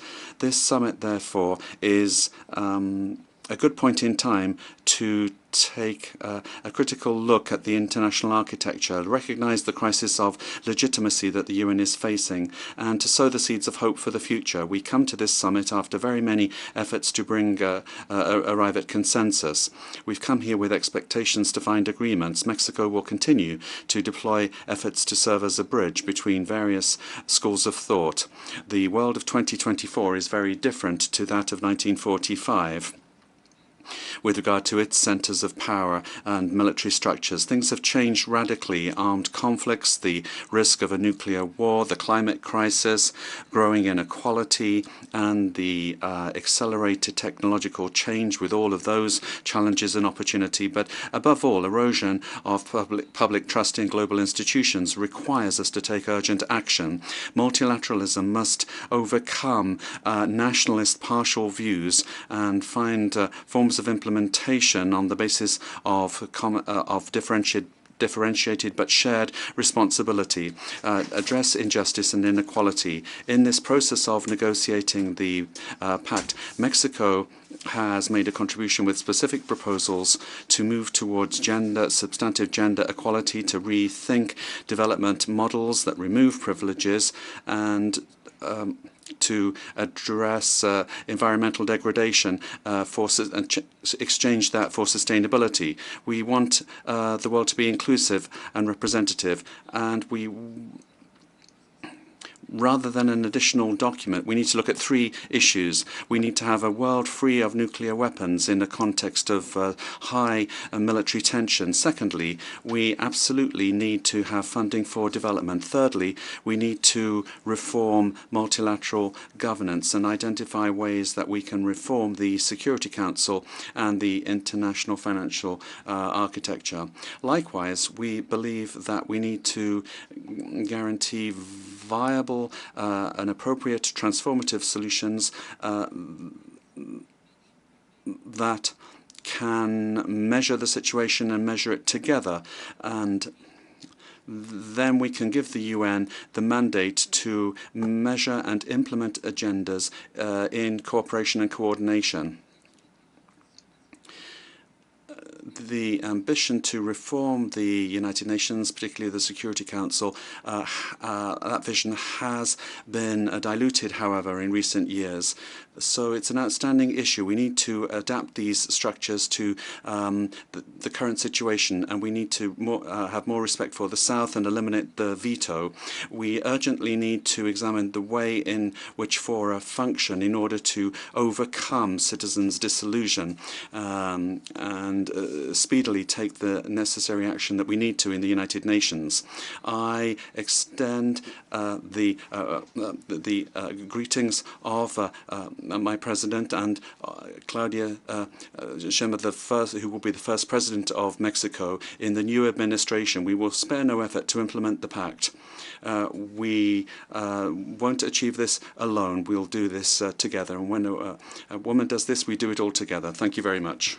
Secretary of Foreign Affairs of Mexico, and now give the floor to His Excellency Abdulatif bin Rashid Al Zayani, Minister for Foreign Affairs of Bahrain.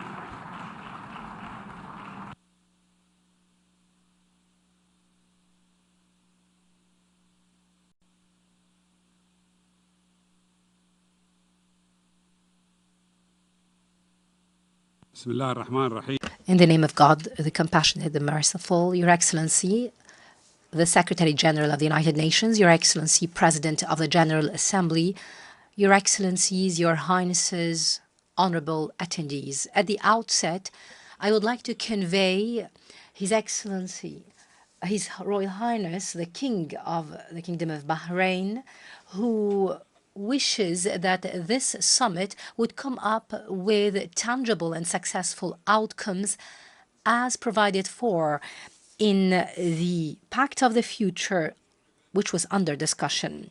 We express our sincere appreciation to the effort of the Secretary General and all co-facilitators, Germany and Namibia, for this valuable initiative, which coincides with the challenges facing the world today.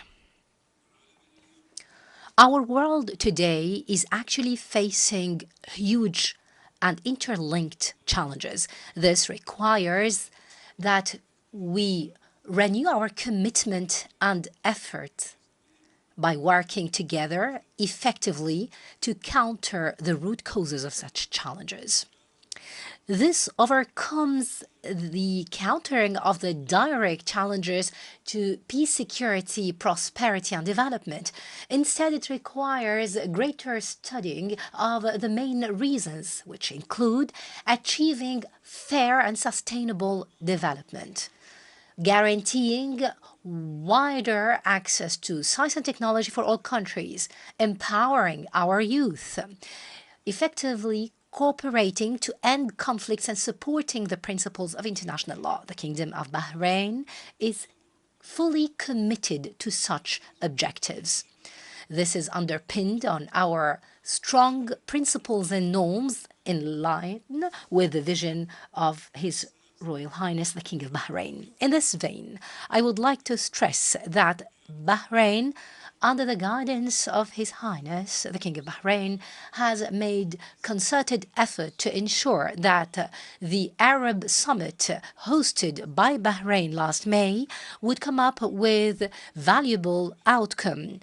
All Arab leaders agreed on the need to put an end to the Israeli-Arab conflict through the two-state solution and the establishment of a sovereign, viable Palestinian state.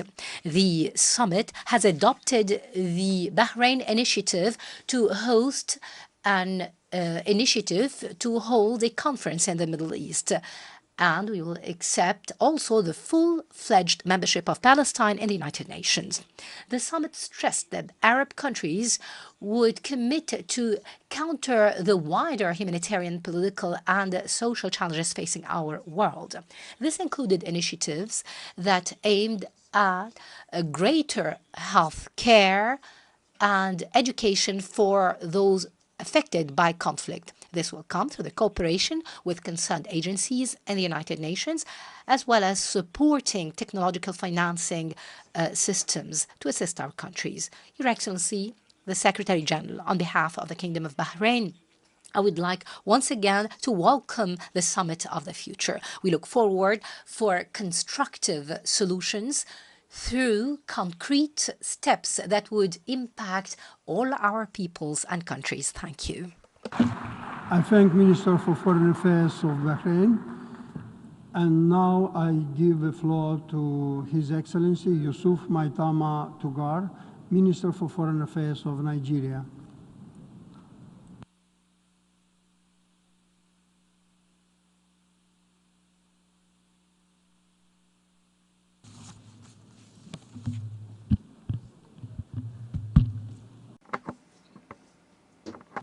Excellencies, ladies and gentlemen, let me begin by conveying the regards and best wishes of His Excellency Bola Ahmed Tinubu, President of the Federal Republic of Nigeria.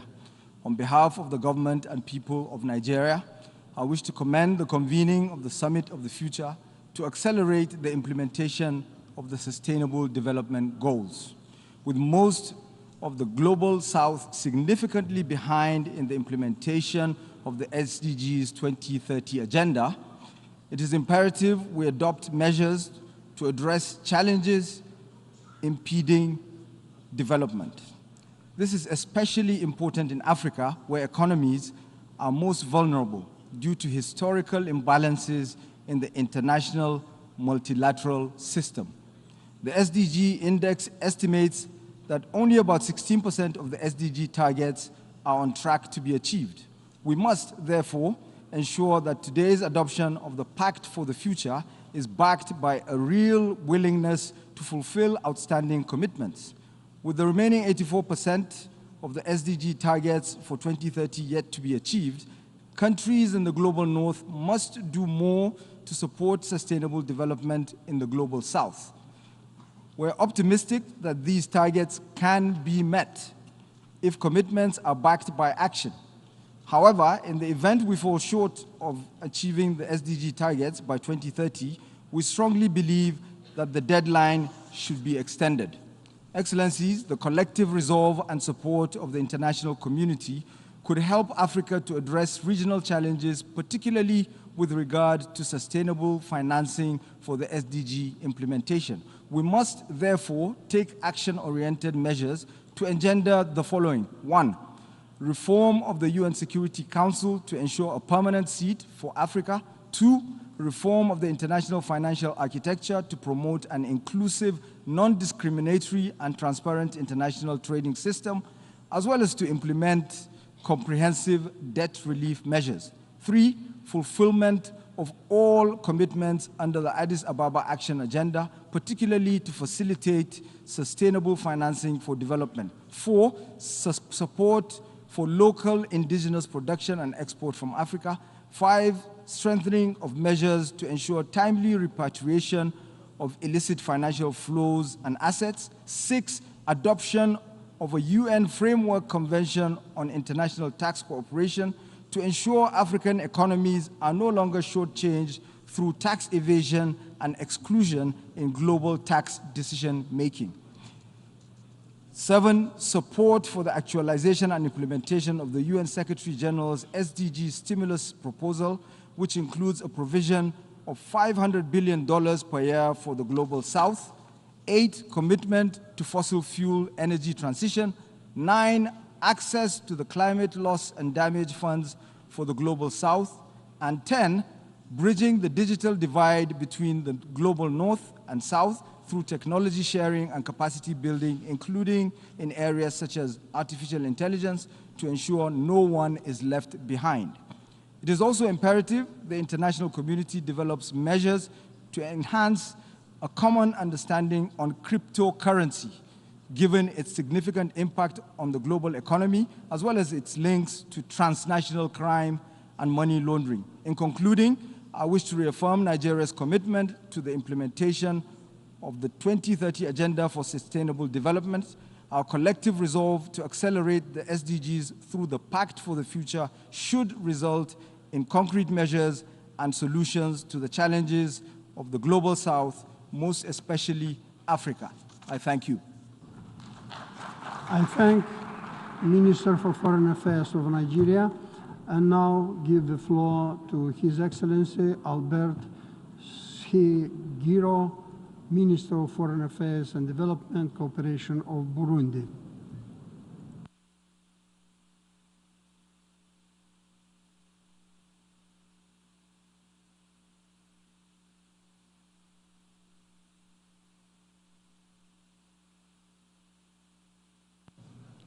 Monsieur le Président, President, distinguished delegates, all protocols observed. I can't begin to express the joy, happiness and privilege that I have at this time as I'm taking the floor at this Summit for the Future. On behalf of His Excellency, Mr. Evariste Ndayishimiye, President of the Republic of Burundi, who gave me the honor of representing him at this meeting, to which he wishes fruitful and constructive outcomes. President, in addition to the repercussions of the COVID-19 pandemic, which is weighing heavily still on our economies, and the negative effects of climate change, frozen wars, terrorism in several regions of the world, geostrategic positioning, trade tensions, and the rejection of multilateralism and the erosion of international solidarity, is a real and existential threat to us all. Today, more than ever, the world seems to be walking further and further away from the ideals of peace, security, and solidarity and cooperation, which, as you know, were the guiding compass of the founding fathers of the United Nations from 1945. Collective rules are regularly flouted, yielding to muscle diplomacy and demoting preventive diplomacy, the spirit of compromise and international solidarity, to the background. In these conditions, President, what else could we expect other than the disintegration of the world into warring blocs, as we're seeing at the moment? What else could we expect other than the weakening of multilateralism, increasing exclusion and inequality, the rich getting richer, and the poor getting poorer? President, the situation is grave, very grave indeed, and no one can say with any certainty what we can expect in several years or indeed several decades. Nevertheless, we should not be excessively discouraged. We should not be led to inertia. On the contrary, President, we owe it to ourselves to act individually and collectively, to calmly tackle the challenges of the world today in order to build solidarity and a peaceful, stable, prosperous world, and thus spare future generations from the horrors of war, and to avoid repeating the dark history that humanity saw before the creation of our shared organization. In order to do this, President, we must respect the commitments made in regional and international fora, whether this be regarding protecting the planet or promoting peace and international peace and security and human rights, digital cooperation, whether it be the fight against all forms of exclusion, the creation of a climate of trust, as well as the far-reaching and comprehensive reform of global governance to make it more legitimate, inclusive, effective, and better adapted to the realities of the contemporary world. President, this is why my country, Burundi, adheres to the spirit and letter of the Pact of the Future and its annexes, as negotiated and adopted by our respective governments this morning in this very room. Nevertheless, it is a matter of public record that signing a pact is one thing, and implementing it is another. The political will of all stakeholders, the respect for commitments on all levels, as well as salvaging multilateralism, all of this is the only secure and sustainable way to make sure that this pact isn't just another document, but it should be a kind of compass which guides us together towards a peaceful, inclusive, prosperous world to benefit current and future generations. Thank you for your kind attention. I thank Minister of Foreign Affairs and Development Cooperation of Burundi, and now give the floor to His Excellency Hussein Awad Ali, Minister for Foreign Affairs of Sudan.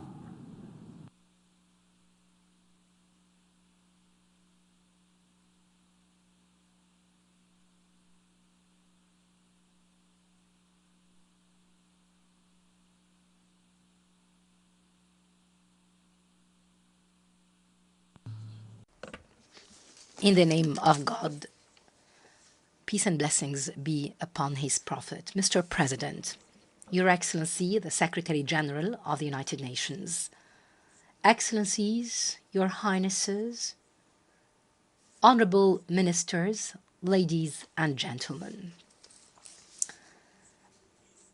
At the outset, I would like to congratulate you, Mr. President, in the name of the delegation of Sudan on holding this important summit. We wish you all the success.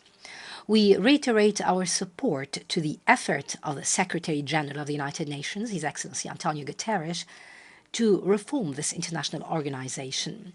This is more important and urgent now in light of the crises, tensions, wars, and threats witnessed today. These threaten not only our current generation, but the future generations and our planet as well. Mr. President, the challenges, crises, their reasons and complications are crystal clear. All statements addressed the challenges and problems, whether in this chamber or elsewhere, on the hope of reaching solutions and settlements, and also fearing their dangerous repercussions today and in the future. In light of the above, I would like to share with you the current issues which, in our point of view, represent a huge challenge to our organization and to our developing countries. It requires comprehensive and urgent solutions. First, there is a need to strictly adhere to the UN Charter, its principles and purposes. We must avoid highlighting certain principles and not the others, or interpreting such principles and rules. The stability of our international order is underpinned on the respect of the UN Charter, especially the non-interference in the internal affairs of other countries, the respect of state sovereignty and its territorial integrity, and the non-use of force in international relations. It's regrettable to see such double standards and selectivity in implementing these principles. This underlines the credibility of the international system. We regret that certain legal mechanisms are used to achieve such political objectives. This is what we are subjected to today. Second, it's important to adopt a comprehensive reform of the international financial architecture to counter the challenges and problems facing developing countries, post-conflict countries, and those in special situations, especially due to poverty, conflicts, or climate change. Some are also subject to sanctions, which undermine their ability to achieve the SDGs. There is a need to counter poverty in all its forms. We must ensure the right to development and put it at the forefront of our priorities to ensure that no one is left behind. We have seen a great consensus in the different negotiation rounds on the Pact of the Future document, and especially the reform of the international financial institutions and their modernization. This would help us to achieve the desired objectives and ensure an equitable representation to the developing countries, their participation in decision-making processes, access to capital and financing, and ensuring long-term assistance. It will also encourage investment and the addressing sovereign debt as well as the debt restructuring. We must mobilize resources and promote mechanisms to ensure technical transfer, our technology transfer, and building the capacity of future generations. Third, we believe that the United Nations can be an appropriate podium to lead the reform of the international financial institutions. Fourth, the joint future of humanity depends. The sound was cut off. I thank Minister for Foreign Affairs of Sudan.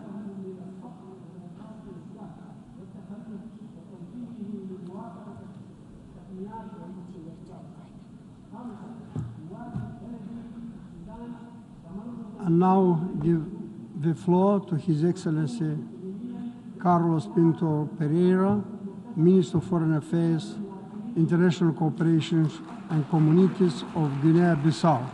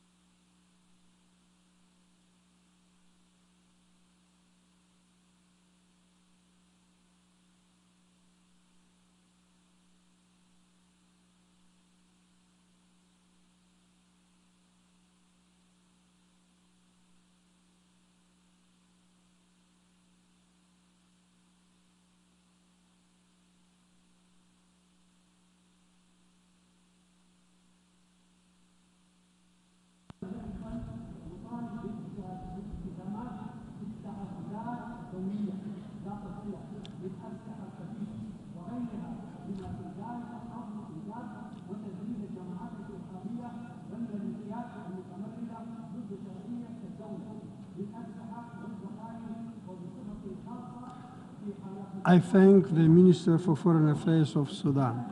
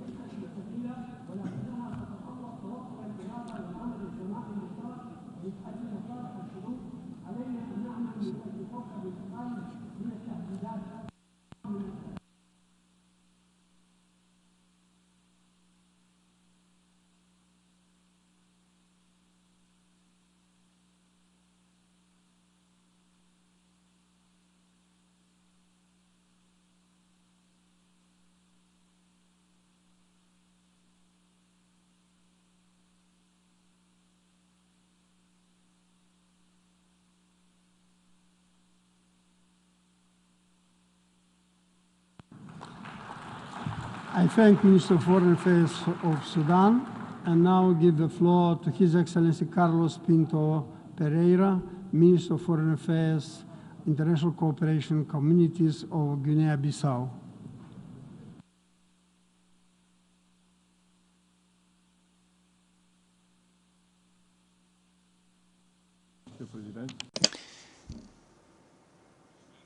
Excellencies, ladies and gentlemen, on behalf of the President of the Republic, I have the honor to transmit the message he had for this assembly. It is with great pleasure that I address the Summit of the Future, a crucial event that gathers global leaders to discuss our common path to a better tomorrow. I thank the Secretary General and all the organizers for this opportunity to share Guinea-Bissau vision on the opportunities we have. We live in an interconnected world where climate change, poverty, these inequalities, and health crises require collective responses. The Summit of the Future is an essential platform to renew our commitment with the multilateral cooperation and to strengthen our determination and achieve the Sustainable Development Goals until 2030. Guinea-Bissau, as all countries in development, has significant poverty, food insecurity, and impact of climate change affect daily our population. In the meanwhile, we see opportunities. We believe that with the support of the international community, we can implement innovative solutions that will benefit not only our country, but the whole region and the world. Education is the basis to build a more prosperous future. Invest in education, in a quality education for all. It's essential to give capacity to our population and promote sustainable development. We need to guarantee that all children and youth have access to an education that can prepare them to the future. The youth are the force of our future. Today, youth are the leaders of tomorrow, and it is crucial that we give them the opportunities and the tools so that they can contribute fully to the societies. We should involve youth in the decision-making processes and guarantee that their voices are heard and valorized. Decisions we take today have an impact in future generations. It is our responsibility to guarantee that we leave a better world to our children and grandchildren. We should adopt policies that support sustainability of environment, social and economic sustainability, and ensure that future generations can live in a better world with justice and peace. To tackle today's challenges, we should reform our governance systems. The Summit of the Future is a turning point where we can adopt concrete measures to turn our institutions more inclusive, representative, and we should guarantee that no one is left behind and that all countries, independently of their size and economic growth, can have a say in our common future. Guinea-Bissau is committed to its part, and we are working hard to strengthen our institutions, to promote peace and stability, and implement policies that can promote sustainable development. However, we recognize that we cannot achieve that alone. We need continuous support from international communities, from the United Nations, to achieve our objectives. Excellencies, the Summit of the Future is a unique opportunity to reaffirm our commitment and to build a path for a more fair and just future. Guinea-Bissau is ready to cooperate and contribute to this global endeavor. Together we can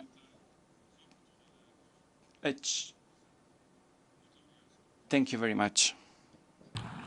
I thank Minister of Foreign Affairs or International Cooperation Community of Guinea-Bissau, and now give the floor to His Excellency Abdoulaye Diop, Minister of Foreign Affairs of Mali.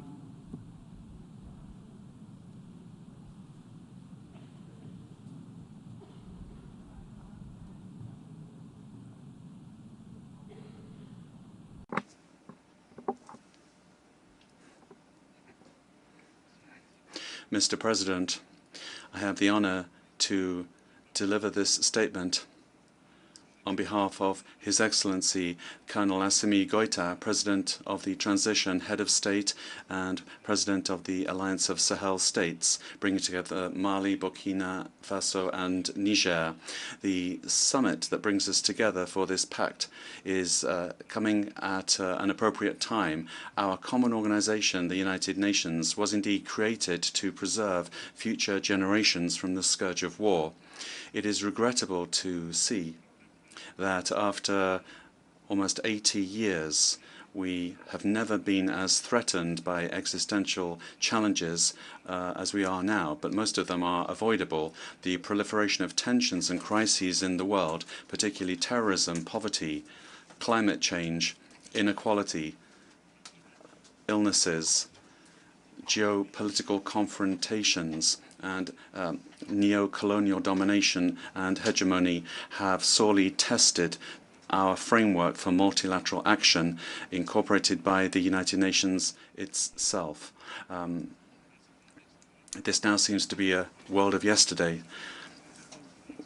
We had a lot of hope in the international forces deployed in our country, but 10 years on, we have had to conclude that this was a failure, and the government has had to strengthen its defense and security capacities itself. This has made it possible for us to make tangible progress in reconquering our territory and preserving our national integrity and protecting our population. Here I'd like to renew the thanks of my country to countries and organizations, including the United Nations, that have expressed their solidarity with my country in the light of the cowardly terrorist attacks carried out in my country on the 17th of September last. And we thank the United Nations and the Security Council for stating that it's important for all member states to act to fight terrorism by respecting their international commitments, and particularly not to support sponsors of terrorism. They must be brought to justice. The Summit of the Future is a new departure for international cooperation in an international multilateral framework that can offer a bright future for the whole of humanity. But we have to act together to renew our commitment for thoroughgoing change to the multilateral system that has governed world affairs up until now. In this regard, it is essential that decisions meet the aspirations of our peoples, particularly those of the Global South. It's also essential that we have the courage to proceed to reform our current multilateral institutions, particularly the Security Council and international financial institutions, in order to adapt them to the realities of our time so that they are more inclusive, more just and fairer, but above all, more representative. The issue of young people is very important, and that must be a major concern for us. My country, Mali, is attached to the principles of our charter, namely the non-interference in domestic affairs of states and respect for the sovereignty of states. Mali also pays particular attention to the issue of financing for development, particularly sustainable development. We feel that the digital issue is also essential, and my country has undertaken an ambitious digitization program of public services. Finally, we believe that the Pact for the Future is very ambitious nationally and internationally, but it must go beyond a mere declaration or promise. It must meet the aspirations of current and future generations. I thank you. I thank Minister of Foreign Affairs of Mali, and now give the floor to His Excellency Ramadan Abdallah Mohamed Gok, Minister for Foreign Affairs and International Cooperation in the revitalized transitional government of national unity of the Republic of South Sudan. Your Excellencies, esteemed leaders and distinguished participants, on behalf of the government and the people of the Republic of South Sudan, I am honored to address the Summit of the Future, a platform that invites us to shape a collective vision for a peaceful, equitable, and sustainable world. As a young nation is still navigating the challenges of post-conflict recovery, South Sudan looks to the future with hope and determination. We are committed to playing our role in ensuring that future generations inherit a world where peace, opportunity, and dignity are accessible to all. In this regard, we wish to highlight the following priorities. South Sudan's journey has taught us that peace is a base of everything and the base of progress. We call upon the international community to continue supporting efforts for peaceful conflict resolution, dialogue, and reconciliation in our country and in other countries. The future we envision must be free from wars, and we believe in the power of diplomacy and cooperation in achieving lasting peace. Climate change remains one of the most urgent threats to our future. In South Sudan, the effect of the climate change, flood, drought, and unpredictable weather erupted the livelihood of millions of our citizens. We call for global solidarity in addressing climate change by investing in sustainable agriculture, renewable energy, and environmental conservation to secure a resilient future for our people and the world. The key pillar of future lays in our youth. South Sudan young population is the greatest asset that we have, and empowering them through education, innovation, and entrepreneurship is very essential. South Sudan is committed to fostering a diversified economy that reduces our dependency on oil and open doors for innovation, agriculture, and regional trade. We seek partnership that encourage inclusive economic growth, job creation, and infrastructure development to elevate the standards of living for all our citizens. As we gather at this summit, we stand united with the global community in our commitment to shaping a future that is built on hope, justice, and solidarity. South Sudan is ready to contribute to the global effort of creating a world where all people, regardless of background, geography, of everything, have the opportunity to thrive. Let's seize this opportunity and moment to build a future that we all aspire to. I thank you all. I thank Minister for Foreign Affairs and International Cooperation in the revitalized transitional government of national unity of the Republic of Sudan, South Sudan.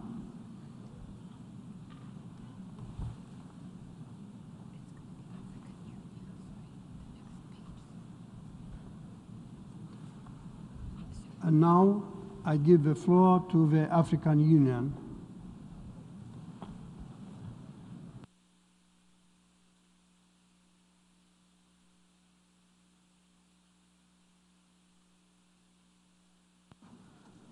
Excellences, Monsieur le Chef d'État. Excellencies, heads of state and government, Your Excellency Philemon Yang, President of the United Nations General Assembly, Your Excellency Antonio Guterres, United Nations Secretary General, ladies and gentlemen. Allow me to commend the Secretary General for his tireless commitment to overcome global challenges, which are more complex every time and every day, and they threaten the existence of humans and other life forms more and more. The Summit of the Future, here we are, created and organized under your impetus, dear Antonio, and it can claim the honor of having accurately reflected the issues at stake. It completes the picture and the context through providing the best solution to successfully overcome the obstacles in our way. The solution is the adherence of all member states of the United Nations to the principles of multilateralism, solidarity, not hostility, the respect, not scorn, peace, not war, sharing, not exclusion, freedom, not servitude, equality, and not supremacy. Excellencies, ladies and gentlemen, clearly declining for a certain amount of time. Over recent times, the multilateralism has been eclipsed under unilateralism and has led to a return of a policy of power struggle. We welcome the Pact of the Future because it builds its deployment around a rejection of this approach. It plans on renewing and strengthening the confidence of states in multilateralism. This position has been constantly defended by the African Union, and hence its interest to fully adhere to the 5 sections of the Pact, and indeed the 60 actions recommended by the Pact, particularly the Global Digital Compact, cut across the 7 aspirations of the 2063 Agenda. For each of these fields, the African Union has created strategies that are then translated into plans of action, even though their implementation has been hobbled significantly by the scarcity of financing and deficiencies in governance. And there's no point in hiding this. Therefore, these are problems that are familiar to us in Africa, even if Asia and Latin America, in certain respects, are still in the same conditions of precarity that the African people are. The African Union welcomes the philosophy of the Pact, which seeks to take into account the specific aspects of developing countries, island states, landlocked countries and LDCs, the majority of which are in Africa. Excellencies, ladies and gentlemen, while the African Union welcomes this holistic approach that embraces and reflects the whole landscape of the challenges to come, it is no less does it also ask profound questions on the ways of implementing all of these actions. A lot of promises have been made, even though they have not necessarily been followed up on. Let's hope that this time the wealthy keep their promises, and Africa and other parts of the world themselves can be sources of intelligence, motivation, willingness and necessary solidarity for its to become an emergency economy and save their economies. Safeguarding an environment that is enabling for this and the conditions for success of the digital revolution are the best keys for the future. The hymns currently sung today by hundreds of millions of young Africans is resonant, and this is a question of renaissance. The next G20 in Africa will be represented, where Africa will be jointly represented by the African Union and the South and Republic of South Africa. The speaker's microphone has been cut off.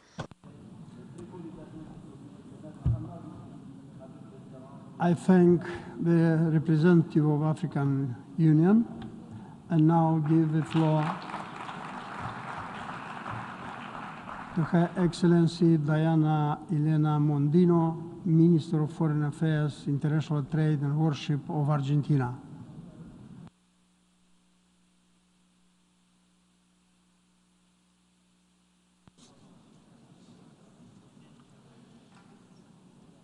Mr. President, this forum is for us to think constructively about the challenges that the international community has and how we can address those challenges. This is a special opportunity to express our points of view. Argentina has decided to operate a society where people are responsible for their actions but can act in freedom, and where we have equality for all. We want to address the challenges of terrorism, the threats to territorial integrity, democracy, international security, and economic development.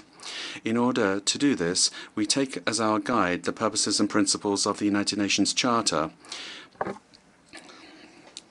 Deviations from these purposes and principles create problems, not just in a given country that loses its own freedom, but also for those countries interacting with that country, and we see this all the time. It's our obligation to remember what it says in our national constitution. And since 1953, we have liberal principles which we should never have departed from since 1973. And we are convinced that an agenda should not be made up of principally of declarations. We need to state how we're going to get to where we want to go. And for this, we need economic freedom. Hunger will not give us economic growth.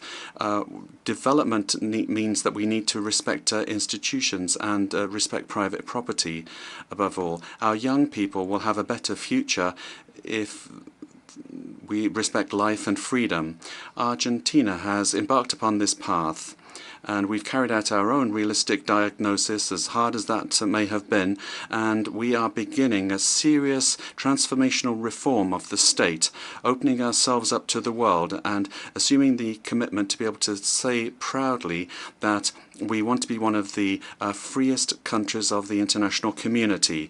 And in exercising that freedom, my country would like to recall that agendas such as this that bring us together today are made up of aspirations, which, legally speaking, are not binding, and every state, as they exercise their sovereignty, has the right to interpret these things autonomously, taking into account the various realities, capacities, and level of development of each country, and respecting its national policies and priorities, such as stated in Resolution 7001 of the General Assembly. However, very many points of the Pact and its annexes have certain reservations. This document has been worked on now since 2022 with our government, and the current Argentine government is in the process of advanced negotiations. Nevertheless, we have proposed various constructive actions which were not always taken into account, and that meant that on those points we had to disassociate ourselves. However, when it comes to the Pact of the Future, these things aren't an obstacle for Argentina. On the contrary, we want to have wings for our growth in freedom. Mr. President, my country reaffirms our commitment to the peaceful settlement of disputes and an international or rules-based order based on democratic values. We want to demonstrate that the only fight that's worth fighting is the cultural one, showing that it's possible to have peace between nations, and we hope that the outcome of this exercise will lead us to a safer and a more prosperous world. You can be sure that my country is prepared to continue, as we always have done, working together to think again together about how we can face the new challenges that are occurring and challenging us as humanity. Not just words, but work, work and more work. That is the best and really the only solution. We want to be free to choose a better world, and I'm sure that all members of this Assembly also want to guarantee this for all of the men, women and children that make up our common home. Thank you very much, Mr. President. Thank Minister of Foreign Affairs, International Trade and Worship of Argentina. And now I'll give the floor to the representative of International Development Law Organization.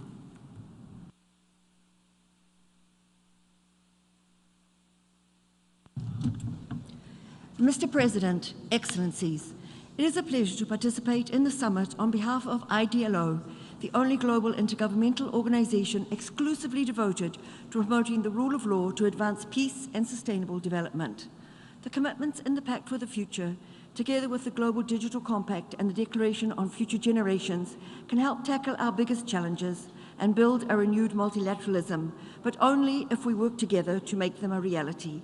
IDLO's 40 years of experience, partnering with some 100 countries, has shown us that the rule of law is key to delivering on the bold ambition of this summit. Let me share 3 reasons why. First, the rule of law is critical to rebuilding public trust. The unmet demand for justice is at the root of multiple crises around the globe. The rule of law helps ensure fairness, accountability, and transparency. People-centered justice systems protect the rights of the least powerful and give people confidence that institutions are working in the interests of all. The inclusion of women, youth, and other historically excluded groups is essential for the whole of society approaches needed for lasting peace and sustainable development. Secondly, the rule of law, most prominently reflected in Goal 16, can accelerate progress across the whole 2030 agenda. The rule of law principles of inclusivity, equity, and non-discrimination are incorporated throughout all 17 SDGs. Effective laws and accessible and accountable institutions are essential for implementation. Finally, the rule of law is key to reinvigorate and repurpose multilateralism for the 21st century. The rule of law at the international level, as enshrined in the Charter, guarantees the sovereign equality of member states and is the basis for the preservation of international peace and security.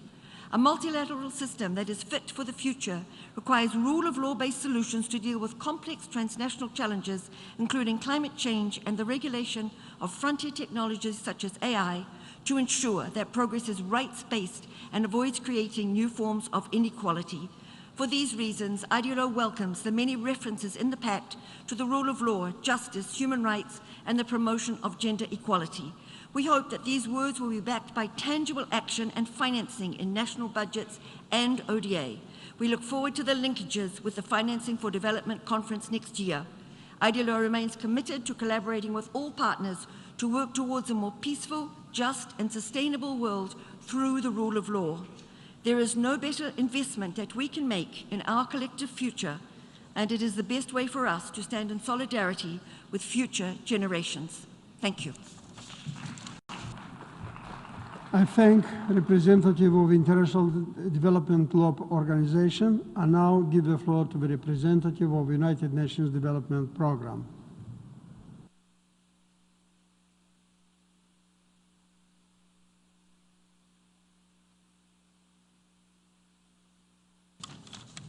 Mr. President, distinguished delegates, excellencies, ladies and gentlemen. Today, on the occasion of the Summit of the Future, many will perhaps be forgiven for wondering how people outside of this hall will receive the pact when we live in a world divided and scarred by conflict, with fault lines such as growing poverty and inequalities, climate change, and the destruction of our natural world. Many of the speakers, distinguished speakers, have addressed themselves to these today.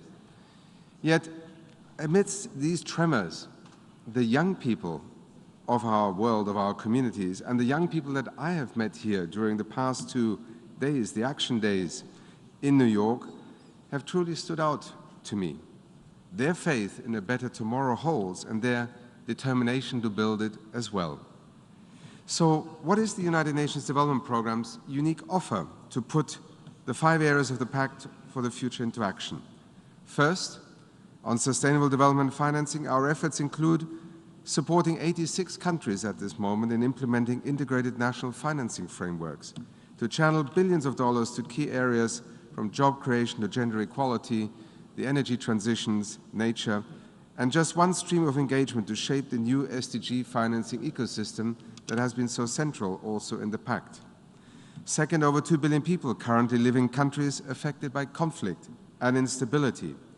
Our global development support, alongside the humanitarian response, continues to provide a proven pathway out of these crises by enabling millions of people to access essential services such as water, clean energy, and livelihoods, and ultimately enabling them to still have a perspective of the future.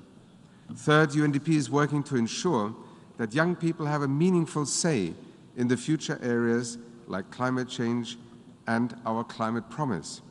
This initiative is now the vehicle through which the UN family is mobilizing support to 125 countries to advance their NDCs that can still give our next generation the hope to limit global warming to 1.5 degrees. Fourth, in this age of opportunities, digital technologies spread quickly but not evenly. Yesterday's SDG Digital Day was a remarkable convening of leaders from the entrepreneurial world, big business, but also startups, government, regulators, policymakers, citizens. Our ability to turn this opportunity that the summit also with the Compact has focused on is central to the promise to these young people. UNDP's expertise will help advance the Global Digital Compact to realize that brighter digital future for everyone, everywhere, by accompanying dozens of countries on their digital transformation pathways. I would like to thank all countries represented here in the General Assembly Hall for the confidence and the trust that you continue to place in the development promise of the United Nations. Thank you. I thank the representative of the United Nations Development Programme, and now I give the floor to the representative of World Health Organization.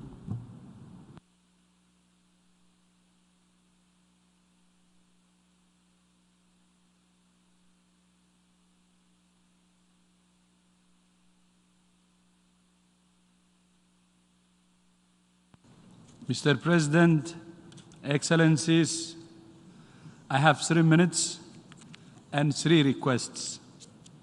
First, a commitment to promote, provide, and protect health. Health is not created in clinics and hospitals. It's created in streets, homes, communities, schools, markets, workplaces, and parliaments. It's created in the air people breathe, the food they eat, the water they drink, the condition in which they live and work, and in our changing climate.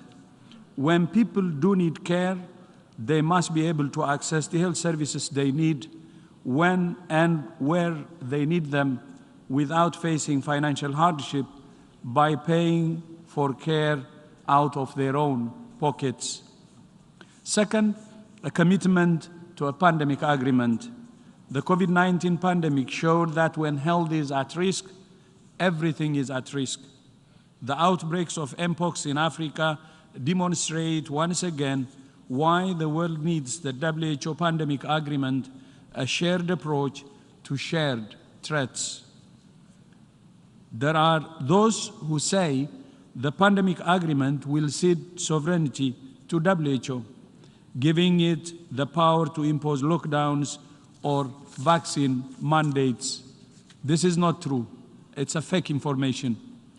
The agreement is being negotiated by countries for countries and will be implemented in countries in accordance with their own national laws, period.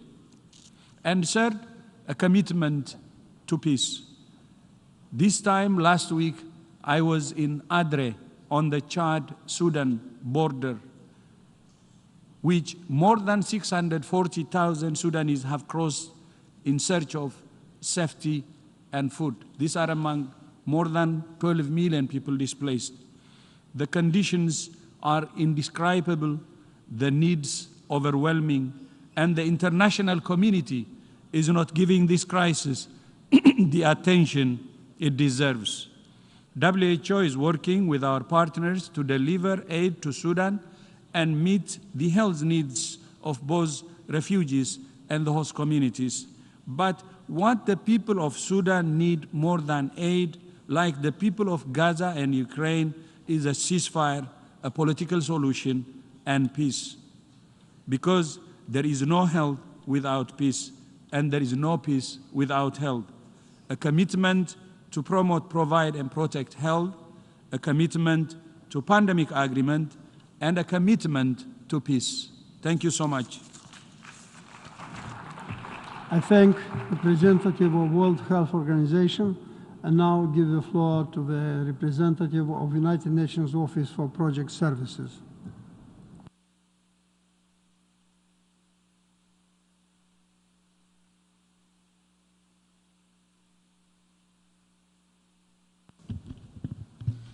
Mr. President, this year's Summit of the Future marks a crucial opportunity for the international community to deliver on the promise of creating a more peaceful, fairer, greener, safer future for people and the planet. It is a moment of realism in the face of the many challenges our world faces, but also a moment of hope and determination to work together to overcome those challenges and build a better future for all. Today, multilateralism received a boost. The Pact of the Future is 3 years' worth of important analysis, discussions, and negotiations. It represents an ambitious response to the youth's aspirations on peace and sustainable development. UNOPS is committed to supporting the outcome of the Summit of the Future. Through our focus on practical solutions, we support our partners to respond to conflicts and crises, deliver sustainable development, and advance climate action. Responding to needs now, while building the foundations for a sustainable and peaceful future. We do this by supporting our partners to implement projects through our expertise. We already have a vision of the future we want for people and the planet, yet our progress is painfully slow. Finance and policy gaps are a part of the problem, but to succeed in delivering, we all need to better understand and respond to the challenges of implementation, particularly where needs are greatest, including in fragile and conflict-affected contexts. UNOP stands ready to bridge the gap that exists between ambitions and reality on the ground, always working in partnerships, always driven by the commitment to fight inequalities and to provide opportunities for the most vulnerable. We take this opportunity to reiterate our commitment to young people and future generations as part of this journey. We are determined to support efforts to create a world where every child and young person can thrive and reach their full potential. A world where the voices of the youth are heard and where they are an active part of our collective efforts to find sustainable solutions to our shared challenges. Our future hangs in the balance. We owe it to the present and future generations to act collectively, responsibly and decisively, to deliver peace and prosperity for people and the planet. UNOPS is committed to this effort. Thank you. I thank representative of United Nations Office for Project Services. And now I give the floor to the representative of United Nations Industrial Development Organization.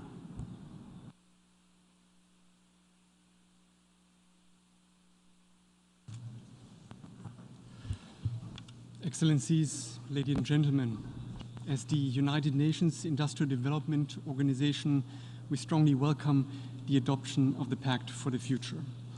Member states have provided clear guidance. Now we need to implement it. At UNIDO, we are committed to leading concrete solutions for inclusive and sustainable industrial development in line with our mandate within the UN system.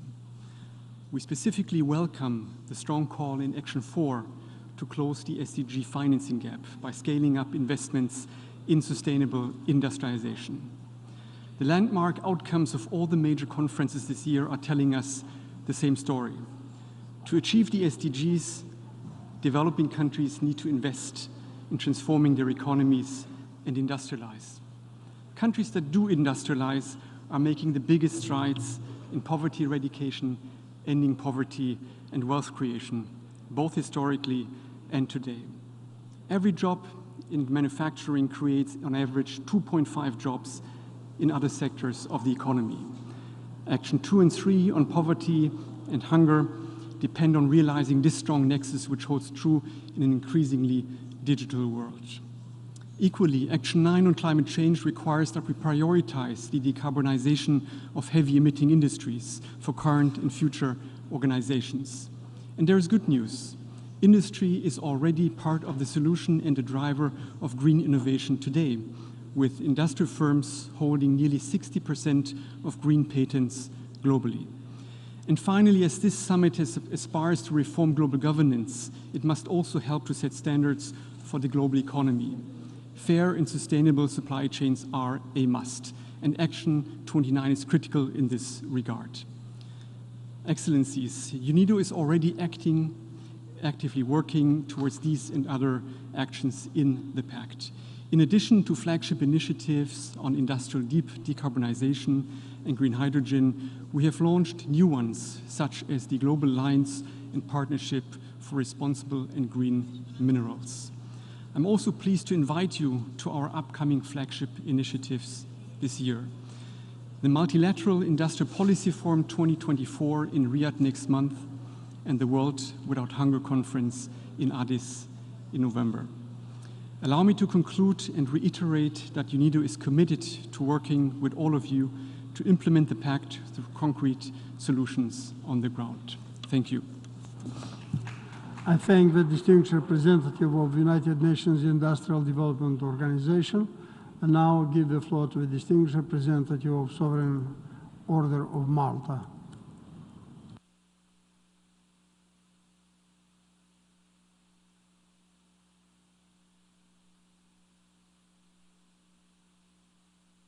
Mr. Speaker, heads of state and government, excellencies, ladies and gentlemen, the Sovereign Order of Malta is one of the most ancient institutions in the world, with more than 900 years of service to those in need.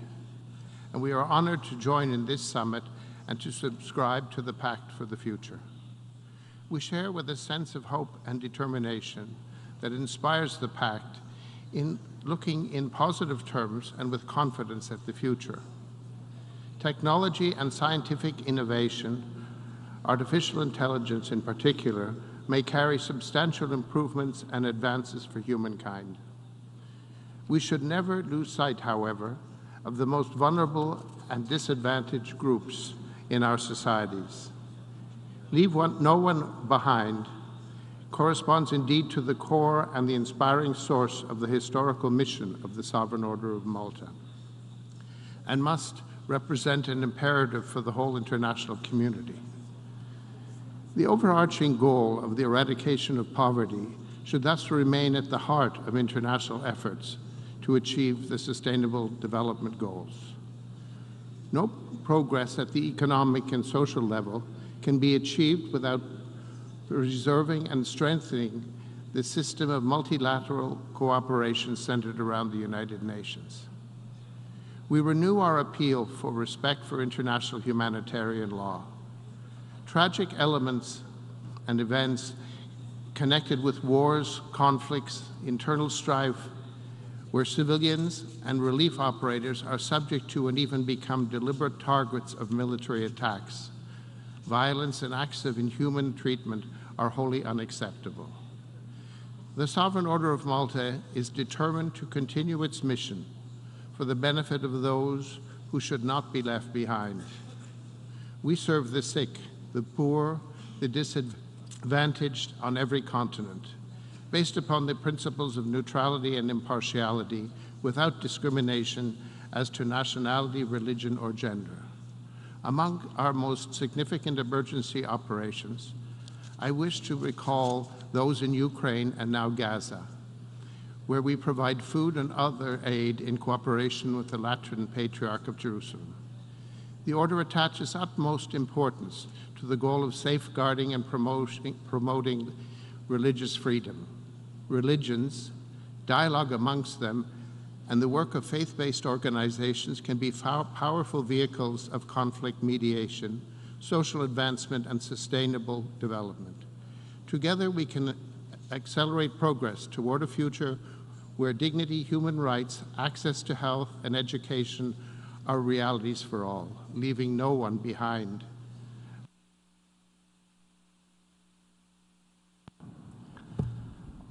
I thank the distinguished representative of Sovereign Order of Malta, and now I give the floor to the distinguished representative of United Nations High Commissioner for Refugees.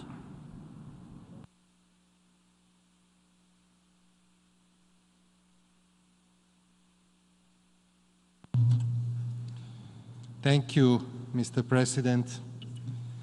This morning, we heard from 3 young people, including Monica, a bright woman, a refugee. I don't have much to add to her wise and beautiful words, but let me reflect from the same perspective, as the future also belongs to all the young people who, like Monica, have been forced to flee their homes because of our collective failure to make peace. And so these young people are now forced to dream of a new future, away from their countries or their communities. What will those dreams be? What will be the dreams of 120 million refugees and displaced people? We have the opportunity to help them shape the future, especially those for whom it brings fear as much as hope. We have the opportunity to say that we refuse to let refugees bear the price of our failures, that we refuse to abandon those countries and communities that have been hosting refugees decade after decade. And what a chance we have to include refugees and all displaced people, young and old, to open doors, schools, clinics to them with support from the international community so they can contribute to the communities hosting them while we work together on finding solutions to their plight. Let us all, donors, host countries, the private sector, the UN, civil society, displaced people, all work towards the vision of the Global Compact on Refugees, where refugees are seen as an opportunity and not a burden, and they can think of a future in which they are not refugees. And let me add UNHCR's voice to Monica's voice, to the voice of all the displaced, and join them in the call for peace. At this summit for the future, we must be able to imagine and work towards a future without refugees. But without peace, Mr. President, this will simply not happen. Thank you. I thank the distinguished representative of the United Nations High Commissioner for Refugees. And now I give the floor to the distinguished representative of the United Nations Environment Program.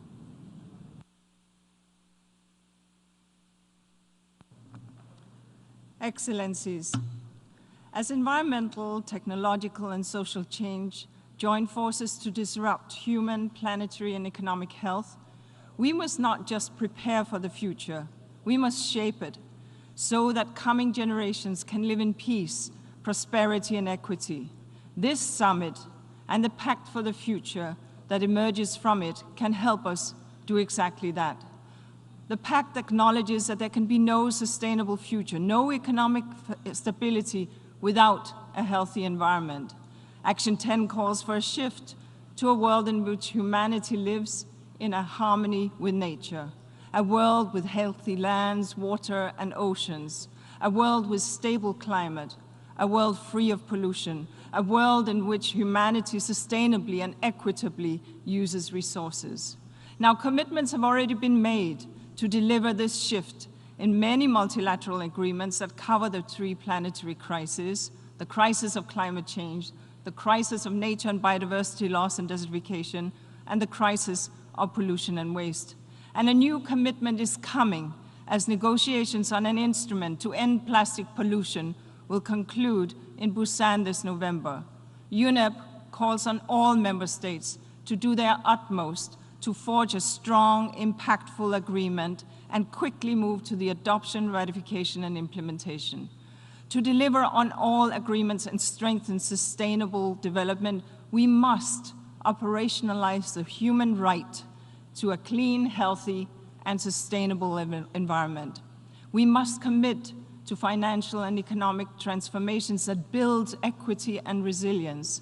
We must ensure circularity and sustainable consumption and production, including in the energy transition and digital transformation. And we must adopt One Health approaches that improve human, animal, and planetary health at the same time.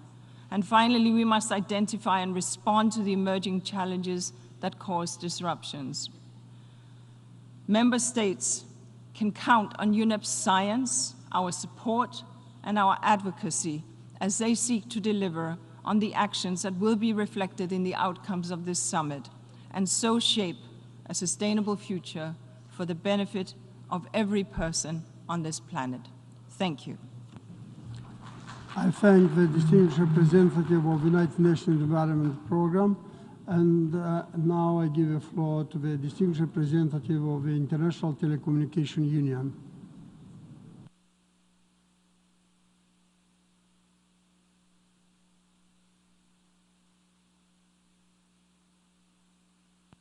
Mr. President, Excellencies, ladies and gentlemen, today is a momentous day for digital, following yesterday's amazing Digital Action Days, as just mentioned by the UNDP administrator.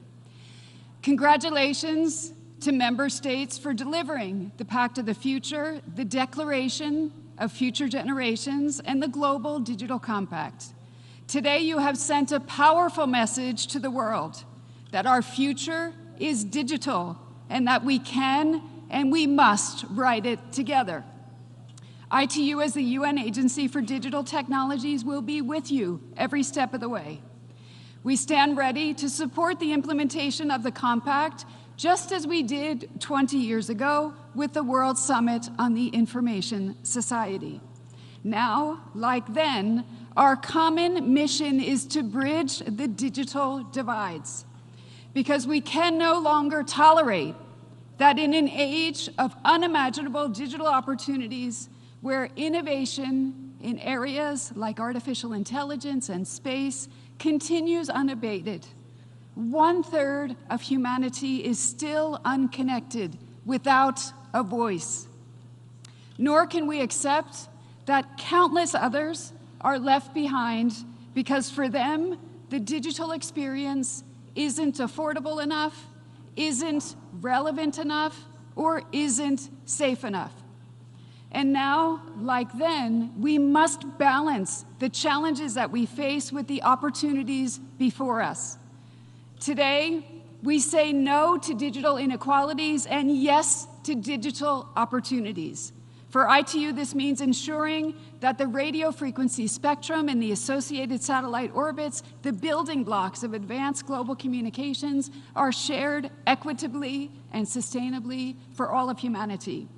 Strengthening international standards at a time when they are taking center stage in global governance discussions, and supporting global digital development from AI to cybersecurity, digital literacy, e-waste, emergency telecommunications, regardless of where countries are in their digital journey. Ladies and gentlemen, the future of development, the future of humanity is digital. As we look to 2030, let's turn the vision of the Pact for the Future and its Global Digital Compact into a lasting reality. Let's redouble our efforts to advance universal meaningful connectivity and sustainable digital transformation, ITU's 2 strategic goals, and the cornerstones of an inclusive and responsible digital future. Let's rescue the SDGs with digital. Thank you. I thank the distinguished representative of the International Telecommunication Union, and now give the floor to the distinguished representative of Food and Agriculture Organization.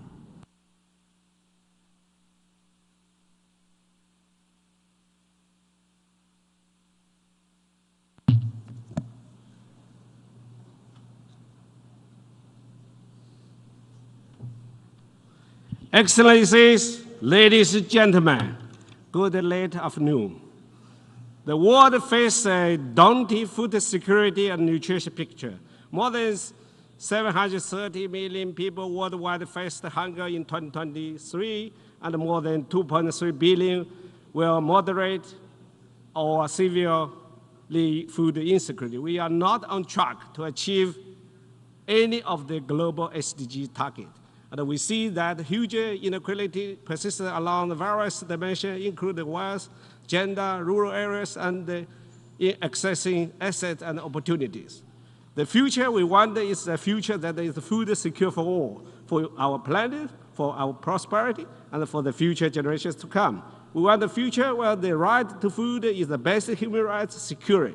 For this future, we must transform our agricultural system today to be more efficient, more inclusive, more resilient, and more sustainable. The future will be determined by more equitable agricultural system, and I'm pleased that this is recognized by the proposed pact for the future. We need to invest integratedly on the 4 betters: better production, better nutrition, better environment, better life, leaving no one behind. This is at the core of the effort work. Allow me to share 3 key elements for the way forward. 1, we must step up effort to achieve the SDGs by 2030.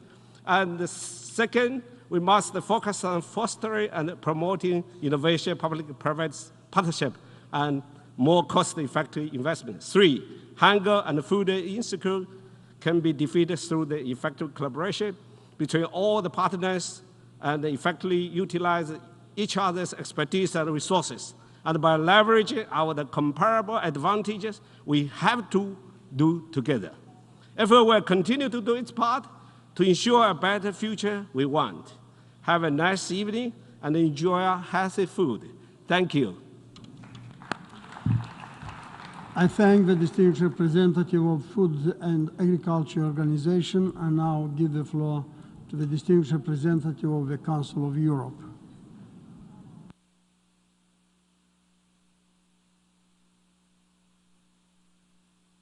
Mesdames et Messieurs. Excellencies, ladies and gentlemen, the Council of Europe, represented here, has a mission to promote and protect human rights, democracy, and the rule of law throughout the European continent, and of course, beyond the continent, with everyone who shares the same values. This is what guides us. What guides us is the European Convention on Human Rights, ratified by all of our 46 member states. That convention is interpreted by the European Court of Human Rights. And we share a strong commitment with the United Nations for peace.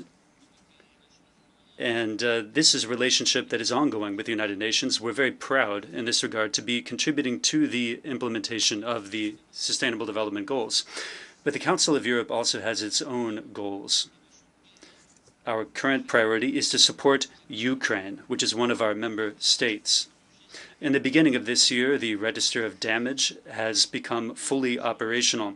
This is a register that receives contributions for the loss and damage caused by the war of aggression waged by the Russian Federation. This is a first tool, but it is absolutely necessary as a step toward an international mechanism for compensation. Here will play a central role, as we will play a key role when it comes to any tribunal aiming to judge the crime of aggression. We're going to be working together to implement a plan of action for resilience, recovery, and reconstruction in Ukraine as well. The European Convention of the European Court of Human Rights is the only international jurisdiction that, as of now, has ruled on human rights violations in the context of the war. There are other tools the Council of Europe has, of course. These have allowed to address the challenges of our time. I could mention the Istanbul Convention to prevent and combat domestic violence and violence against women. And I could also mention the very recent Framework Convention on Artificial Intelligence. This is an unprecedented treaty, the first of its kind, which aims to protect human rights in the context of technological evolution, which is currently underway. At this anniversary of the Council of Europe, I would like to close the 75th anniversary of the Council of Europe. I would like to conclude with advocacy for the greatest number of countries to sign and ratify our key conventions, because at a time when democracy is backsliding, we need to do ever more to promote our values through words and in deeds. This is the best way to bring about a better future and more democratic future for our citizens. Thank you.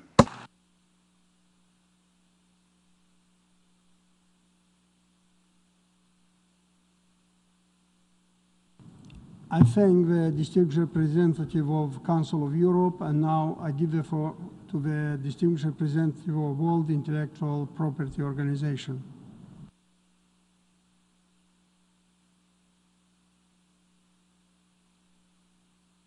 Mr. President, distinguished delegates, throughout today, we have heard world leaders speak about the magnitude and gravity of the challenges ahead of us. While they are truly sobering, we must not lose hope. Instead, let us remember that it's often in times of crisis that we are at our most innovative, and that we must now harness the power of human invention, innovation, and creativity to build a more resilient, prosperous, and sustainable future. All of this will require us to transform what intellectual property or IP means. While in the past, IP was viewed as only relevant to the largest corporations in industrialized countries, this is changing. 70% of global IP filings now come from Asia, Africa, and Latin America, a huge change from 50% just 20 years ago.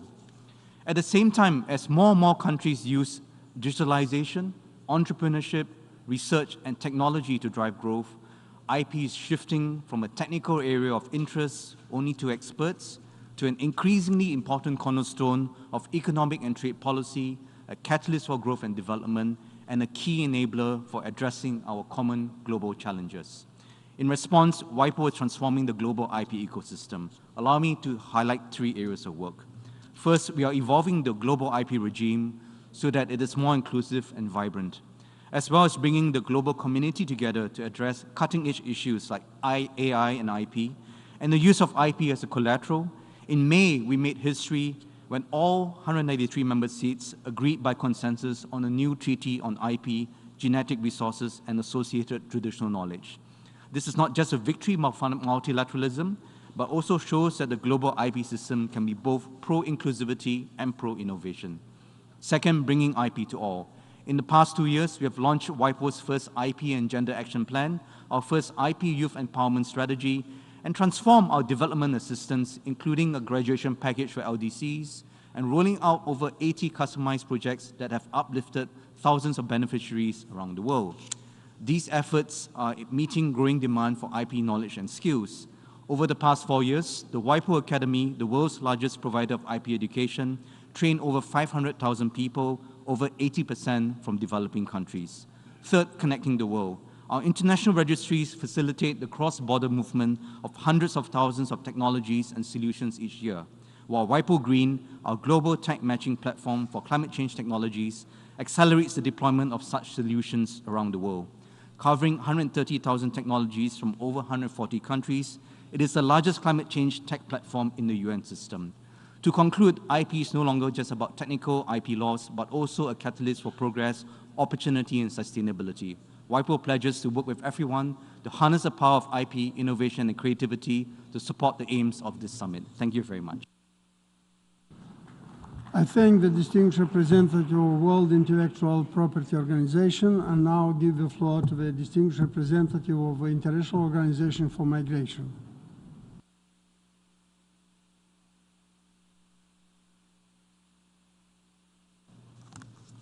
Excellencies, distinguished representatives, on behalf of IOM, I commend and thank the United Nations Secretary-General for convening us all today, and the co-facilitators of the Pact of the Future, the Declaration on Future Generations, and the co-facilitators of the Pact for the Future, the Declaration of Future Generations, and the Global Digital Compact, and everyone involved in the process for leading negotiations on this landmark document. This summit really embodies the power and potential of multilateralism. IOM, as the coordinator of the UN Network on Migration, supports an agenda for change to rebuild trust and strengthen international cooperation in tackling the challenges of today and tomorrow. Generation after generation of people have moved in search of a better life, and we know many more will move in the future.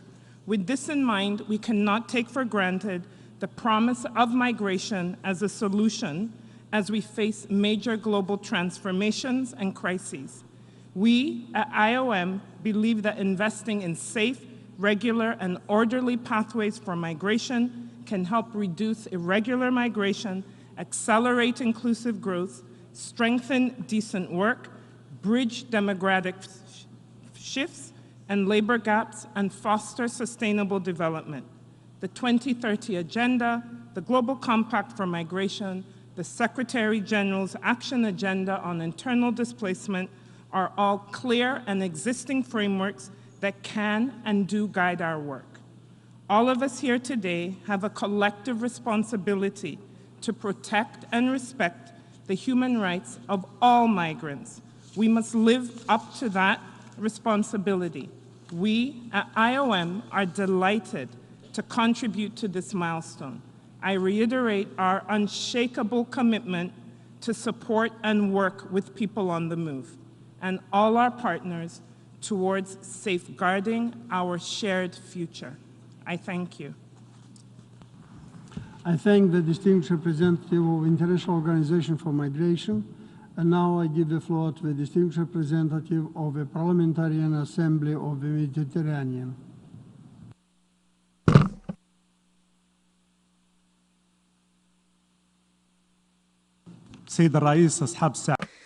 Mr. President, Your Excellencies, since its inception in 2005, the Parliamentary Assembly of the Mediterranean and its members from the Euro-Mediterranean and Gulf regions have been deeply committed to ensuring the implementation of the UN Charter and its deliberations through innovative mechanisms to ensure effective and coordinated follow-up. Today, I'm honored to renew the commitment of the PAM and its member parliaments to the implementation of the objectives of the Summit of the Future, the Pact for the Future, and the Future Generation Declaration, and the Declaration on Future Generations and the Global Digital Compact, to, among others, support the establishment and functioning of stronger and more influential multilateral institutions by all member states without exceptions in accordance with the principles of the UN Charter, the Universal Declaration of Human Rights, the international law obligations. Second, ensure effective responses to current and future challenges such as food security, climate change in collaboration with key stakeholders. 3, promote an open, free, and secure digital future anchored in universal human rights. 4, ensure the interests of future generations are taken into account in national and global decision-making processes. Yesterday at the PAM side event, we announced 2 concrete initiatives through which the Assembly will contribute to achieving these ambitious goals. First, the creation of a permanent parliamentary observatory of the Global South for the Sustainable Development Goals based and managed by Morocco. Second, the creation of a permanent global parliamentary observatory on the misuse of AI and emerging technologies, served by the PAM Center for Global Studies, and that will be a platform for monitoring, analyzing, and promoting effective legislation, principles, and criteria so that these tools are not used by terrorists and criminal groups for their own malicious purposes, but for the benefit of all humanity. Mr. President, speaking of the future requires us all to work to overcome current obstacles, and in the Mediterranean, there is a continuing war, regardless of its reasons. Its results will bring more extremism, violence, and hate. It is the war against Gaza and the innocent victims on both sides. We call upon you to give primacy to the sound of reason and to end this conflict and to return to negotiations to implement the resolutions of the international community and to attain the two-state solution, an independent state of Palestine and a safe state of Israel. I thank you. Thank the distinguished representative of Parliamentary Assembly of the Mediterranean, and now I give the floor to the distinguished representative of Economic and Social Commission for Asia and the Pacific.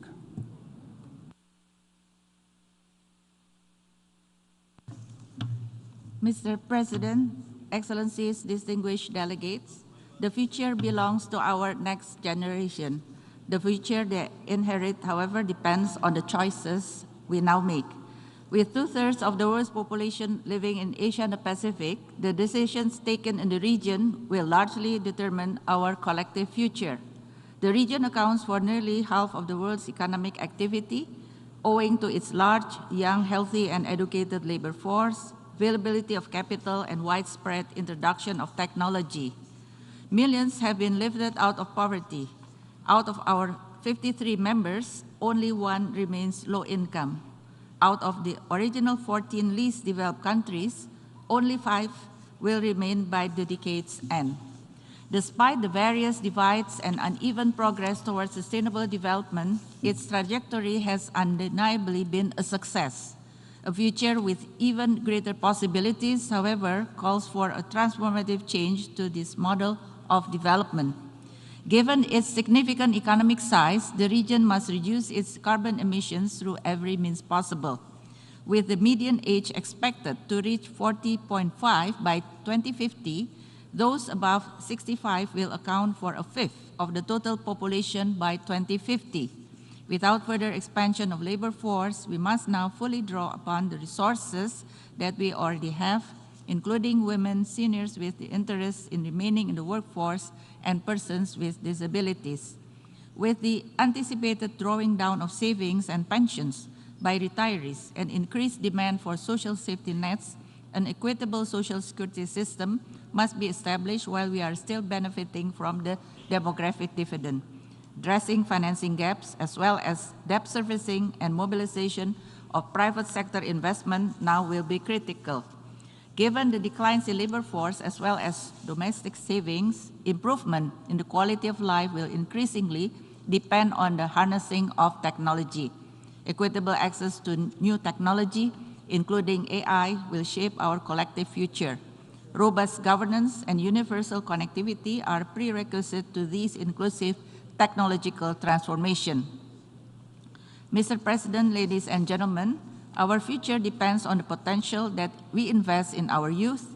They must see possibilities, participate in decision-making, and seize opportunities before them. As the Regional Commission for Asian Pacific, we identify emerging issues and propose solutions, among others, on energy transition pathway, sustainable financing, and inclusive businesses. We must pass on a future with even greater possibilities to the next generation, and we stand ready to support the implementation of the Pact of the Future. Thank you very much. I thank the distinguished representative of the Economic and Social Commission for Asia and the Pacific. And now I give the floor to the distinguished representative of the Economic Commission for Europe.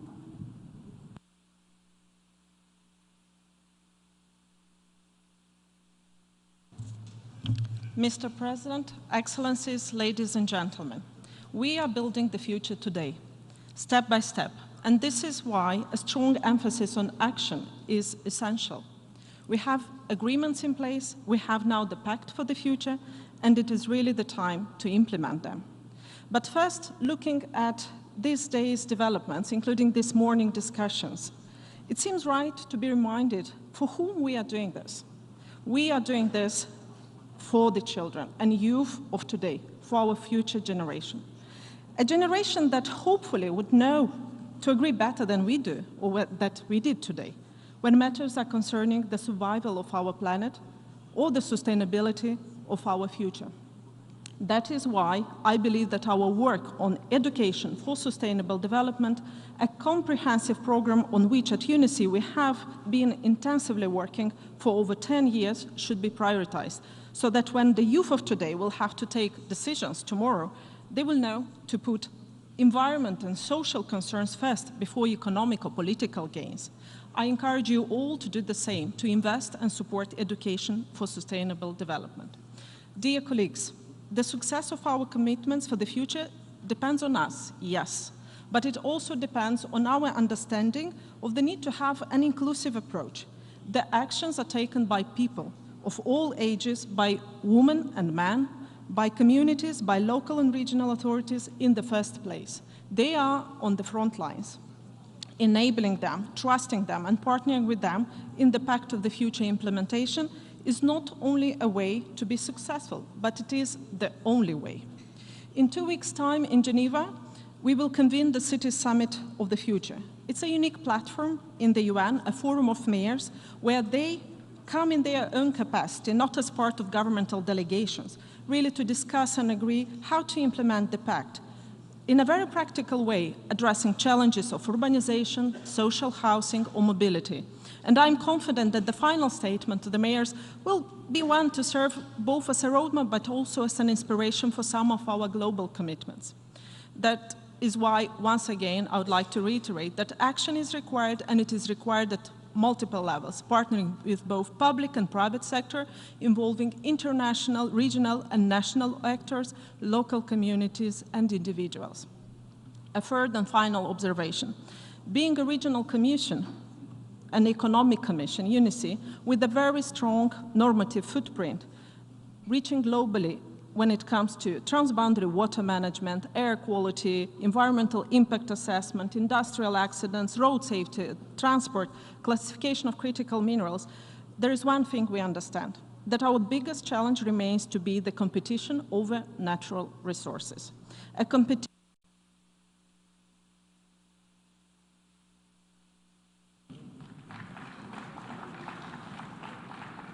Agradezco a la representante. I thank the representative of the Economic Commission, Social Commission for Europe, and I now give the floor to the Global Fund for Fight, against AIDS, tuberculosis, and malaria. Excellencies, as a worldwide partnership to defeat HIV, tuberculosis, and malaria, the Global Fund welcomes the Pact for the Future that shines a spotlight on the urgency of increasing efforts to achieve the 2030 Agenda and to accelerate progress towards better health for all. We applaud the leadership of Namibia and Germany in co-facilitating the Pact of the Future process, including engaging with civil society and communities. Only a pact that champions multilateralism and empowers communities and civil society to be meaningfully involved in global governance can safeguard our collective future. In a world where about 4.5 billion people, more than half of the global population, are not fully covered by essential health services, we know that health is fundamental to eradicate poverty, achieve gender equality, economic growth, and to ensure peaceful societies. Now is not the time to shy away from our commitments, but to take advantage of every opportunity to bolster progress towards universal health coverage and raise the bar so we can ensure a healthy future for all. Now more than ever, we need to ensure that global health stays at the center of the international agenda. We hope that the Pact can help elevate our common aspirations for better health and well-being of present and future generations. We applaud the Pact's focus on climate change as an existential issue of our time, in fact, the biggest global health challenge of our time. The phenomenon is destabilizing the foundations of human health, deepening inequalities, and leading to the emergence and spread of infectious diseases. Ramping up our collective response is an urgent imperative in today's challenging context of interconnected crises. We commend the focus on closing the SDG financing gap. As a unique partnership of government, civil society, the private sector, and people affected by the diseases, the Global Fund stands ready to step up the fight to achieve global goals and to prepare for and respond to future risks. The Global Fund is an example of the transformative power of communities and civil society, a partnership powered by equity. And as we come together to applaud the Pact for the Future today, we call on the international community to ensure that this leadership is recognized and upheld. We hope that the Pact for the Future and the urgency and enormity of current challenges will continue to push the global community to find a new course, one that can broaden and deepen multilateralism to create a more healthy, fair, and peaceful world for today and for all future generations.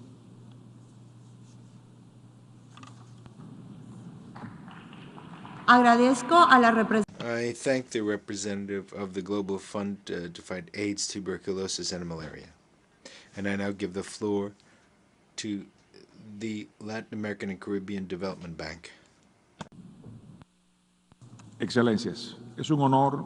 Excellencies, it's an honor to deliver this message on behalf of the CAF, the Development Bank of Latin America and Caribbean, as an observer organization of the United Nations. We are committed with the provisions of the Pact for the Future and the Digital Pact adopted this morning, and specifically the adjustments in the international financial system that was referred to. The hope of new generations and the well-being of the population of the planet require rapid and decisive action. Echoing the invitation to this summit convened by Secretary General to decide on what to do and focus on how, rather.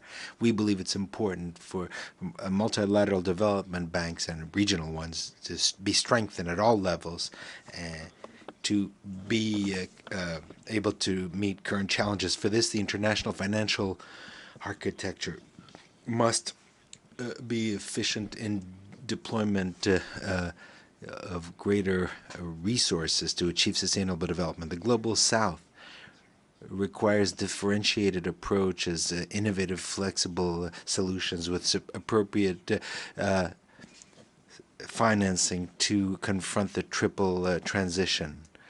The size and characteristics of current challenges were not could not be predicted when the SDGs were established. I'm talking about the high level of indebtedness, climate change, and the pandemic. And of course, we in the Development Bank believe that if we had greater capital, we could have the potential to increase resources. It could be a reliable channel to provide financing to meet specific challenges. Thirdly, to generate efficient programs to those who most need it. We will continue with our role to assist countries by optimizing their tax systems, easing their debt burden, and improving investments. As the CAF is ready to take its part in implementing the renewed agenda that has been discussed at this summit to contribute to the well-being of future generations. Thank you very much. I thank the representative of the Caribbean and Latin American Development Bank, and I give the floor to the International Labour Organization.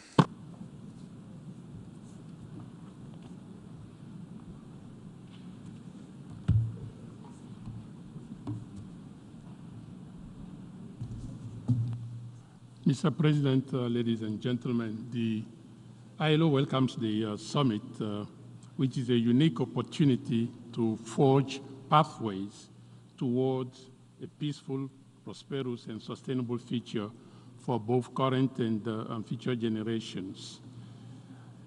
In our interdependent world, no country can solve global issues alone.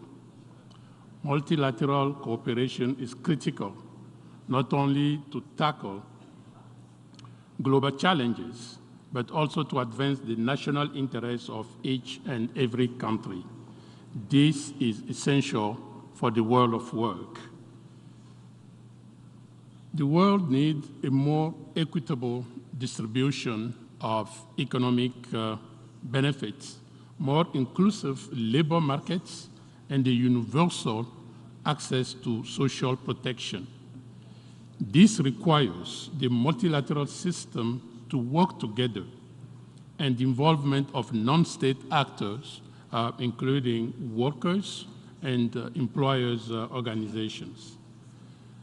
Allow me to recall the ILO Constitution says, no lasting peace could be attained without social justice. Hence, ILO, with all its constituents, including the workers and employers organization, embrace the ambition of the UN Pact for the Future, including the necessity and the necessary reforms of the global governance and the financing for development agenda. I would like to specifically recall that in 2023, 20% of young people were neither in employment, nor in education, nor in training. And that, as we are speaking, 3.8 billion people have no access to any single social protection. And over 2 billion people are struggling to make a living in the informal economy. With the adoption of the UN Pact for the Future, you can count on the ILO, as we have done in the past 100 years, to continue to fight for access to decent work and social justice for all, especially the most vulnerable, as it's critical for lasting peace and sustainable development. Thank you. Agradezco. I thank the representative of the International Labour Organization, and I give the floor to the South Asian Association for Regional Cooperation.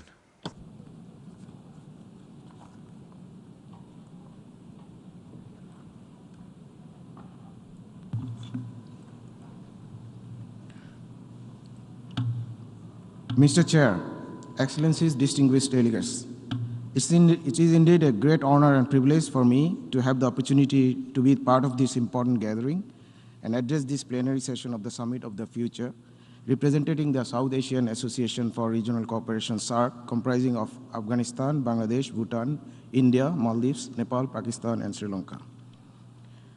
Achieving the post-2015 development agenda, including all the sustainable goals, in the remaining period of 2030 will require an ambitious, comprehensive, holistic, and transformative approach with respect to the means of implementation, synergizing the different means of implementation. It is required enhanced and revitalized global partnership in addressing the shared resources and investment gaps. Regionalism can play a crucial role in the endeavor to achieve the accelerated SDGs. It is through the regional cooperation that we can harness our collective strength, share best practices, and address the specific need of our communities.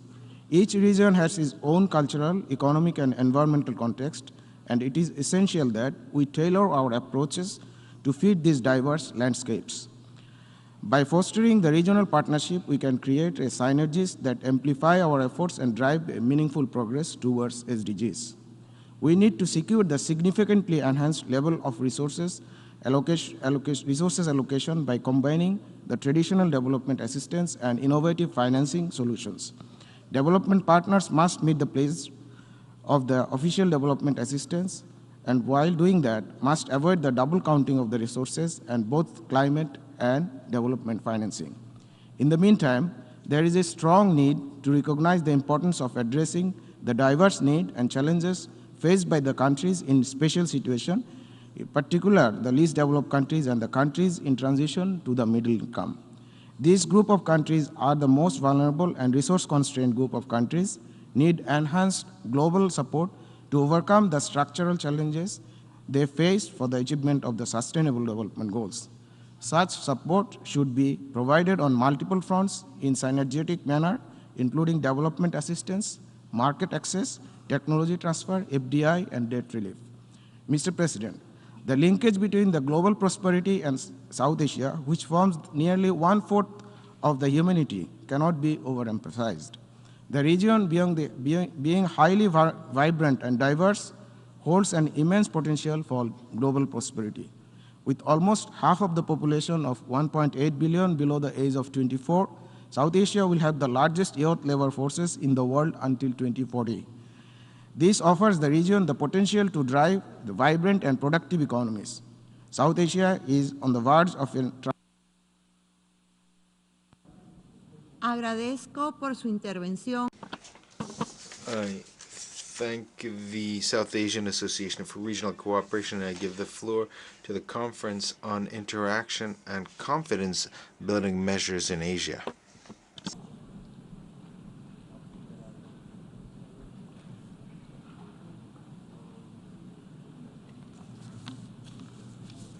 Dear President of the General Assembly, distinguished leaders, esteemed delegates, it is both privilege and profound responsibility to address this high-level gathering.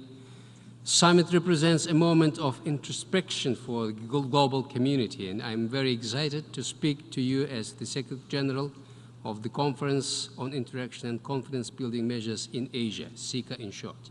The idea to convene SICA was proposed by Kazakhstan from this very rostrum on October 5th, 1992. Having been founded on the core principles of multilateralism, dialogue, and trust, SICA unites 28 member states covering 90% of Asia, as well as 10 observer states and 11 observer and partner organizations.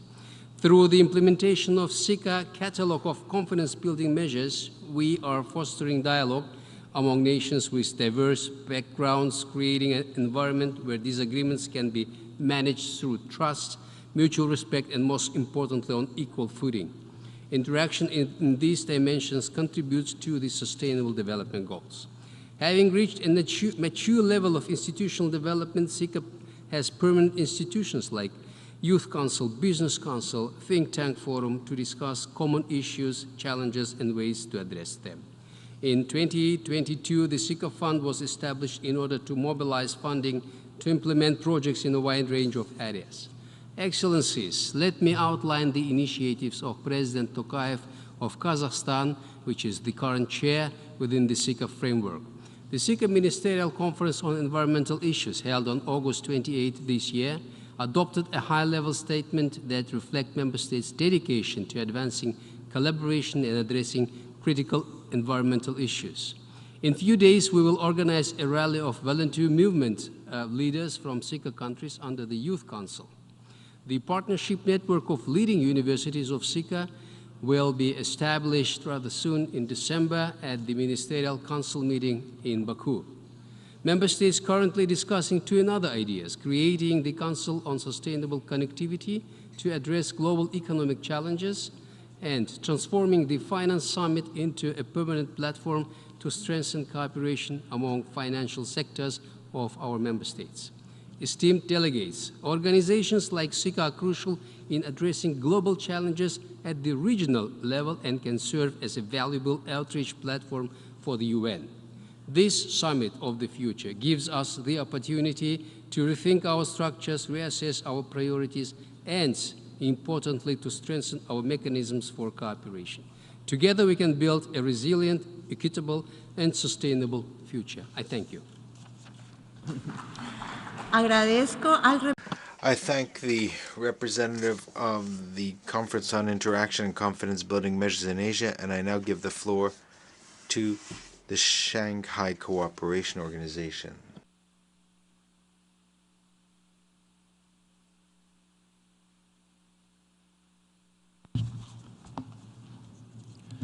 Уважаемая госпожа председатель, Madam President, ladies and gentlemen, allow me first of all on behalf of the Secretariat of the Shanghai Cooperation Organization to express our gratitude for the invitation and the opportunity to speak at the Summit for the Future.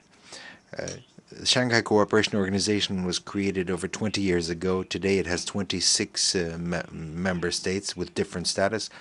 We call them the SCO family, and over half the population of the world is represented in the organization, a quarter of the surface area and a quarter of the economy. And the organization has huge potential, economic and scientific potential, as well as a huge reserve of natural resources. Working based on Chapter 8 of the UN Charter, the organization is committed to the principle of openness and the Shanghai spirit, which means mutual trust, equality, consultations, respect for cultural diversity, and striving for development. Our organization excludes a confrontational or block-based approach in dealing with regional and international issues. Ladies and gentlemen, today we're witnessing tectonic changes in global policies and international relations. We believe that the best response to today's challenges is to unify efforts to shape a more representative, more democratic, equitable, and multipolar world order based on the principles of international law, with the central coordinating role of the United Nations. We call on countries, regional organizations, and structures to set aside a policy of confrontation and mutual threats. It's important to establish honest, open dialogue to unify our efforts to effectively counteract the challenges that are common to for all of us. In this context, this summit is extremely timely. At the Astana summit of the organization in July of this year, an initiative was adopted for unity, for development, which is the contribution of our organization to the Summit for the Future. We hope that the international community will join us. Member states of the Shanghai Cooperation Organization play a leading role in the area of sustainable development. 2025 has been declared the year of sustainable development by the Shanghai Cooperation Organization. I'd like to also note that achieving peaceful life for the future generations is the primary task for all of us. So we have to approach the 80th anniversary of the creation of the UN with real tangible achievements based on the UN Charter. The Shanghai Cooperation Organization is ready to do its part. Thank you. I thank the representative of the Shanghai Cooperation Organization for your intervention, and I give the floor to the Economic Commission for Africa.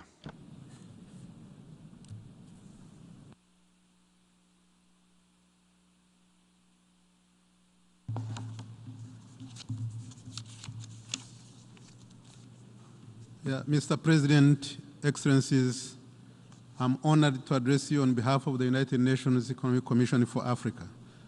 We are meeting when the foundation of humanity is being tested and Africa is bearing the brunt.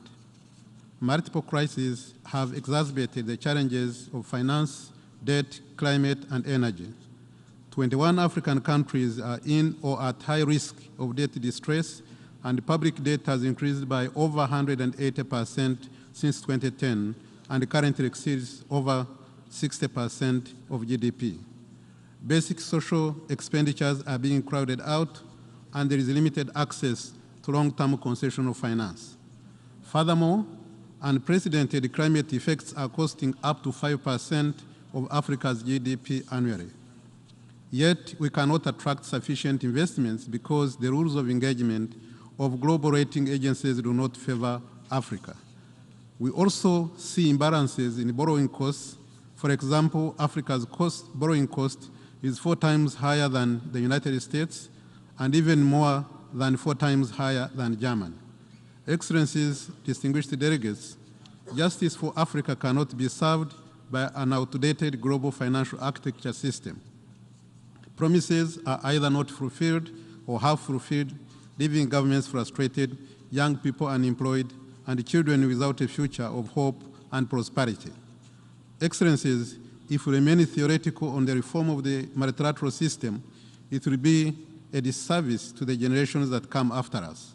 Undoubtedly, then, multilateral governance structures must change. Specifically, we need increased representation for developing countries, improved transparency, a reflection of the role of emerging and frontier markets and regional multilateral development banks. Furthermore, the finalization and implementation of the International Tax Cooperation Framework must be pursued vigorously. Excellencies, distinguished delegates, Africa can be the global power force if we address the critical gaps for a fair and promising future. We must take deliberate steps to invest in our youth because 1 in 3 young people globally will be African by 2050. Therefore, investments in modernizing education systems, increasing skills in STEM, and integrating TVET in education systems is necessary. And the Global Digital Compact can offer Africa a level playing field. But we must build the necessary infrastructure to take full advantage of this. As I conclude, this is our once-in-a-lifetime chance to demonstrate to the future generations that we got it right. It is my belief that we can make it count. I thank the representative of the Economic Commission for Africa, and I give the floor to the representative of the International Olympic Committee.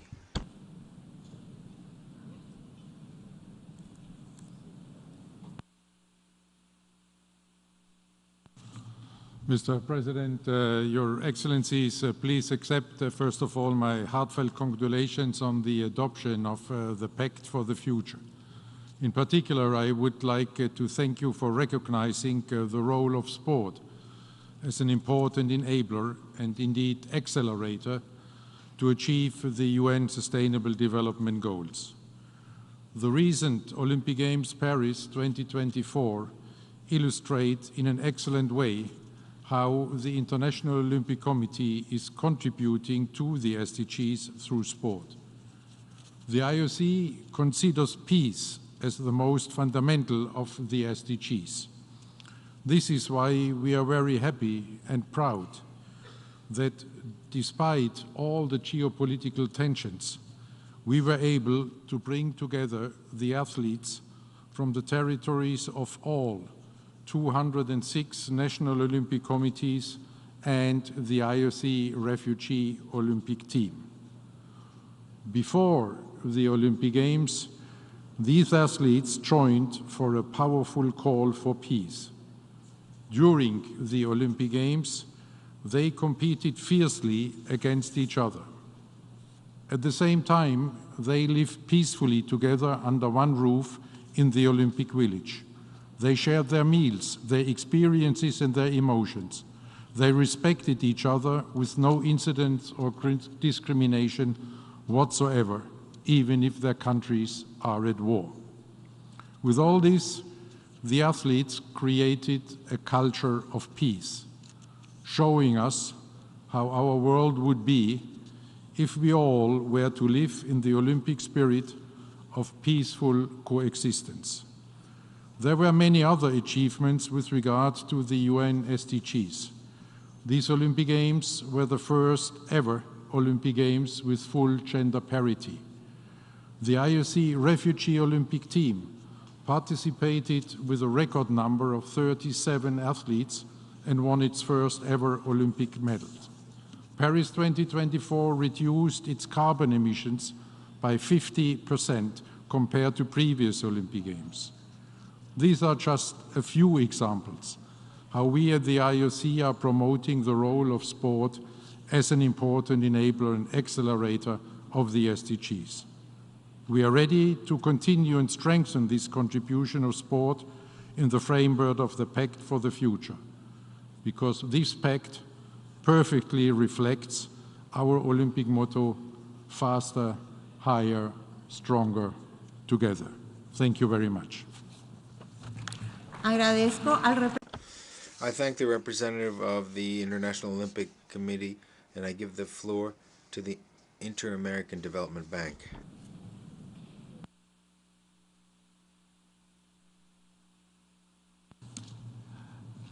Excellencies, distinguished members, Gabriel Garcia Márquez once said in Spanish, "No es verdad que la gente deja de perseguir sus sueños porque envejecen. Envejecen porque dejan de perseguir sus sueños. Not true."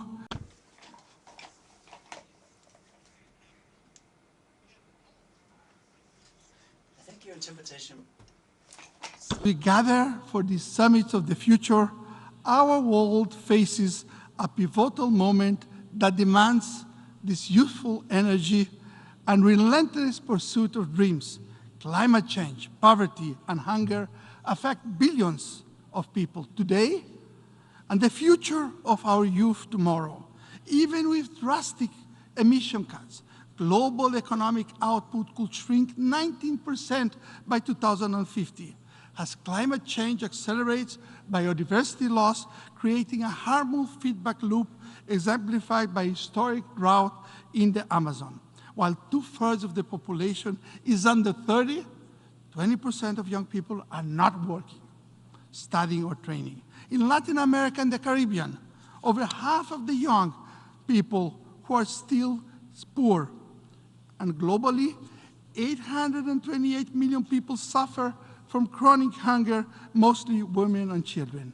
But as Garcia Márquez said, a youth-like pursuit of dreams and possibilities can help turn these challenges into opportunities. It is not about problems, challenges, difficulties. It's about opportunities to create jobs, foster innovation, build a foundation for growth, prosperity that satisfies the most basic of human needs. And we need to leap, step forward, paraphrasing Gabriela Mistral, the Chilean poet and Nobel laureate. Where there is work to be done or a challenge to be faced, it is up to us to step forward, take responsibility, and act where others may hesitate. Today, multilateral development banks are stepping up, coordinating and taking action, leading. We are leveraging our strengths to tackle the world's biggest challenges. We are collaborating like never to deliver concrete results. We agreed on 16 concrete deliverables in our published viewpoint note. We are working as a system, not any system, a system that puts people at the center.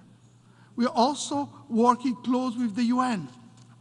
Today, we stand ready at the intersection of urgency and opportunity. With our actions now can redefine the future for generations. I thank the representative of the Inter-American Development Bank. And I now give the floor to the Economic and Social Commission for Western Asia.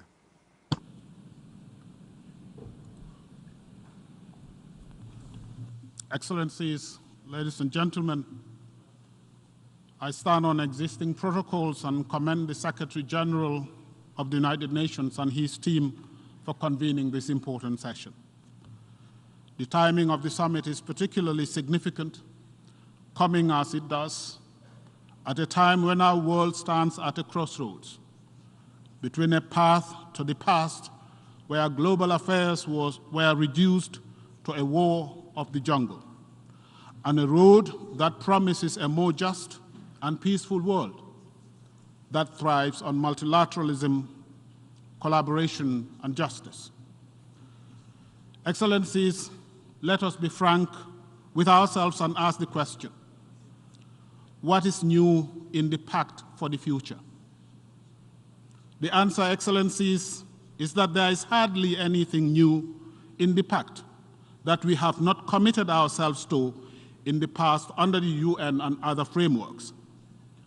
The fact that we have come back to the same old commitments suggests that we still need greater political will to deliver on the good promises.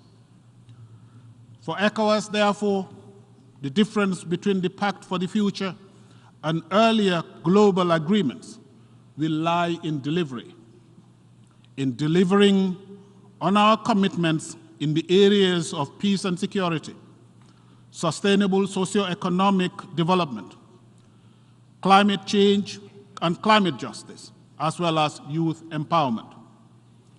It will also mean concrete action to promote and support our regional unity, not our disunity, our integration, not our disintegration, and a commitment not to turn Africa, especially West Africa, into a zone of proxy conflicts.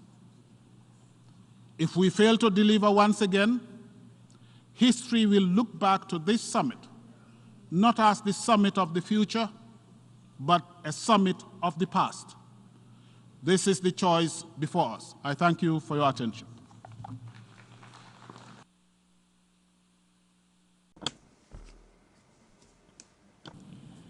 I want to thank the representative for the Economic and Social Commission for Western Asia, and I'd like to give the floor I want to give the floor.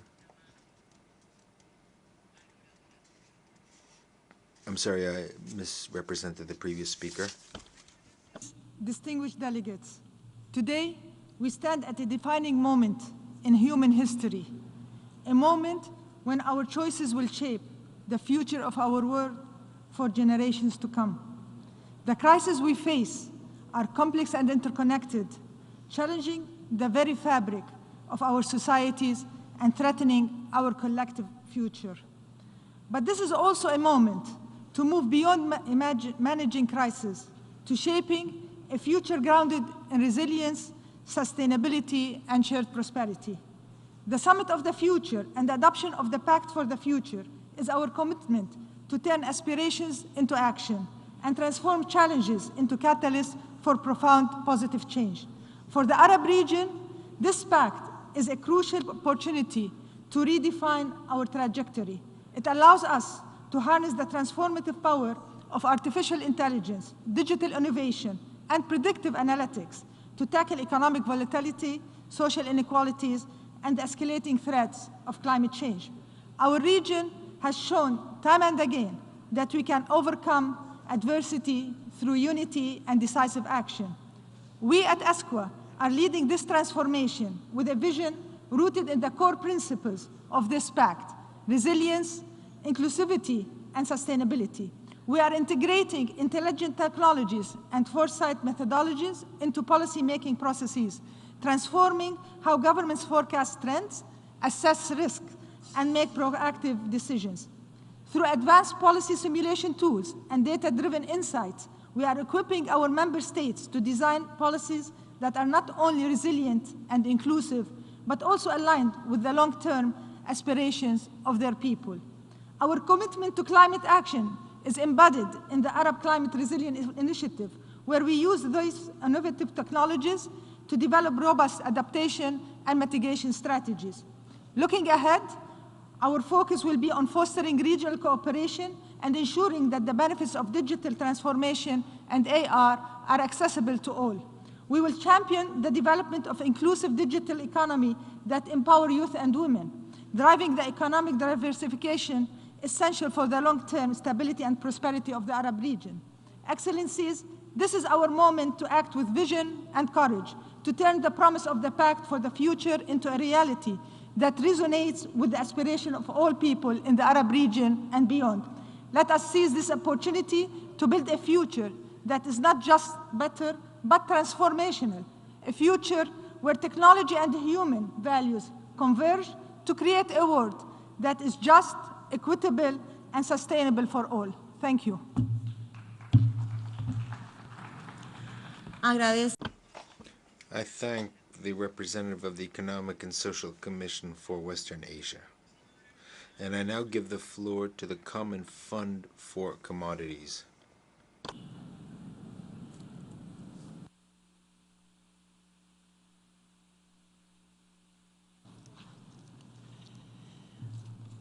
Honorable President, distinguished delegates, Excellencies, ladies and gentlemen, it is with great pride that I address you today on behalf of the Common Fund for Commodities at this crucial summit of the future. We come from the innovation-rich, the Netherlands. We stand here at a defining moment in history where commodities must be transformed from mere resources into powerful catalysts for sustainable development, justice, and ethics within global value chains. Commodity dependence remains a significant challenge for developing countries, with 101 of 191 UNCTAD member states relying on primary commodities for over 60% of their exports, particularly in the great continent of Africa, where this figure reaches as high as 90%. Our pledge to reshape the world's financial architecture with concessional and de-risk finance is more critical now than ever, as it holds the key to unlocking these vital goals. Commodities are the lifeblood of many economies, especially in developing nations, where billions of smallholder farmers at the lowest income levels depend on commodities and commodity-related jobs for their livelihoods. Commodities have the potential to fuel sustainable economic growth, generate jobs, and provide vital revenues while paving the way for a greener, more equitable world. Yet when mismanaged, these very commodities can become sources of environmental devastation, social injustice, and economic fragility. Therefore, it is our moral duty to ensure that justice and ethics are woven into every step of the commodity value chain, transforming them into forces that uplift the societies, contribute meaningfully to the SDGs. The Common Fund has been a vital partner in supporting commodity-dependent countries through numerous projects. Since the adoption of our base of pyramid approach, the CFC has supported 127 projects in least developed countries alone, with a total value of about 189 million and with a direct contribution of US $105 million. These projects have created jobs, improved the livelihoods of countless farmers and smallholders. For example, in Kenya, 10 Census Africa Limited, the world's first fair trade certified macadamia nut company, expects to reach 10,000 new smallholder farmers with Agradezco por su intervención al representante. I thank the representative of the Common Fund for Commodities for his statement. And I now give the floor to the African Development Bank Group.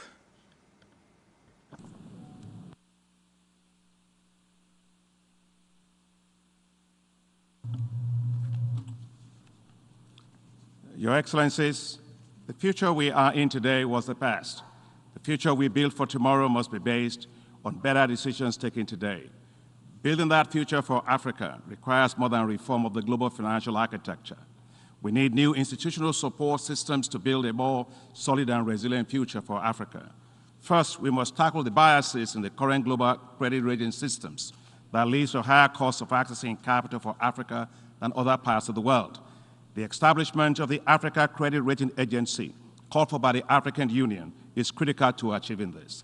Second, the global financial system does not protect Africa from contagious effects of global financial shocks.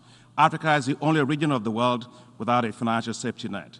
That's why it's critical to establish the African Financial Stability Mechanism to provide safety net for Africa. Third, we must address risks facing Africa in leveraging greater private sector financing. That's why the African Development Bank is pulling all its guarantee instruments into an African insurance and guarantee agency that will deploy risk instruments at scale to bring more investments to Africa. Fourth, we must tackle the rising insecurity in Africa and the rising expenditures on security, which are displacing financing for development. To achieve this, the African Development Bank is working with the African Union to establish security index investment bonds that will be used to tackle the reconstruction of areas damaged by conflicts. And finally, Africa's vast forests, biodiversity, and carbon sinks are the key for saving the world. It is time to properly value the green assets of Africa and include that in the GDP of Africa. Africa must move from being green and cash poor to being green rich through proper valuation of its natural capital in its GDP. These foundations will assure a much richer and wealthier Africa for future generations. They will build wealthier and a more resilient Africa and move it into a future with sound financial structures to bolster its development. The future is Africa's, and we will take it on boldly. Thank you very much. Agradezco. I thank the representative of the African Development Bank Group, and I give the floor to the United Nations Capital Development Fund.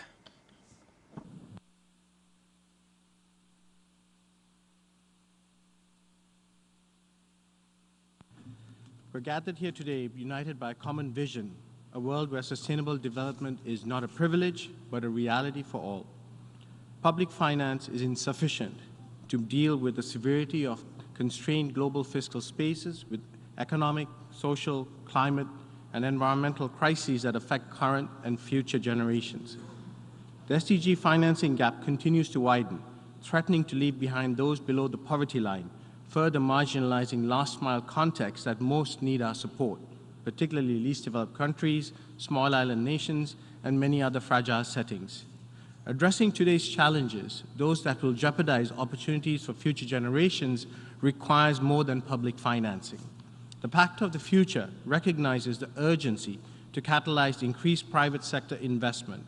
This is at the core of the United Nations Capital Development Fund's original GA mandate of 1966 to assist developing countries in the development of their economies by supplementing existing sources of capital assistance, adopted right here in this august chamber.